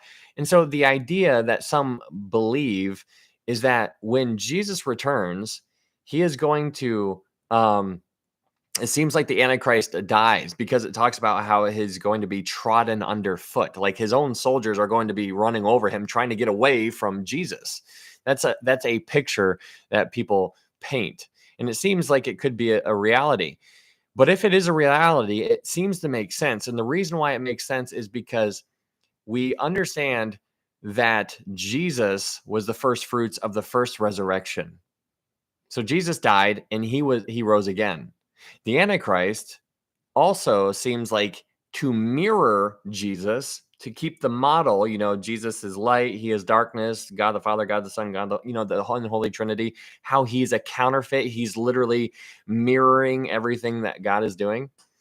Well, in order to mirror Jesus, Jesus died, and Jesus became the first fruits of the first resurrection. Now, on the flip side of that, in order to mirror Jesus, the Antichrist needs to die and then also be resurrected and then also be the first fruits of the second resurrection. So Jesus was the first fruits of the first resurrection. Blessed and holy is he who takes part of the first resurrection, right? Jesus was the first fruits of the first resurrection. The Antichrist seems to be the first fruits of the second resurrection. And so it's fascinating to try to see the parallels that are kind of just like being woven throughout scripture here. And it's really remarkable trying to unpack this kind of stuff, but it's really kind of cool. So when you go back to Revelation chapter 20, verse 10, in Revelation chapter 20, verse 10, it says, the devil who deceived them was cast into the lake of fire and brimstone where the beast and the false prophet are, and they will be tormented day and night forever and ever.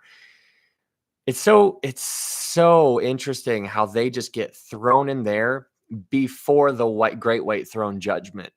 They were thrown in there before the great white throne judgment. They were in there before the great white throne judgment. So now Satan, the beast, and the false prophet are all in the lake of fire. And it's important to recognize that the lake of fire is different than hell. We often use the word hell a lot of times, like, people say go to hell. Like, that's something that people say a lot of time, but that, like, it's just a lack of understanding. Hell is a temporary abode, which is another word for Hades. It is going to be actually cast into the lake of fire.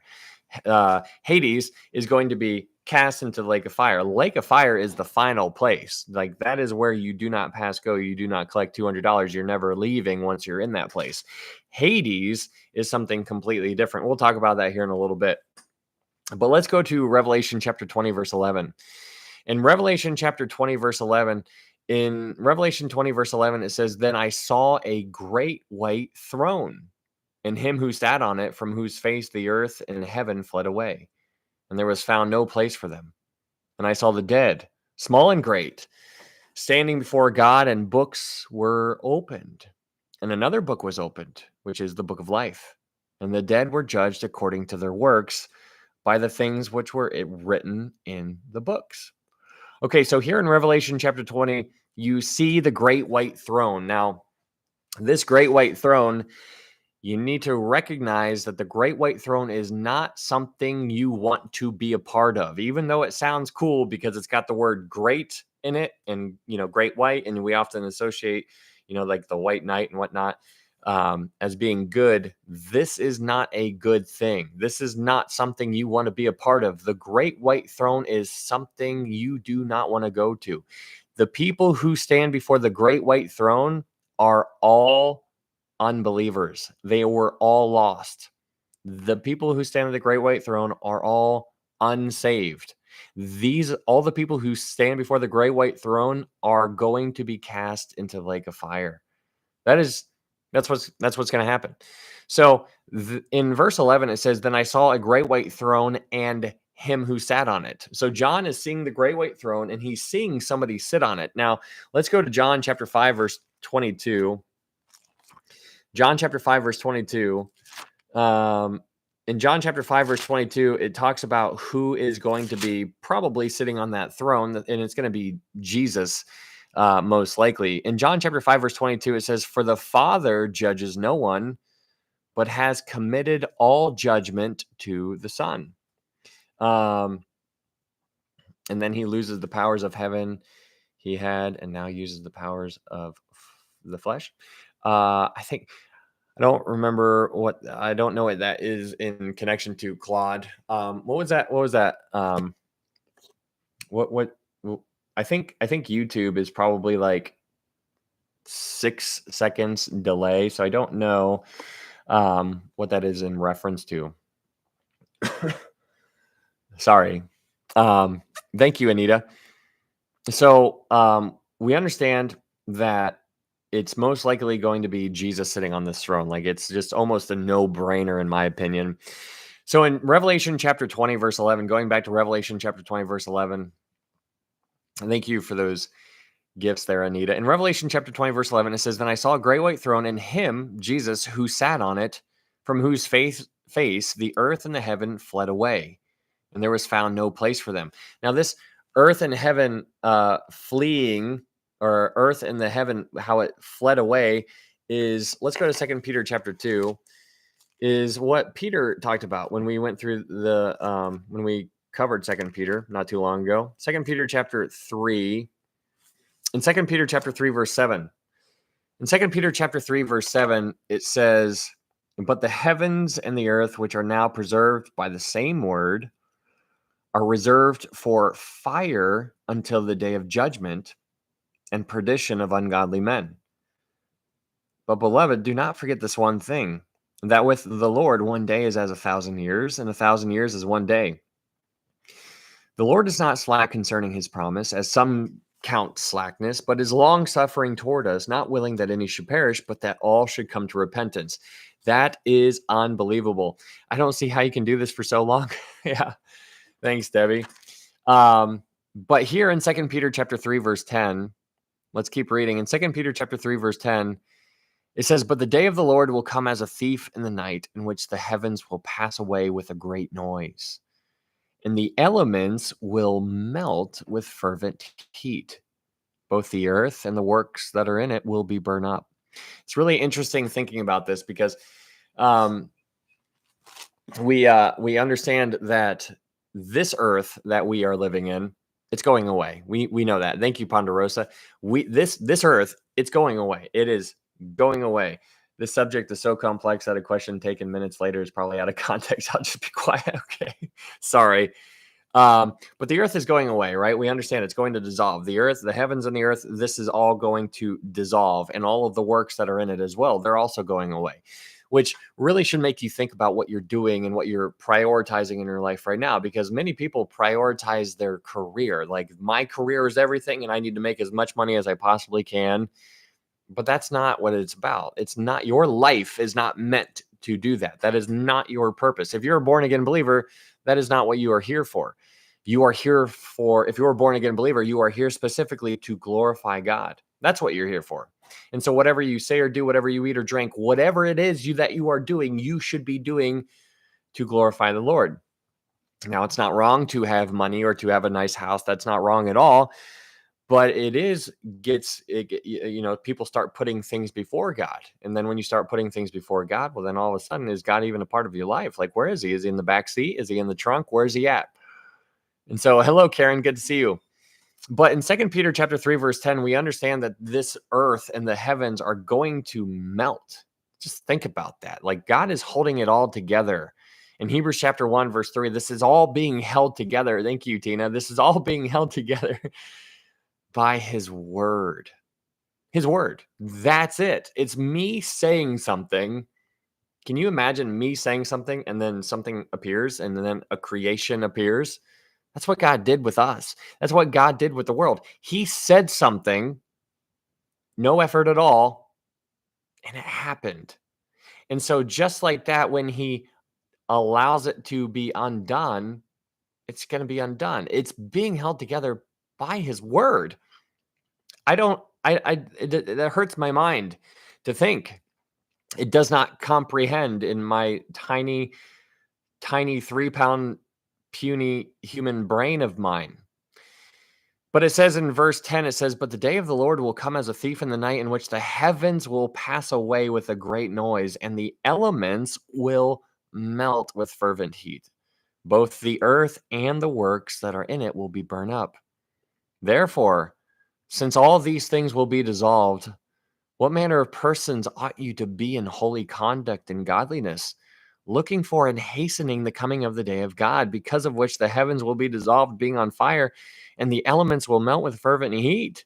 You know what's interesting about verse 12 is that you and I have the ability to hasten this day. And it's really remarkable, because trying to like rationalize, like, what do you mean we can hasten this? What do you mean we can hasten his return? What do you mean?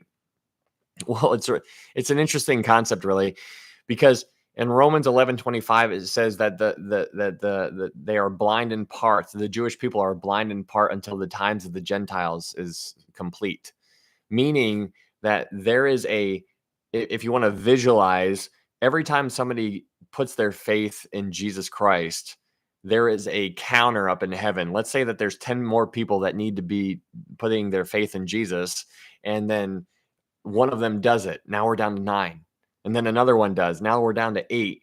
Another one does. 7, 6, 5, 4, 3, 2, 1. And then when that happens, the rapture takes place. And so this idea of hastening is basically the same principle of sharing Jesus with people. When you share Jesus with people, if you try to win souls for the Lord and you try to preach the gospel, or you try to give somebody the gospel, whether it's in the form of a tract or saying, "Hey, can you come to church with me? My pastor is great at explaining the gospel and I need you to hear what he's got to say because I don't know how to say it," or, "Hey, can you come to the study with me?" or whatever it is. If that person trusts the Lord and puts their faith in Jesus, that in a sense is us hastening. That is you and I working in this field as laborers, as co-laborers with the Lord, which is cool. And that is us hastening, because when somebody else gets born again, when they get saved, that is one counter down from 10 to 9, 8, 7, 6. We are hastening that. So it's really cool. This is why it's so fascinating. Jesus, he tells us to pray for the kingdom. But wait a second, if we pray for the kingdom, then doesn't that mean that all of these other things are going to take place? Yeah, but it doesn't mean that we should not be praying for it. We should be praying for it. Pray for thy kingdom come. And so hastening that day, it's just really remarkable. Just all of the things that are just tied together in that idea. Anyways, let's get back to Revelation chapter 20. In Revelation chapter 20, verse 11, it says, "Then I saw a great white throne and him who sat on it, from whose face the earth and the heavens fled away, and there was found no place for them. And I saw the dead, small and great, standing before God, and books were opened. And another book was opened, which is the book of life. And the dead were judged according to their works by the things which were written in the books." So when you think about these books, now we're going to switch gears a little bit onto these books. If you guys are new here, thank you so much for being here. My name is Ryan. We're just going through the book of Revelation right now, and we are coming to a close on the book of Revelation.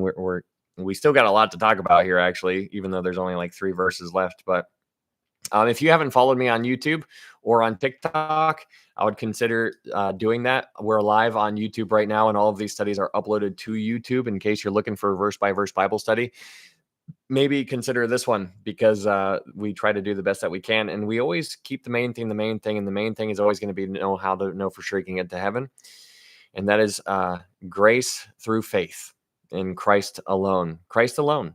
God so loved the world that he gave his only begotten Son, that whosoever believes in him shall not perish, but have everlasting life. It is for by grace you have been saved through faith, and that not of yourselves. It is the gift of God, not of works, lest any man should boast. So we are, if you wanted to follow me on YouTube, there's a YouTube link. Yes, thank you, Amber. It's ITZ_sheesh. We're live over here right now. And yeah, if you wanted to follow on YouTube, I would appreciate it, just in case to get rid of TikTok. And yeah, all the other studies that we have done are up here too. We've done like 25 books so far in a verse-by-verse manner, kind of like what we're doing right now.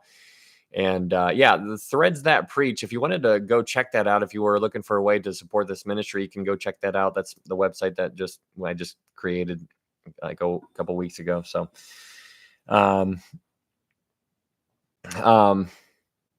like, only the hardest book to teach, you're doing thanks. It's very difficult, but there's so many good stuff in here, and it's really fun. But I appreciate that. It's very kind. In Revelation chapter 20 verse 12, we're talking about these books. So these people, as we talked about before, the people who stand before the great white throne, they are all going to be dead. They are all going to be spiritually dead. Now, when you guys are reading the Bible, it's important to recognize that when you say when you read you there's differences in the meaning of words.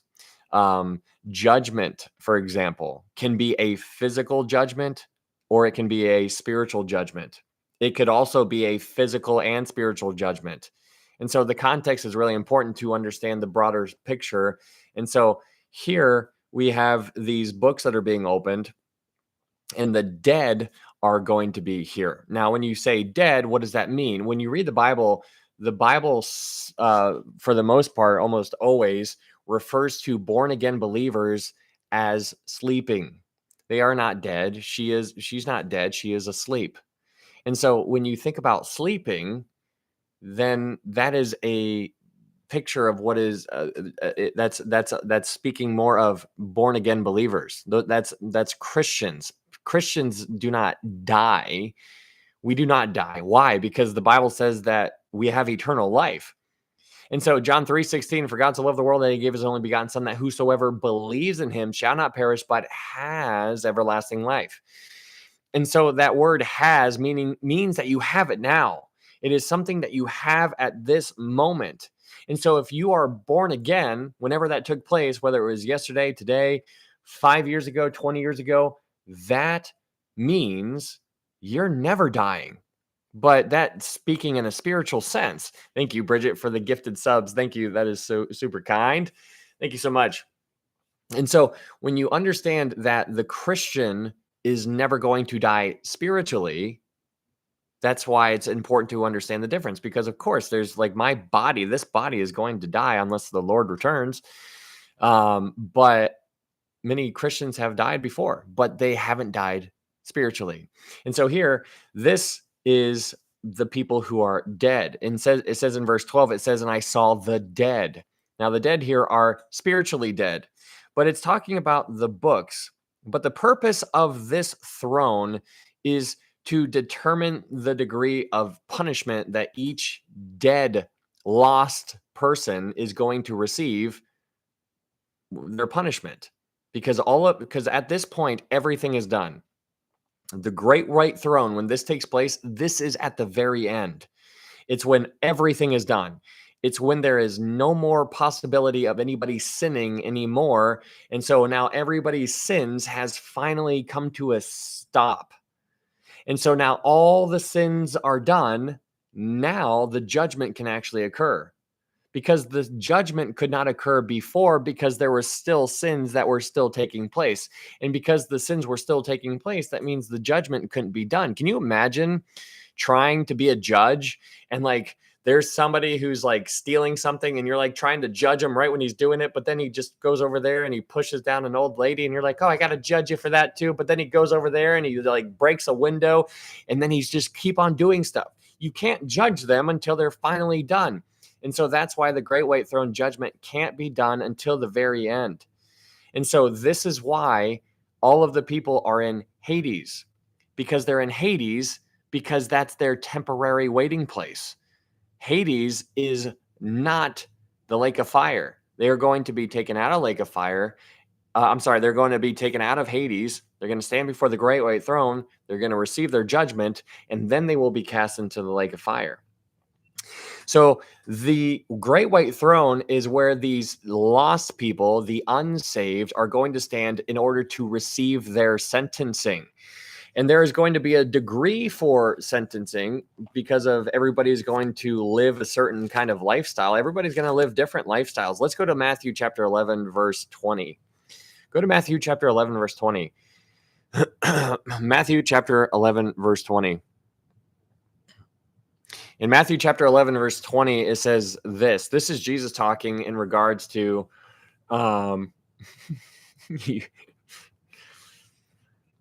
Bridget says that she picks who the subs go to, and it's definitely not YouTube.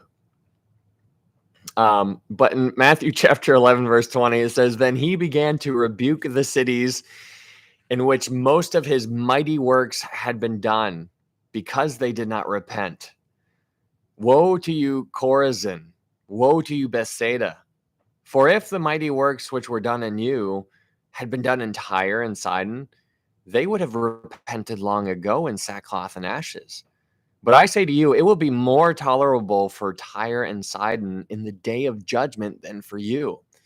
So basically, what is going on here in Matthew chapter 11 is that this is speaking of the different degrees of punishment. There are going to be different degrees of punishment. People, they're all going to be in the lake of fire.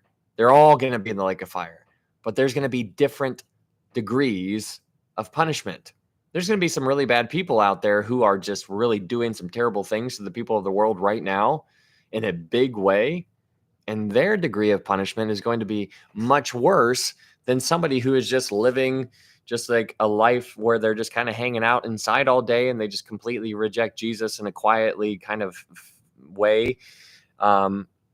Their punishment is going to be completely different to the person who is they're influencing the world to hate the world or to hate Jesus and all these false gospels. Two different very kind of punishments. Let's go to Luke 12, verse 47.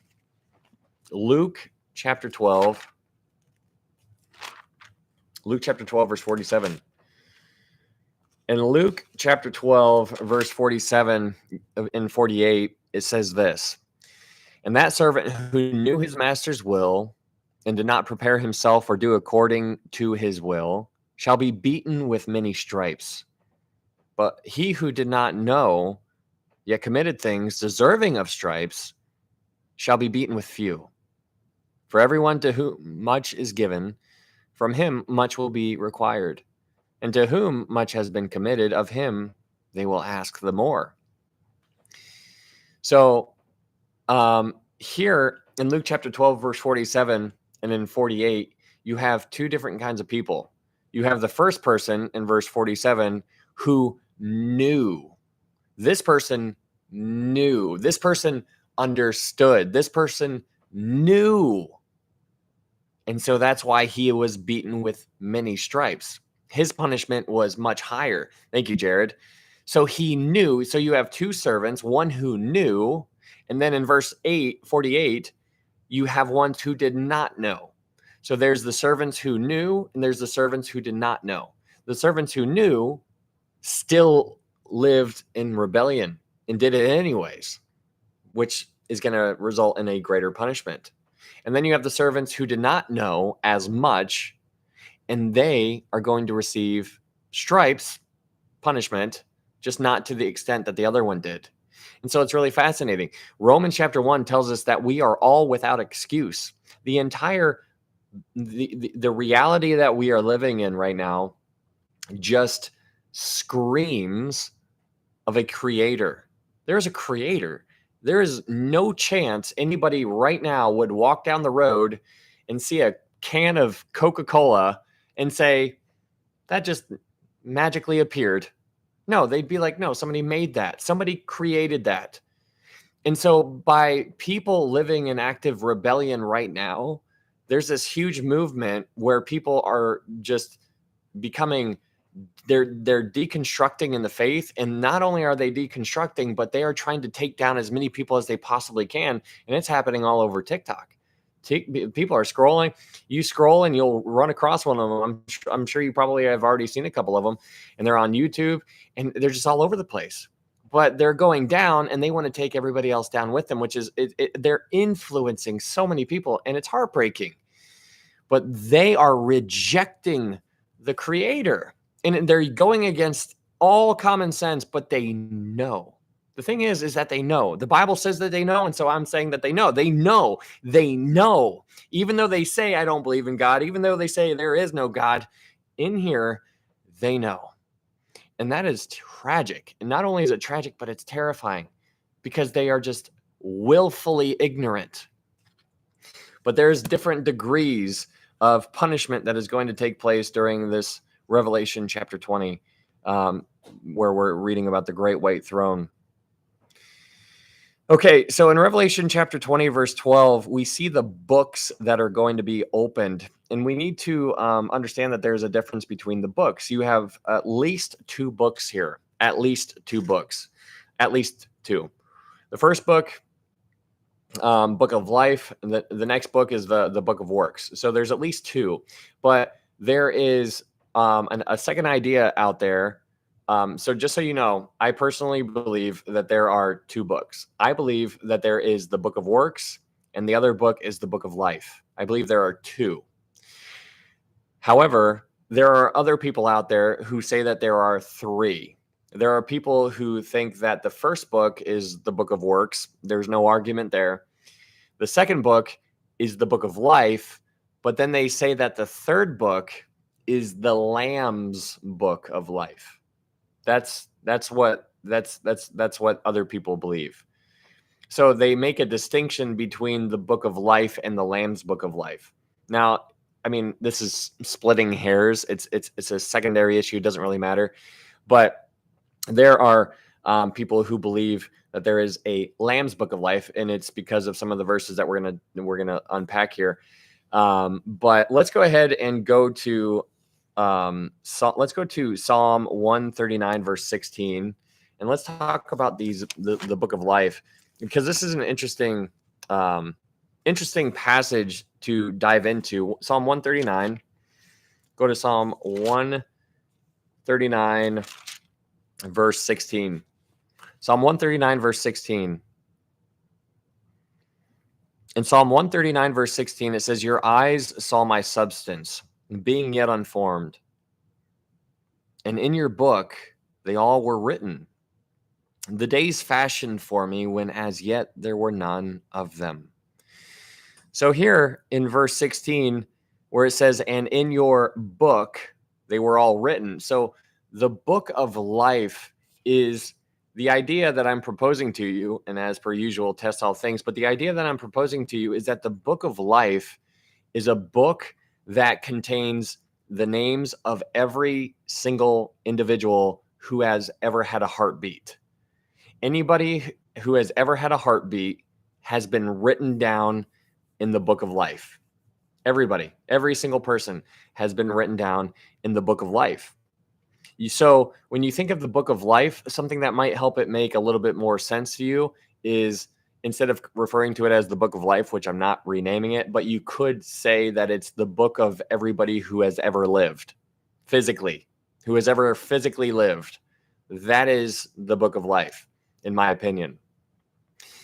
The Lamb's book of life, that other people will say, the other side, which again, secondary issue, they will say that the people who are written in the Lamb's book of life are only people who put their faith in Jesus Christ. But I'll tell you why I think it's something. I'll tell you why I think it's one book. Let's go to Psalm 69. Psalm 69 verse 28. Psalm 69 verse 28. In Psalm 69 verse 28, it says, "Let them be blotted out of the book of the living and not be written with the righteous." Now, it's really fascinating thinking about people being blotted out. Now, the reason why this is interesting, hey, thank you, to be blessed.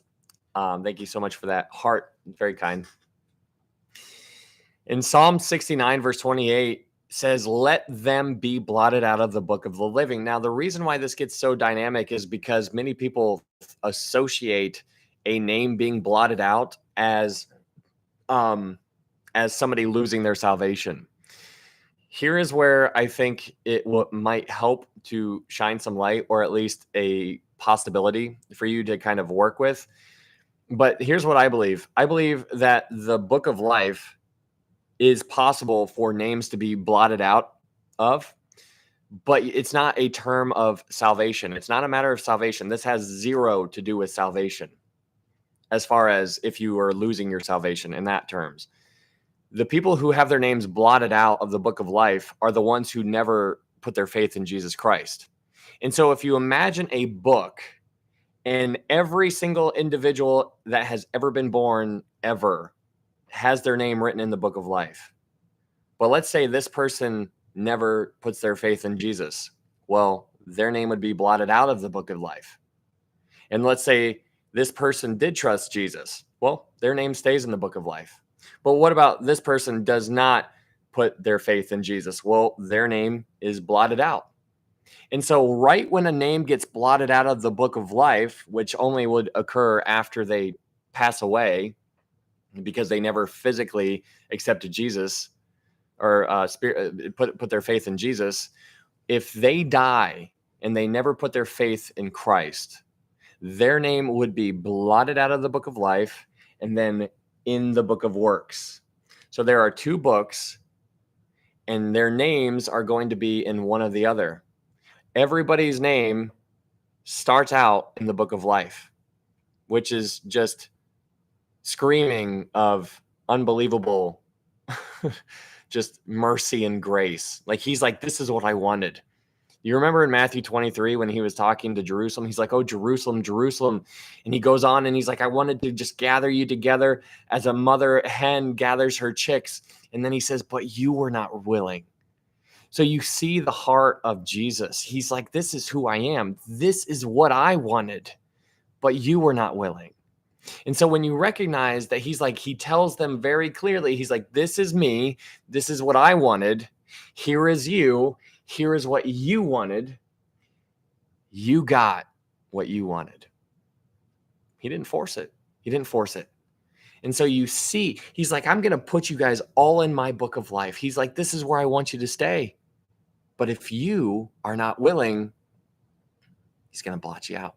And so it's not when the name is blotted out, it's not a matter of somebody losing their salvation.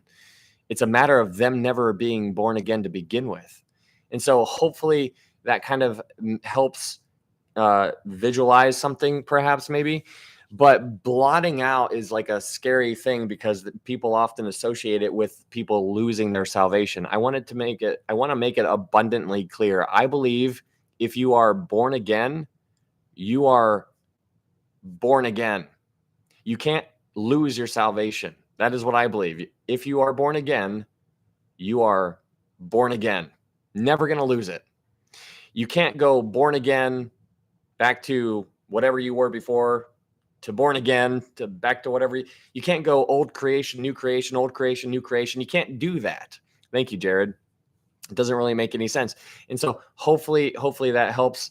There's other kind of verses that you can pull from as well. But the idea of the blotting out of the book of life basically is a picture of people. Everybody is in the book of life. Every single person who has ever had a heartbeat, they are in there. But right as soon as they die, when they physically die, if they never put their faith in Jesus, right when they die, their name is blotted out. And then it's written in the book of works. And then right when it's written in the book of works, that is what is opened when they're standing before the great white throne. And so when you read Revelation chapter 20, verse 12, it says, and I saw the dead, small and great, standing before God, and books were opened. And another book was opened, which is the book of life. And the dead were judged according to their works by the things which were written in the books.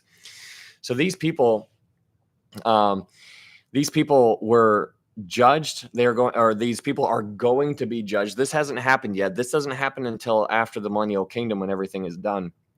And then after the millennial kingdom, what is going to take place is that the Hades. Okay, so now let's talk about Hades. Hades.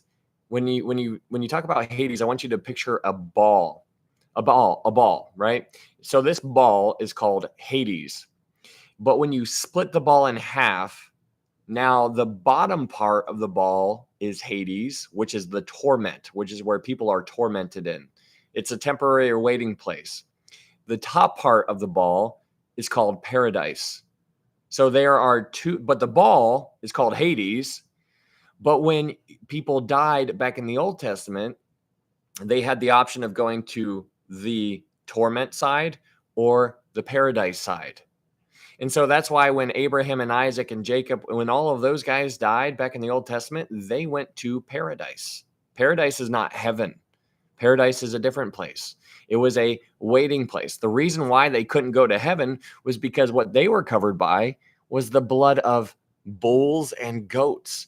It was not Jesus's blood. The reason why is because the blood of bulls and goats was good enough to atone. It was covering their sins, but that animal blood was good enough to keep them out of Hades, but it wasn't good enough to put them in heaven. And so that's why they were in this waiting place until the actual true blood, Jesus's blood, the only blood, was here. And so that's why when Jesus died on the cross, when Jesus died, everything changed. And that's when Jesus died, when he was buried, he went to captivity and he took captivity captive. He went to paradise, and he got Abraham, Isaac, Jacob, David, Daniel, Ezekiel, Jeremiah, Isaiah, all of those guys. He picked them up and he's like, I'm taking you home with me. And so now in 2025, or since the church was born in Acts chapter 2, now the rules have changed. Because now if I die right now, or if you're a born again believer and you die right now, you don't go to paradise. You don't go there. That's not where you go. If you die right now, if you're a born again believer, you go to be with the Lord. Because Paul tells us, he says to be absent from the body in 2 Corinthians 5, he says to be absent from the body is to be present with the Lord. That did not used to apply back to Moses. That did not apply to Aaron. That didn't apply to Ruth. That did not apply to Zechariah, to Berechiah. That did not apply to any of those people back in the Old Testament. But that applies to you and I. And so that's what's so interesting about being in our time, because Jesus, everything changed at Jesus. And that is really, really kind of cool. So let's go to Luke 16, verse 19. Luke 16, verse 19. Luke 16, verse 19. What's up, Mark? Mark on YouTube. All right. Legit. What if they were people who never knew about Jesus? That's one of those questions that it really comes down to. That's like one of those, what about the people who live in the jungle, who we don't have languages made for yet? Kind of talked about that before, because the Bible talks about how nobody is has an excuse, basically, right? In Romans chapter 1, we are all without excuse, which basically paints the idea that in some kind of way or another, each individual has this understanding of God in a general sense. And so we talked about that before with the missionaries. I forget where or when, but basically they were trying to reach this tribe, and they were talking to this tribe, trying to get their language down. And they finally did, after years and years and years. And they were like, can we tell you about God? And they were like, God. And they were like, yeah. And they started motioning about how he created everything. And so they were like, oh, the God of the thumb. And so they just basically, they didn't know his name. They didn't know who he was, but they acknowledged him and they had belief in him. And so that could be what is needed, because they didn't have the Bible. They didn't understand the verses that we have. They had very little light. So there's a lot of people in our world, in America especially, we have a ton of light. It's like there is a light just shining all over the place. So it's easy for you and I to say we are out without excuse because there's light all over the place. But in other parts of the world where there's very little light, there still is light. And so that is good to remember. But in Luke chapter 16, verse 19, talking about Hades and just trying to get a visualization here. In Luke 16, verse 19, it says, there was a certain rich man who was clothed in purple and fine linen and fared sumptuously every day. But there was a certain beggar named Lazarus, full of sores, who was laid at his gate, desiring to be fed with crumbs which fell from the rich man's table. Moreover, the dogs came and licked his sores. So it was that the beggar died and was carried by the angels to Abraham's bosom. The rich man also died and was buried. And being in torments in Hades, he lifted up his eyes and saw Abraham afar off and Lazarus in his bosom. Then he cried and said, Father Abraham, have mercy on me and send Lazarus that he may dip the tip of his finger in water and cool my tongue, for I am tormented in this flame. But Abraham said, Son, remember that in your lifetime you received your good things, and likewise Lazarus evil things. But now he is comforted, and you are tormented. And besides all this, between us and you, there is a great gulf fixed, so that those who want to pass from here to you cannot, nor can those from there pass to us. Then he said, I beg you, therefore, Father, that you would send him to my father's house, for I have 5 brothers, that he may testify to them, lest they also come to this place of torment. Abraham said to him, They have Moses and the prophets. Let them hear them. And he said, No, Father Abraham, but if one goes to them from the dead, they will repent. But he said to him, If they do not hear Moses and the prophets, neither will they be persuaded though one rise from the dead.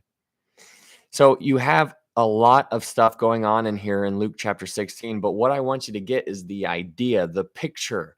So again, going back to Hades, here is Hades. You split up Hades.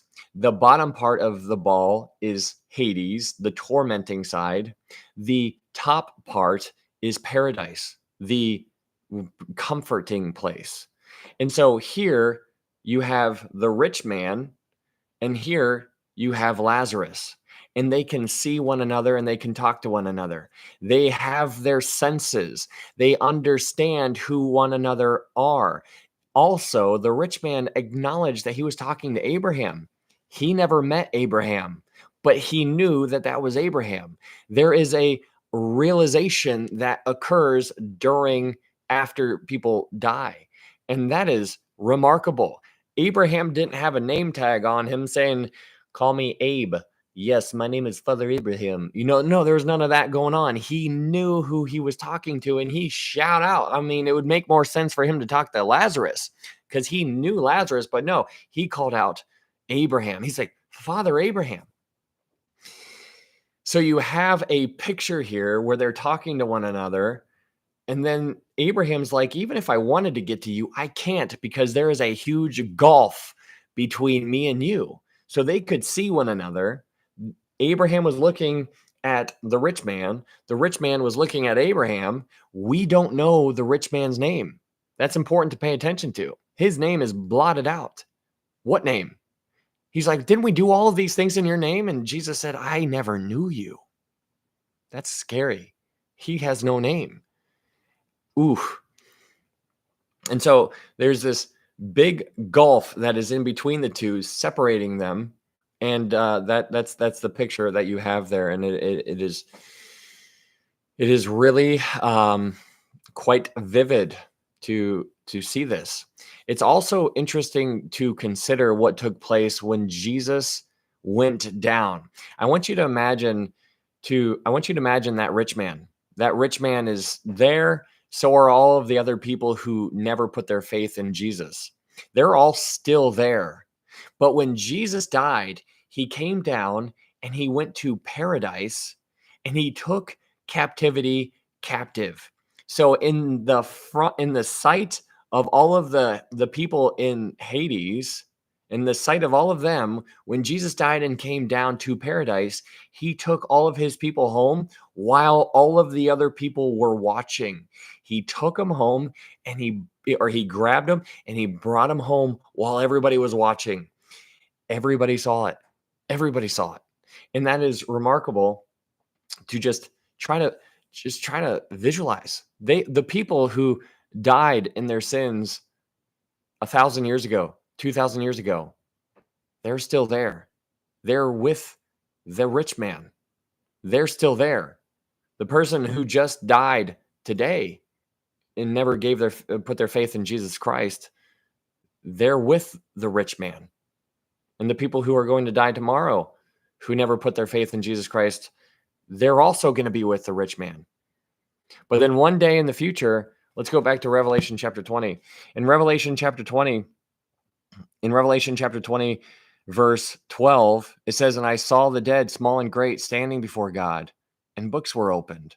And another book was opened, which is the book of life. And the dead were judged according to their works. by the things which were written in the books. Whatever you and I are doing, there's an account. We are there. There's a record of this. In verse 13, it says, "The sea gave up the dead who were in it, and death and Hades delivered up the dead who were in them, and they were judged, each one according to his works." So the dead are going to be judged according to their works. So the worse of a person that they were, the more rebellious a lifestyle that they lived, the harsher the punishment. And the less of an evil person that you were, the lesser of a punishment. And so people, it's natural for you and I to be like, oh, but I'm a good person. Like, I mean, I wasn't that bad. Like, I have a hard time thinking that an all-loving God would do something like that to me because I never killed anybody. I never did this. I never did that.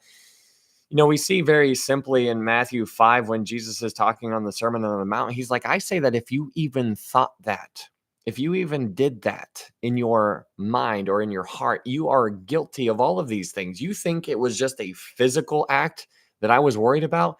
It's not about the physical. It's about what your heart. Where is your heart? God doesn't look on the outside. He looks on the inside.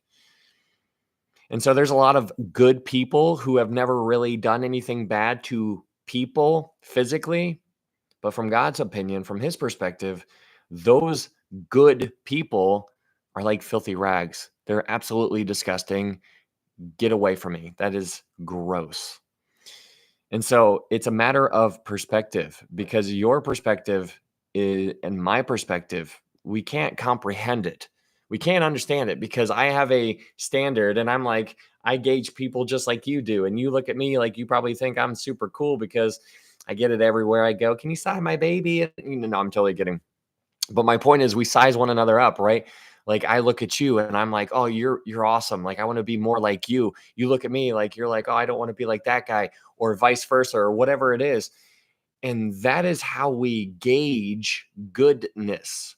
And that is wrong because that's not what it's supposed to. We are to compare. When you start comparing yourself to Almighty God, then all of a sudden you fall short and you're just like, holy smokes.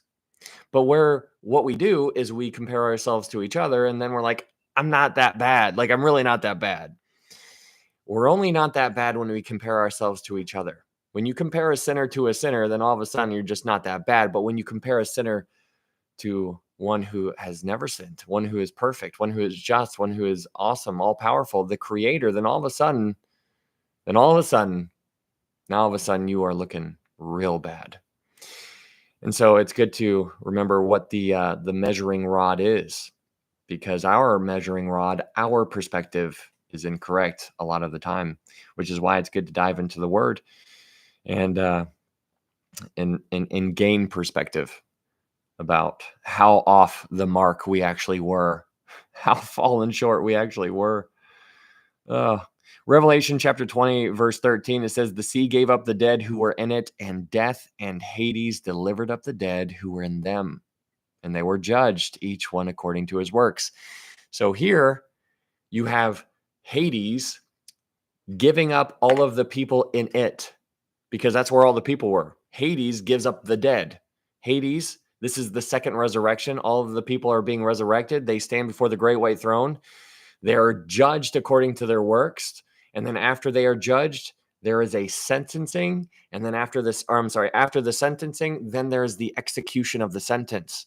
I want you to imagine that you get a speeding ticket or something like that, and you have to go to court. You go to court, you're standing there, you have a conversation with the judge. The judge looks it over, he looks it over, he's like, okay. And then he picks up his little hammer and he's like, bang. And then it's done. Then you go out, and then the next person comes in, and then the judge looks it over, he's okay. Did you do okay? Bang. And then you go out, and then the next person comes in, so on, so forth, until everybody has been sentenced. And then right when they have all been sentenced, then they are cast into the lake of fire. In Revelation chapter 20, verse 15, in Revelation chapter 20, verse 15, it says, and anyone not found written in the book of life was cast into the lake of fire. Anyone not found written in the book of life was cast into the lake of fire. So when we spend a lot, we often talk about the gospel here, and it's something that we try to prioritize because it is everything. It is so important to recognize what we're dealing with, because sometimes we forget. Every time we come in contact with somebody, we have an opportunity to share with them Jesus. Like the people, just think about your day to day. Just think about the things that you did. Think about the things that you did, and then think about what you did for the Lord. Like the things that you did for the Lord. Like just review whatever it was. If you was it How many things did you do on purpose for the Lord? Was it one thing, two things, three things, five things, 100 things, whatever it is? It's just really remarkable thinking about the opportunities when the opportunities that we don't take. The opportunities that we don't take. Because if I know how to know for sure to go to heaven, I know. And I'm assuming you do too. And assuming that you know how to get to heaven, the question is, are you telling other people? Um, because there's coming a day, and there's going to be people who stand before this great white throne judgment, and it's just like one of those moments where you're just like, this is you would not want anybody. You wouldn't want anybody. Now, it's also good to remember that even if you tell somebody about Jesus, like you can't force them to believe. That's not in your power. That's not in your control. And so I'm sure there's many people in here who have tried telling people about Jesus, but they just don't want to listen. That's not something you can control. And that's not your job. Your job is to tell people about Jesus, and that's what I'm supposed to be doing as well. And some plant, some water, but God gets the increase. We are all out here just workers in a field, and we are just laboring together. You and I, if you're a born again believer, we're on the same team. We got the same jerseys on. I pass you the ball, you pass it back to me. I move it down a little bit and I throw it back to you, and then you run down, you throw it to her, and then she throws it back to you, and the next thing it's back to me. And we are all working together as a body, trying to work in an optimal sense to glorify the Lord so that other people can come to Christ. And so, the Laodicean world is it's like the body is becoming a little bit it's not working in a sense as well as it should. Yeah, I know. Drink water. I will drink water here in a little bit. There's an interesting passage. If you guys want to go to 1 Corinthians 15 real fast, we were here earlier, but in 1 Corinthians 15, verse 24, 1 Corinthians 15 verse 24 through 28 is what we're going to be focusing on. But in 1 Corinthians 15 verse 24, it says, "Then comes the end, when he delivers the kingdom to God the Father, when he puts an end to all rule and all authority and power. For he must reign till he has put all enemies under his feet. The last enemy that will be destroyed is death." This is a really, really fascinating passage here, because we're seeing that God, Jesus, this is Jesus. In verse 24, it says, "Then comes the end." This is crazy. We are reading, thank you, Sarah. We are reading about the end. Then comes the end. What are you talking about? Then comes the end. Well, what do you mean? After what? Well, after he delivers the kingdom to God the Father. What kingdom? The millennial kingdom. The millennial kingdom. There's going to be a millennial kingdom. After the millennial kingdom, Jesus is going to deliver the kingdom to God the Father. And it says, when he delivers the kingdom to God the Father, when he puts an end to all rule and all authority and power. An end of what rule and authority and power? What do you mean?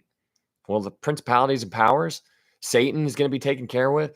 He's going to be taken care of. He's going to be thrown away. He's going to be thrown into the lake of fire. All of those rebellious people are also going to be taken care of. That rule and authority and power. And then in verse 25, it says, "For he must reign till he has put all enemies under his feet." Jesus is going to be king during the millennial kingdom. There's going to be people who are going to rebel during the millennial kingdom. And those who rebel during the millennial kingdom are going to be taken care of by Jesus. He's going to handle it. He's like, I got this. He's like, don't worry about it. I got this. Verse 26 In 1 Corinthians 15, verse 26, it says, the last enemy that will be destroyed is death. Satan is not the last enemy. The last enemy is death. Death is going to be removed. It is going to be eliminated. It is going to be picked up and thrown into the lake of fire. Think about that for a sec. That is crazy. So not only is Hades, so here's Hades. Hades is going to spit out all of the dead people in it. All of the dead people are going to be flung out. They're going to stand before the great white throne. They're going to receive their sentencing. God is then going to throw them into the lake of fire. And then after they're thrown into the lake of fire, then there's Hades. And then God's going to pick Hades up and he's going to throw it into the lake of fire. And then after Hades, there's death. And then God is going to pick death up and he's going to throw that into the lake of fire as well. That is unbelievable. That is going to happen in the future. But that's what it says in 1 Corinthians 15, 26. It says the last enemy that will be destroyed is death. For he has put all things under his feet. But when he says all things are put under him, it is evident that he who puts all things under him is accepted. Now, what that verse means, verse 27, it basically has the idea is that everything is under God with the exception of Jesus. Everything is under God except Jesus. Jesus is not under God. Jesus is right beside God. That's why you see him sitting at the right hand. He's not sitting below him. He's sitting at the right hand. In verse 28, you get into this crazy verse in 1 Corinthians 15, verse 28. It says, now when all things are made subject to him, then the Son himself will also be made subject to him who put all things under him, that God may be all in all. The Son being subject to the Father is nothing new. It's not a new concept, so that's not a difficult thing to wrap your mind around. Jesus submitted himself. He was submissive. He became obedient even to the point of death, even the death of the cross, right? We understand that's in Philippians. But here what you have is something that is really difficult to understand, at least for me. It says in 1 Corinthians 15, verse 28, it says, now when all things are made subject to him, then the Son himself will also be subject to him who put all things under him, that God may be all in all. And so I don't know what that means. I don't know what it means that God may be all in all. I don't know. Maybe there's a simple idea to it. I don't think so. I think it's a little bit much more above, his ways are higher than our ways and his thoughts higher than our thoughts. This is one of those where I'm just like, I think this one has so much more behind it than what that we can really understand. But God being all in all, it's an interesting concept trying to grasp, but I don't have an explanation for it. I don't know what that means. But anyways, that is Revelation chapter 20. We finally did it. That's a good one. I really enjoyed that. Hopefully you guys enjoyed that too. Revelation 20 took us a long, long time. After this study probably took about 15 hours just to do Revelation chapter 20, but it was a good study. I enjoyed it. Amanda, Nick, what's up? So hopefully you guys did too. If you guys are new here, thank you so much for being here. Thank you, Coffee. If you wanted to follow me over on YouTube, we do all these Bible studies. We're getting close to finishing the book of Revelation. I think the next book. Yeah, Laura, thank you so much for being here. Thank you, Britta. Thank you for that gift. Thank you, D. No, not straight. I learned a lot. Yeah, me too. But if you wanted to follow on YouTube, if you haven't done that yet, I would encourage you to do it. It's on ITZ. There's a link up here if you wanted to follow me on YouTube. We go live on TikTok and on YouTube. We're live on YouTube right now. And if TikTok goes away, which, they're still threatening to get rid of TikTok. Thank you, Diane. They're still threatening to get rid of TikTok. If they get rid of TikTok, we'll still be doing these lives on YouTube. So you could at least familiarize yourself with the channel over there if you wanted to follow me on YouTube. That way we can stay in touch just in case they ban this account again. Thank you, Jared. Or whatever, you never know what's going to happen, but we will continue these Bible studies until I can no longer do it. But thank you guys. if you wanted to support this ministry, there are ways to do this. There's a lot of work that goes into this, and there's a website that is in my TikTok profile where I sell these kind of shirts. These shirts are something that you could buy. All of the profit there will go to support this ministry. So that is something that you could consider. There's other ways to support it as well. Whatever you would like to do, it doesn't really, it's you have options. Never gonna say you should, but it is something that is an option for you. You can consider it. It is what it is. But at the very least, I would appreciate prayer. Prayer is a big one, and we need to pray always. And so if there are people out there who are looking for ways to pray, you can add me to your list. I would appreciate it. It is it's an absolute privilege to be able to pray. So we need to keep doing that. Pray. We are one day closer to home, and that's pretty cool. But as per usual, guys, the gospel is the main thing, and it's always going to be the main thing. How do you know for sure you can get to heaven? There's only one way, and you need to recognize the bad news. The bad news is that you are a sinner, and so am I. Yeah, Tammy, absolutely. Thank you. You are a sinner, and so am I, and we fall short of the glory of God. That's all bad. And then we learn that we are under the death penalty, for the wages of sin is death, but the gift of God is eternal life through Jesus Christ our Lord. So you got the bad news there, that we're under the death penalty, but then you got the good news right there as well, that the gift, it is a free gift, and it's through Jesus Christ our Lord. Through Jesus Christ our Lord, period. Yeah, thank you, Amber. Threadsthatpreach.com is the website that is new. Thank you, Lucky Dog. If you wanted to go check it out, threadsthatpreach.com. If you bought something and you received your package, if you would consider leaving a Google review, I have heard that helps people find you and whatnot, because people like reading reviews. It's your birthday today. Happy birthday, Britta. Yes, threadsthatpreach.com. But yes, it is, in order to get to heaven, it is you need to recognize it's through faith alone. For by grace you have been saved through faith, and that not of yourselves, it is the gift of God, not of works, lest any man should boast. It is your faith in what Christ did on the cross.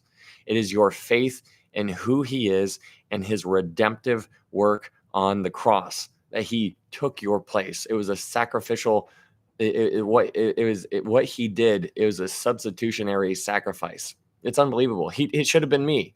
That's why it's so interesting about Barabbas. The name of Barabbas means the son of the Father. The son of the Father. That's what Barabbas means. So when they were saying, give us Barabbas, they were chanting, give us the Son of the Father. And they got the Son of the Father. They got him, Jesus. But it should have been me. It should have been you.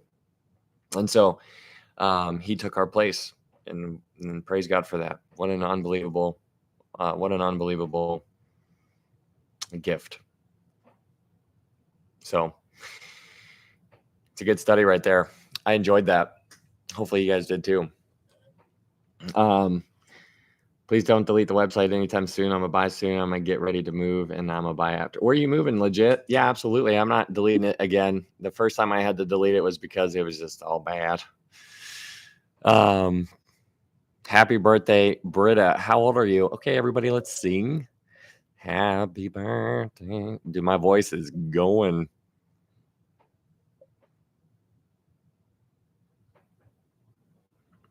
34. Yeah, Sandy. Thank you. Yes, sing. I can't sing. I'll do it. I'll do it when you're not looking. I'm moving from the city towards the country. Oh, very cool.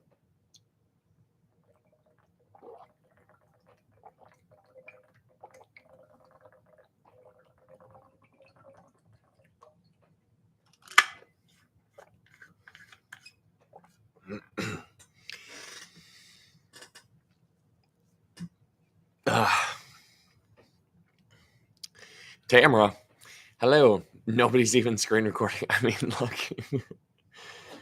Oh, man. Always love your studies. Awesome, Julie. Very cool. This was an awesome study tonight. Thank you. Yeah, Dina, thank you. Okay, that's it. I'll message you. I know I'm spamming. What are you spamming? I didn't see it. Was that wine? No, it was water. What you That is funny. Good Bibles. Hey, thanks, Tez. Thank you so much. You should post devotionals to build your algorithm. Post devotionals. Are you talking about on TikTok? Hey, question. Do you think that the sea that gives up the dead has anything to do with the flood?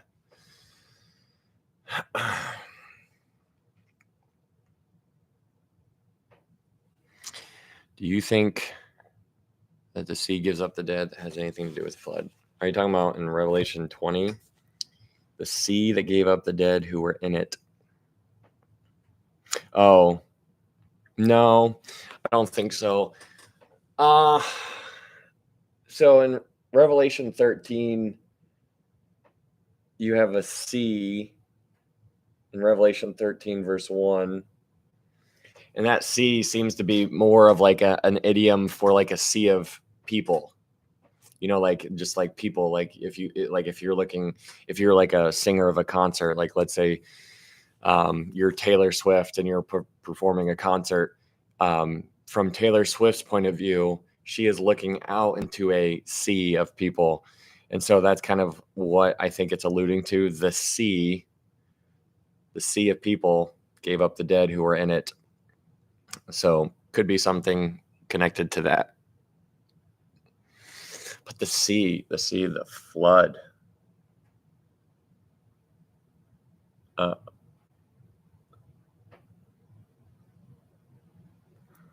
No, yeah, I think that makes the most sense to me.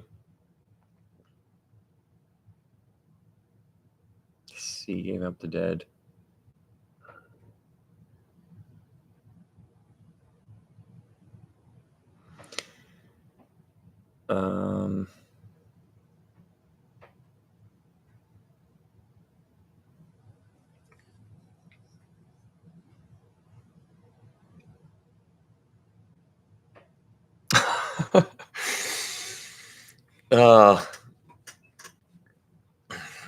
Well, thanks, Claude. Oh, appreciate it. Thanks for hanging out. All right, is this your first time on YouTube? About time. Oh man, sheesh. Amanda, it's cool. No, that's an interesting thought. Yes, on TikTok it counts your viewers. The more viewers, the more you pop up. The more viewers. Yeah.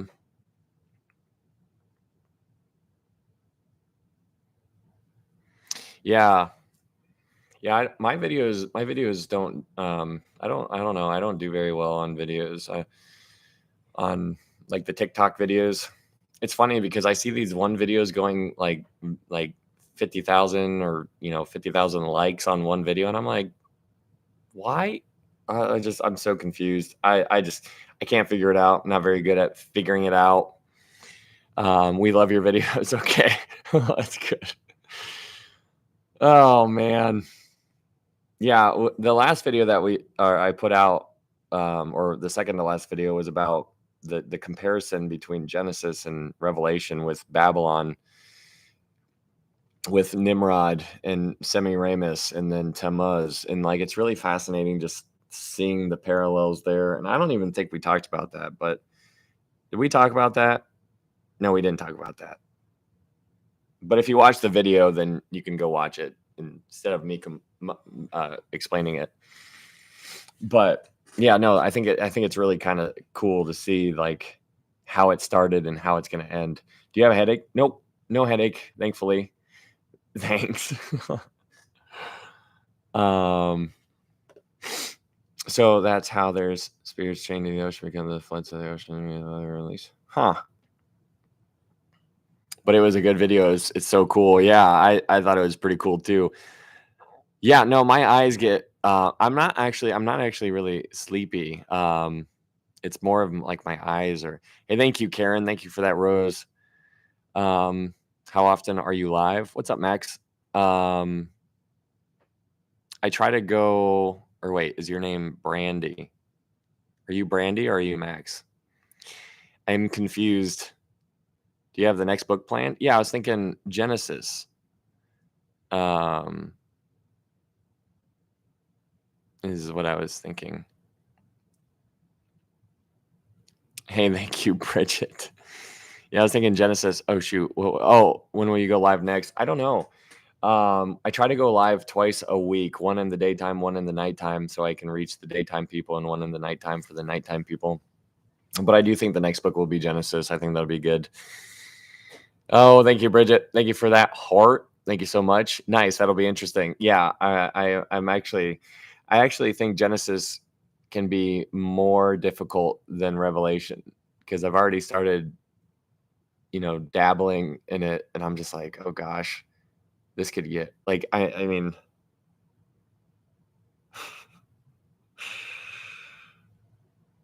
uh, it's gonna, it is gonna be totally worth it though. I'm telling you what, there's just, there's, I don't know. Sounds good.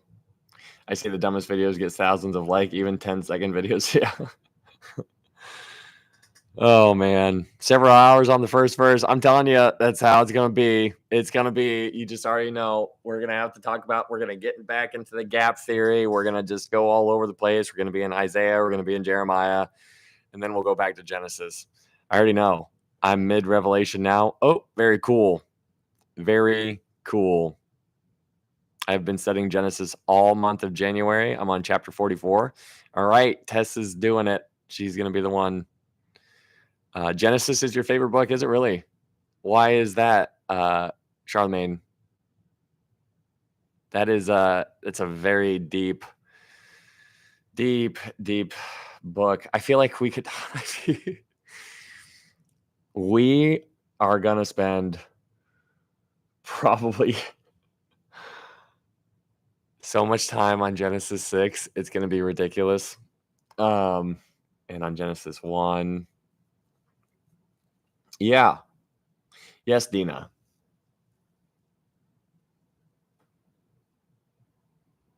Yeah, Keith, what's going on, man? You all right, or is it serious rather? Are you still gonna do nighttime studies for Genesis? Yeah, Dina, absolutely. We will keep on going until the wheels fall off. I'm doing Revelation on BFS online class. This had helped me a lot. Let's go. What does BFS mean? Bible for show. My voice. I would be very much more animated if my voice wasn't cracking. Awesome. Thank you. God bless. Yeah, thank you, Danny. Thank you so much. Bible for show. No me study fellowship.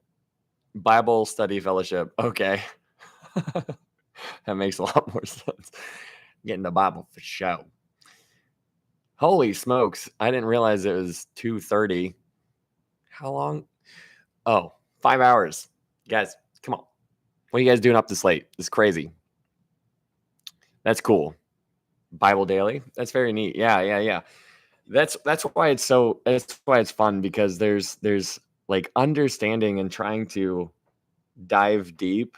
It's not something that, many people have the time to do. And so if you do have the time to do it, and so you guys being here, like, I think it's unbelievable. Has anybody been here for the full 5 hours? Because if anybody is here for the full 5 hours, then good on you, because that's impressive. That is unbelievable. And so, like, I'm encouraged if you have. Yes, you have. Very cool. A coffee, Tammy, Tez, awesome. Yogi, man, yep, Paula, I've been here the whole time. Very cool. Shell, like, that is super cool. Amber, it is unreal. D, last 2 hours. Barrett, CC Barrett, for being here. Like, that's really, really impressive, because that is a lot of time that you are investing in hearing. And I am very, I mean, that is like, you don't find that. You don't find that. There's people out there who don't want to do that. And so you guys taking the time and doing that. Like, I think I really think that's awesome. So good on you guys. Good for you. Because you guys, I'm sure you guys could probably rattle off a lot more information than what you actually think you know. A lot of you guys might think that you don't know that much, but I would be, I think the same thing about myself, because in the big picture, like this much. But your understanding, if you guys have been here for 5 hours, I mean, my goodness. Do you know how much we talked about tonight in just these 5 hours that people who have been going to church for 45 years could not even talk about, and you guys can do it probably now? Like, it's really kind of cool. I think it's awesome. You got to have the sauce. The sauce. Got to have that sauce. 5 hours bagel. Dina, absolutely. Yes. That is super cool. This was so much fun tonight. Yeah, Dina, absolutely. Thanks, Paula. Thank you so much. I absolutely love listening. That is super cool, Tammy. Yeah, me too. That is very cool. But you dozed off for a bit. Blocked. I'm just messing, Angela. Cleaning and taking my tree down while listening. You still got your Christmas tree up? Oh no. Ah, man. I'm gonna need to drink some. What is it? Last 2 hours. That's okay, Kimmers. This is my first attending, and we'll return. I enjoyed this. Very cool. That is awesome. Well, thank you for being here. And if anybody is new here, who's here who never talks? What time are you usually on? It's normally 2 times a week, one in the daytime, one in the nighttime. I try to give people a little warning, TikTok story. So I think, actually, I don't even know. Did I do a story? I think I did a story this time. It doesn't reach many people, but I don't have any other way to reach people and let them know that I'm going live. First time. Hey, thanks for being here, Beatrice. Heather, hello. You did a story. Okay. Thank you. Thank you for putting the time. Yeah, absolutely, Kat. Thank you so much. How you doing, Heather? Hopefully you're doing well. But yeah, Danny, that is about twice a week. Takes a while to do all of these studies, and then a while to do the study. Takes a while to do the study and then to give the study. But it's wonderful. I love it. It's unreal. Me, I never talk. Yeah, Holly. Yeah, what? I didn't see. Did Keith say something as far as what it was?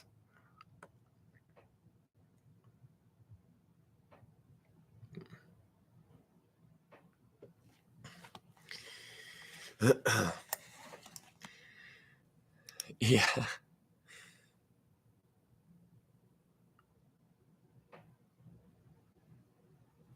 We are indeed one day closer to home.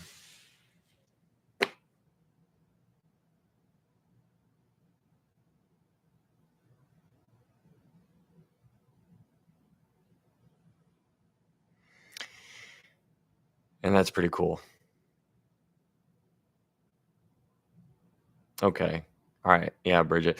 Yeah, Keith, if you're still here, I wrote you down you're on my hand. I'm sure you probably have, but would you share your ministry on a live?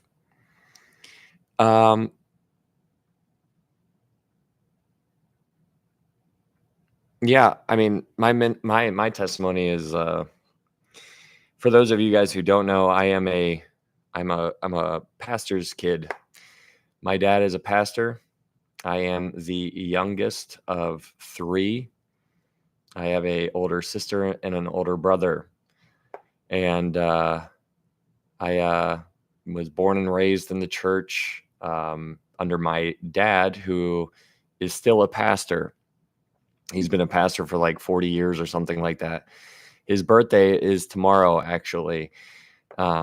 I don't know if you guys were here for it or not. I know some of you were, but he actually joined me on one of my lives. He sat right here, and we did a Q&A. That was on the day where TikTok was going away. I was like, oh, this would be a fun way to say farewell on TikTok. And so my dad joined, and we did like a 3-hour Q&A session, and that was a lot of fun. We'll actually probably do that in the future. Him and I were talking about some things, so I just don't know how to. Yeah, no, I was born and raised in that kind of life. Thankfully, I am extremely blessed to have the parents that I have. I'm learning that more as I get older, and so because of that realization, I have been putting forth a pretty big effort to spend a lot of time with them, with my mom and my dad, because I want to learn, and I know that they have a lot of information that it's going to take me decades to get, and so I try to get their insight as much as I possibly can, and so that's why breakfast is like a big thing. So we'll go out to like Panera or Bob Evans, and we'll just sit there for hours with our Bibles, and people will look at us, and we'll look right back at them. But it's really cool, and I'm just soaking it all in, because every time I sit down with my dad, it's just I was just laughing at him. I was like, you just like he can just talk and break it down, and he does such a good job at like explaining and connecting, and his brain just works so well. And it's really unbelievable. Like, I don't know anybody who can hold a candle to him. And so anyways, I accepted Jesus as my savior when I was probably 9, I would say. And yeah, and then I did it probably like 1,000 times after that, just because I didn't know any better. And it's just like the same thing that everybody probably else has ever done, just where you're just like, oh man. And then you just like, Lord, please forgive me. And like all of these things. And you just do it a million times just to make sure. And, you don't know what you don't know. But, the more you grow in Christ, the more, let me share something with you guys. I want to share something that I think is pretty good to remember. If you guys want to go to 1 John 3. This is I thought about like making a little video on this. I don't do very good at making like 1 minute long videos or 2 minute long videos, but I was like, I could make a short video on this because of the concept, but then it probably will go longer. But in 1 John 3 verse 20, this is a really big deal for the born again believer. In 1 John 3 verse 20, it says this: for if our heart condemns us, God is greater than our heart and knows all things. Now that's a really good verse to understand. If our heart condemns us, God is greater. He's greater. And we need to recognize and attach that with, there is now therefore now no condemnation for those who are in Christ Jesus. So when you think about condemning, if you're a born again believer, we're told that he does not condemn us.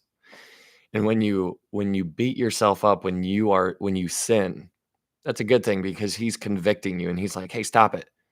But you need to recognize there's a difference between convicting and condemning. He's trying to get that crap out of your life, because when he gets that crap out of your life, then you look more like him. And when you look more like him, then you are reflecting him to your world. And that's awesome. But what I want to continue on reading is in 1 John 3 verse 21, which is the very next verse. In 1 John 3 verse 21, let's read verse 20. In verse 20, it says, for if our heart condemns us, God is greater than our heart and knows all things. Verse 21, it says, beloved, if our heart does not condemn us, we have confidence toward God.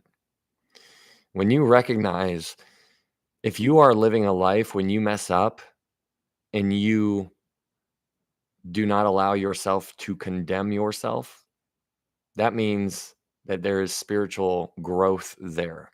I mean, because you'll recognize what's going on. There's a lot of Christians who don't know what's going on when they're born again. They don't know the word. And because they don't know the word, there's a lot of Christians who are condemning themselves. And when they condemn themselves, then all of these lies sneak in, and all of these these false ideas start entering their minds, and then they start beating themselves up. And when they start beating themselves up, then they become ineffective. But when you remember that God is greater than your heart, then you're like, okay, wait, hold on a second. And then when you remember that he does not condemn you if you're born again, that's something to hold on to. That's like, okay, I can work with that. But then when you grow in Christ, verse 21 comes into play. Verse 21, it says, beloved, if our heart does not condemn us, we have confidence toward God. There are Christians who are living right now who have confidence in God. They have the confidence. And the reason why they have the confidence is because they've done the work. They've studied. They've learned. They've been around, and they've grown in Christ. You know, it's not like those that are written to in Hebrews chapter 5 and 6. He's like, you guys are still on the milk. What are you doing? You're still on the milk. You don't know anything. You're drinking milk. You are spiritually infant. You're a spiritual infant.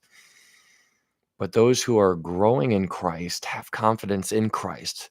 And there's a big difference between a spiritual baby in Christ and a spiritual adult in Christ.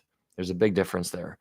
And if you are an adult in Christ, when you mess up, when you sin, you're not going to beat yourself up because you have confidence in Christ, because you know that there is no condemnation for those who are in Christ Jesus. And that's something that you can hang on to right there. That's something that you can put your hat on. So hopefully that helps in some kind of way.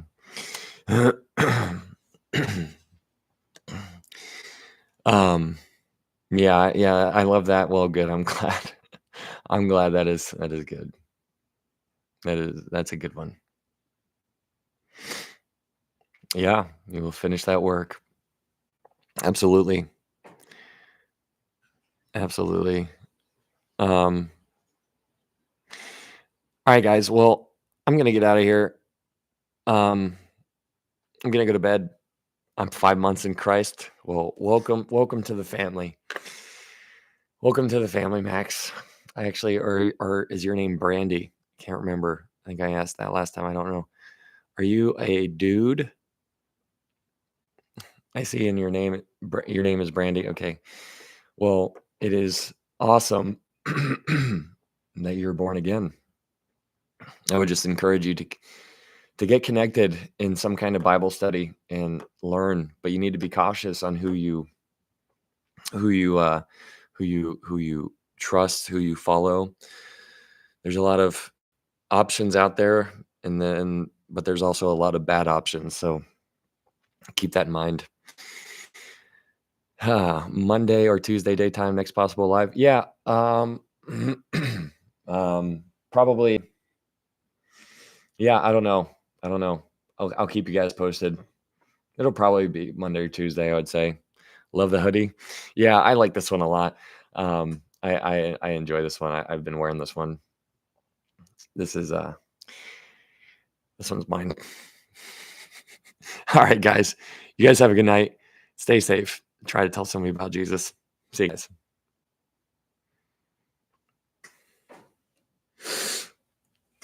Ah, man. You know what's crazy is that at nighttime, is where I feel like all of the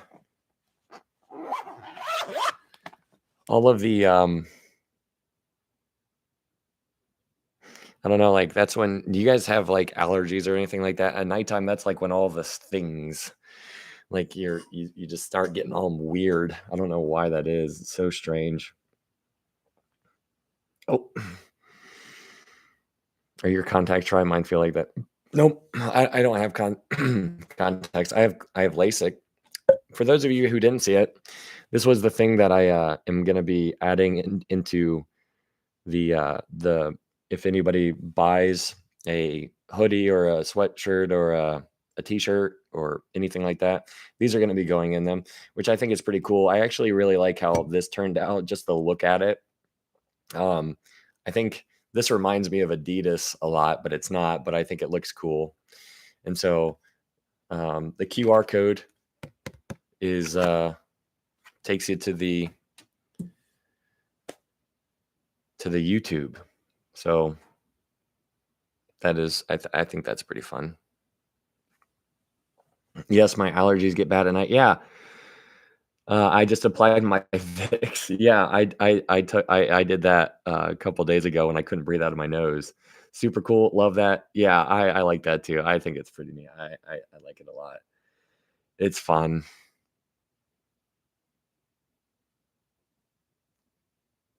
Um,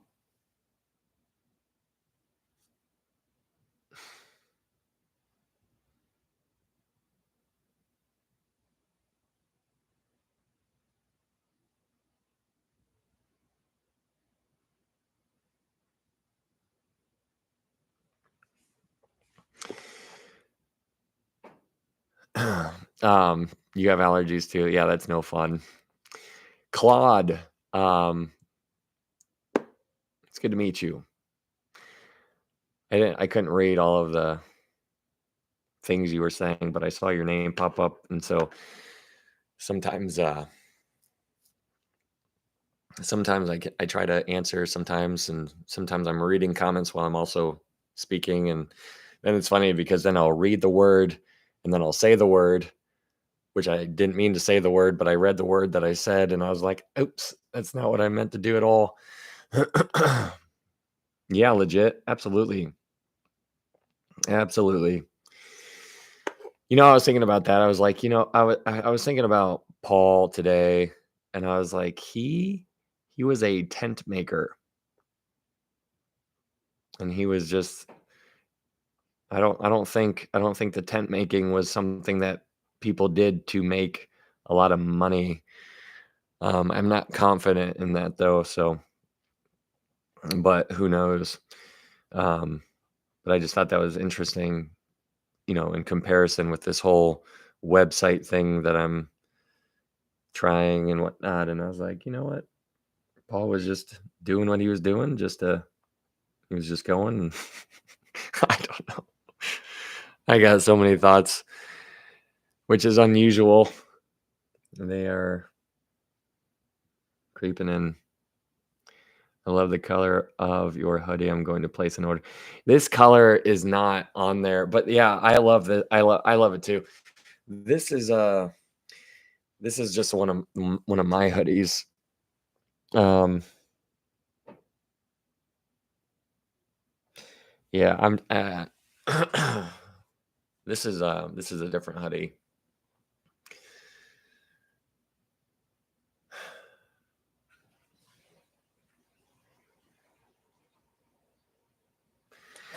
All right, guys. Well, I'm gonna get out of here. I'm gonna go to bed. But thank you guys for being here. Um, does your friend run a business to print? Does your friend run a business to print? Um, I do all of these. I do it all. I don't. Yeah, no. I do it. I have all the stuff right here. So I do it.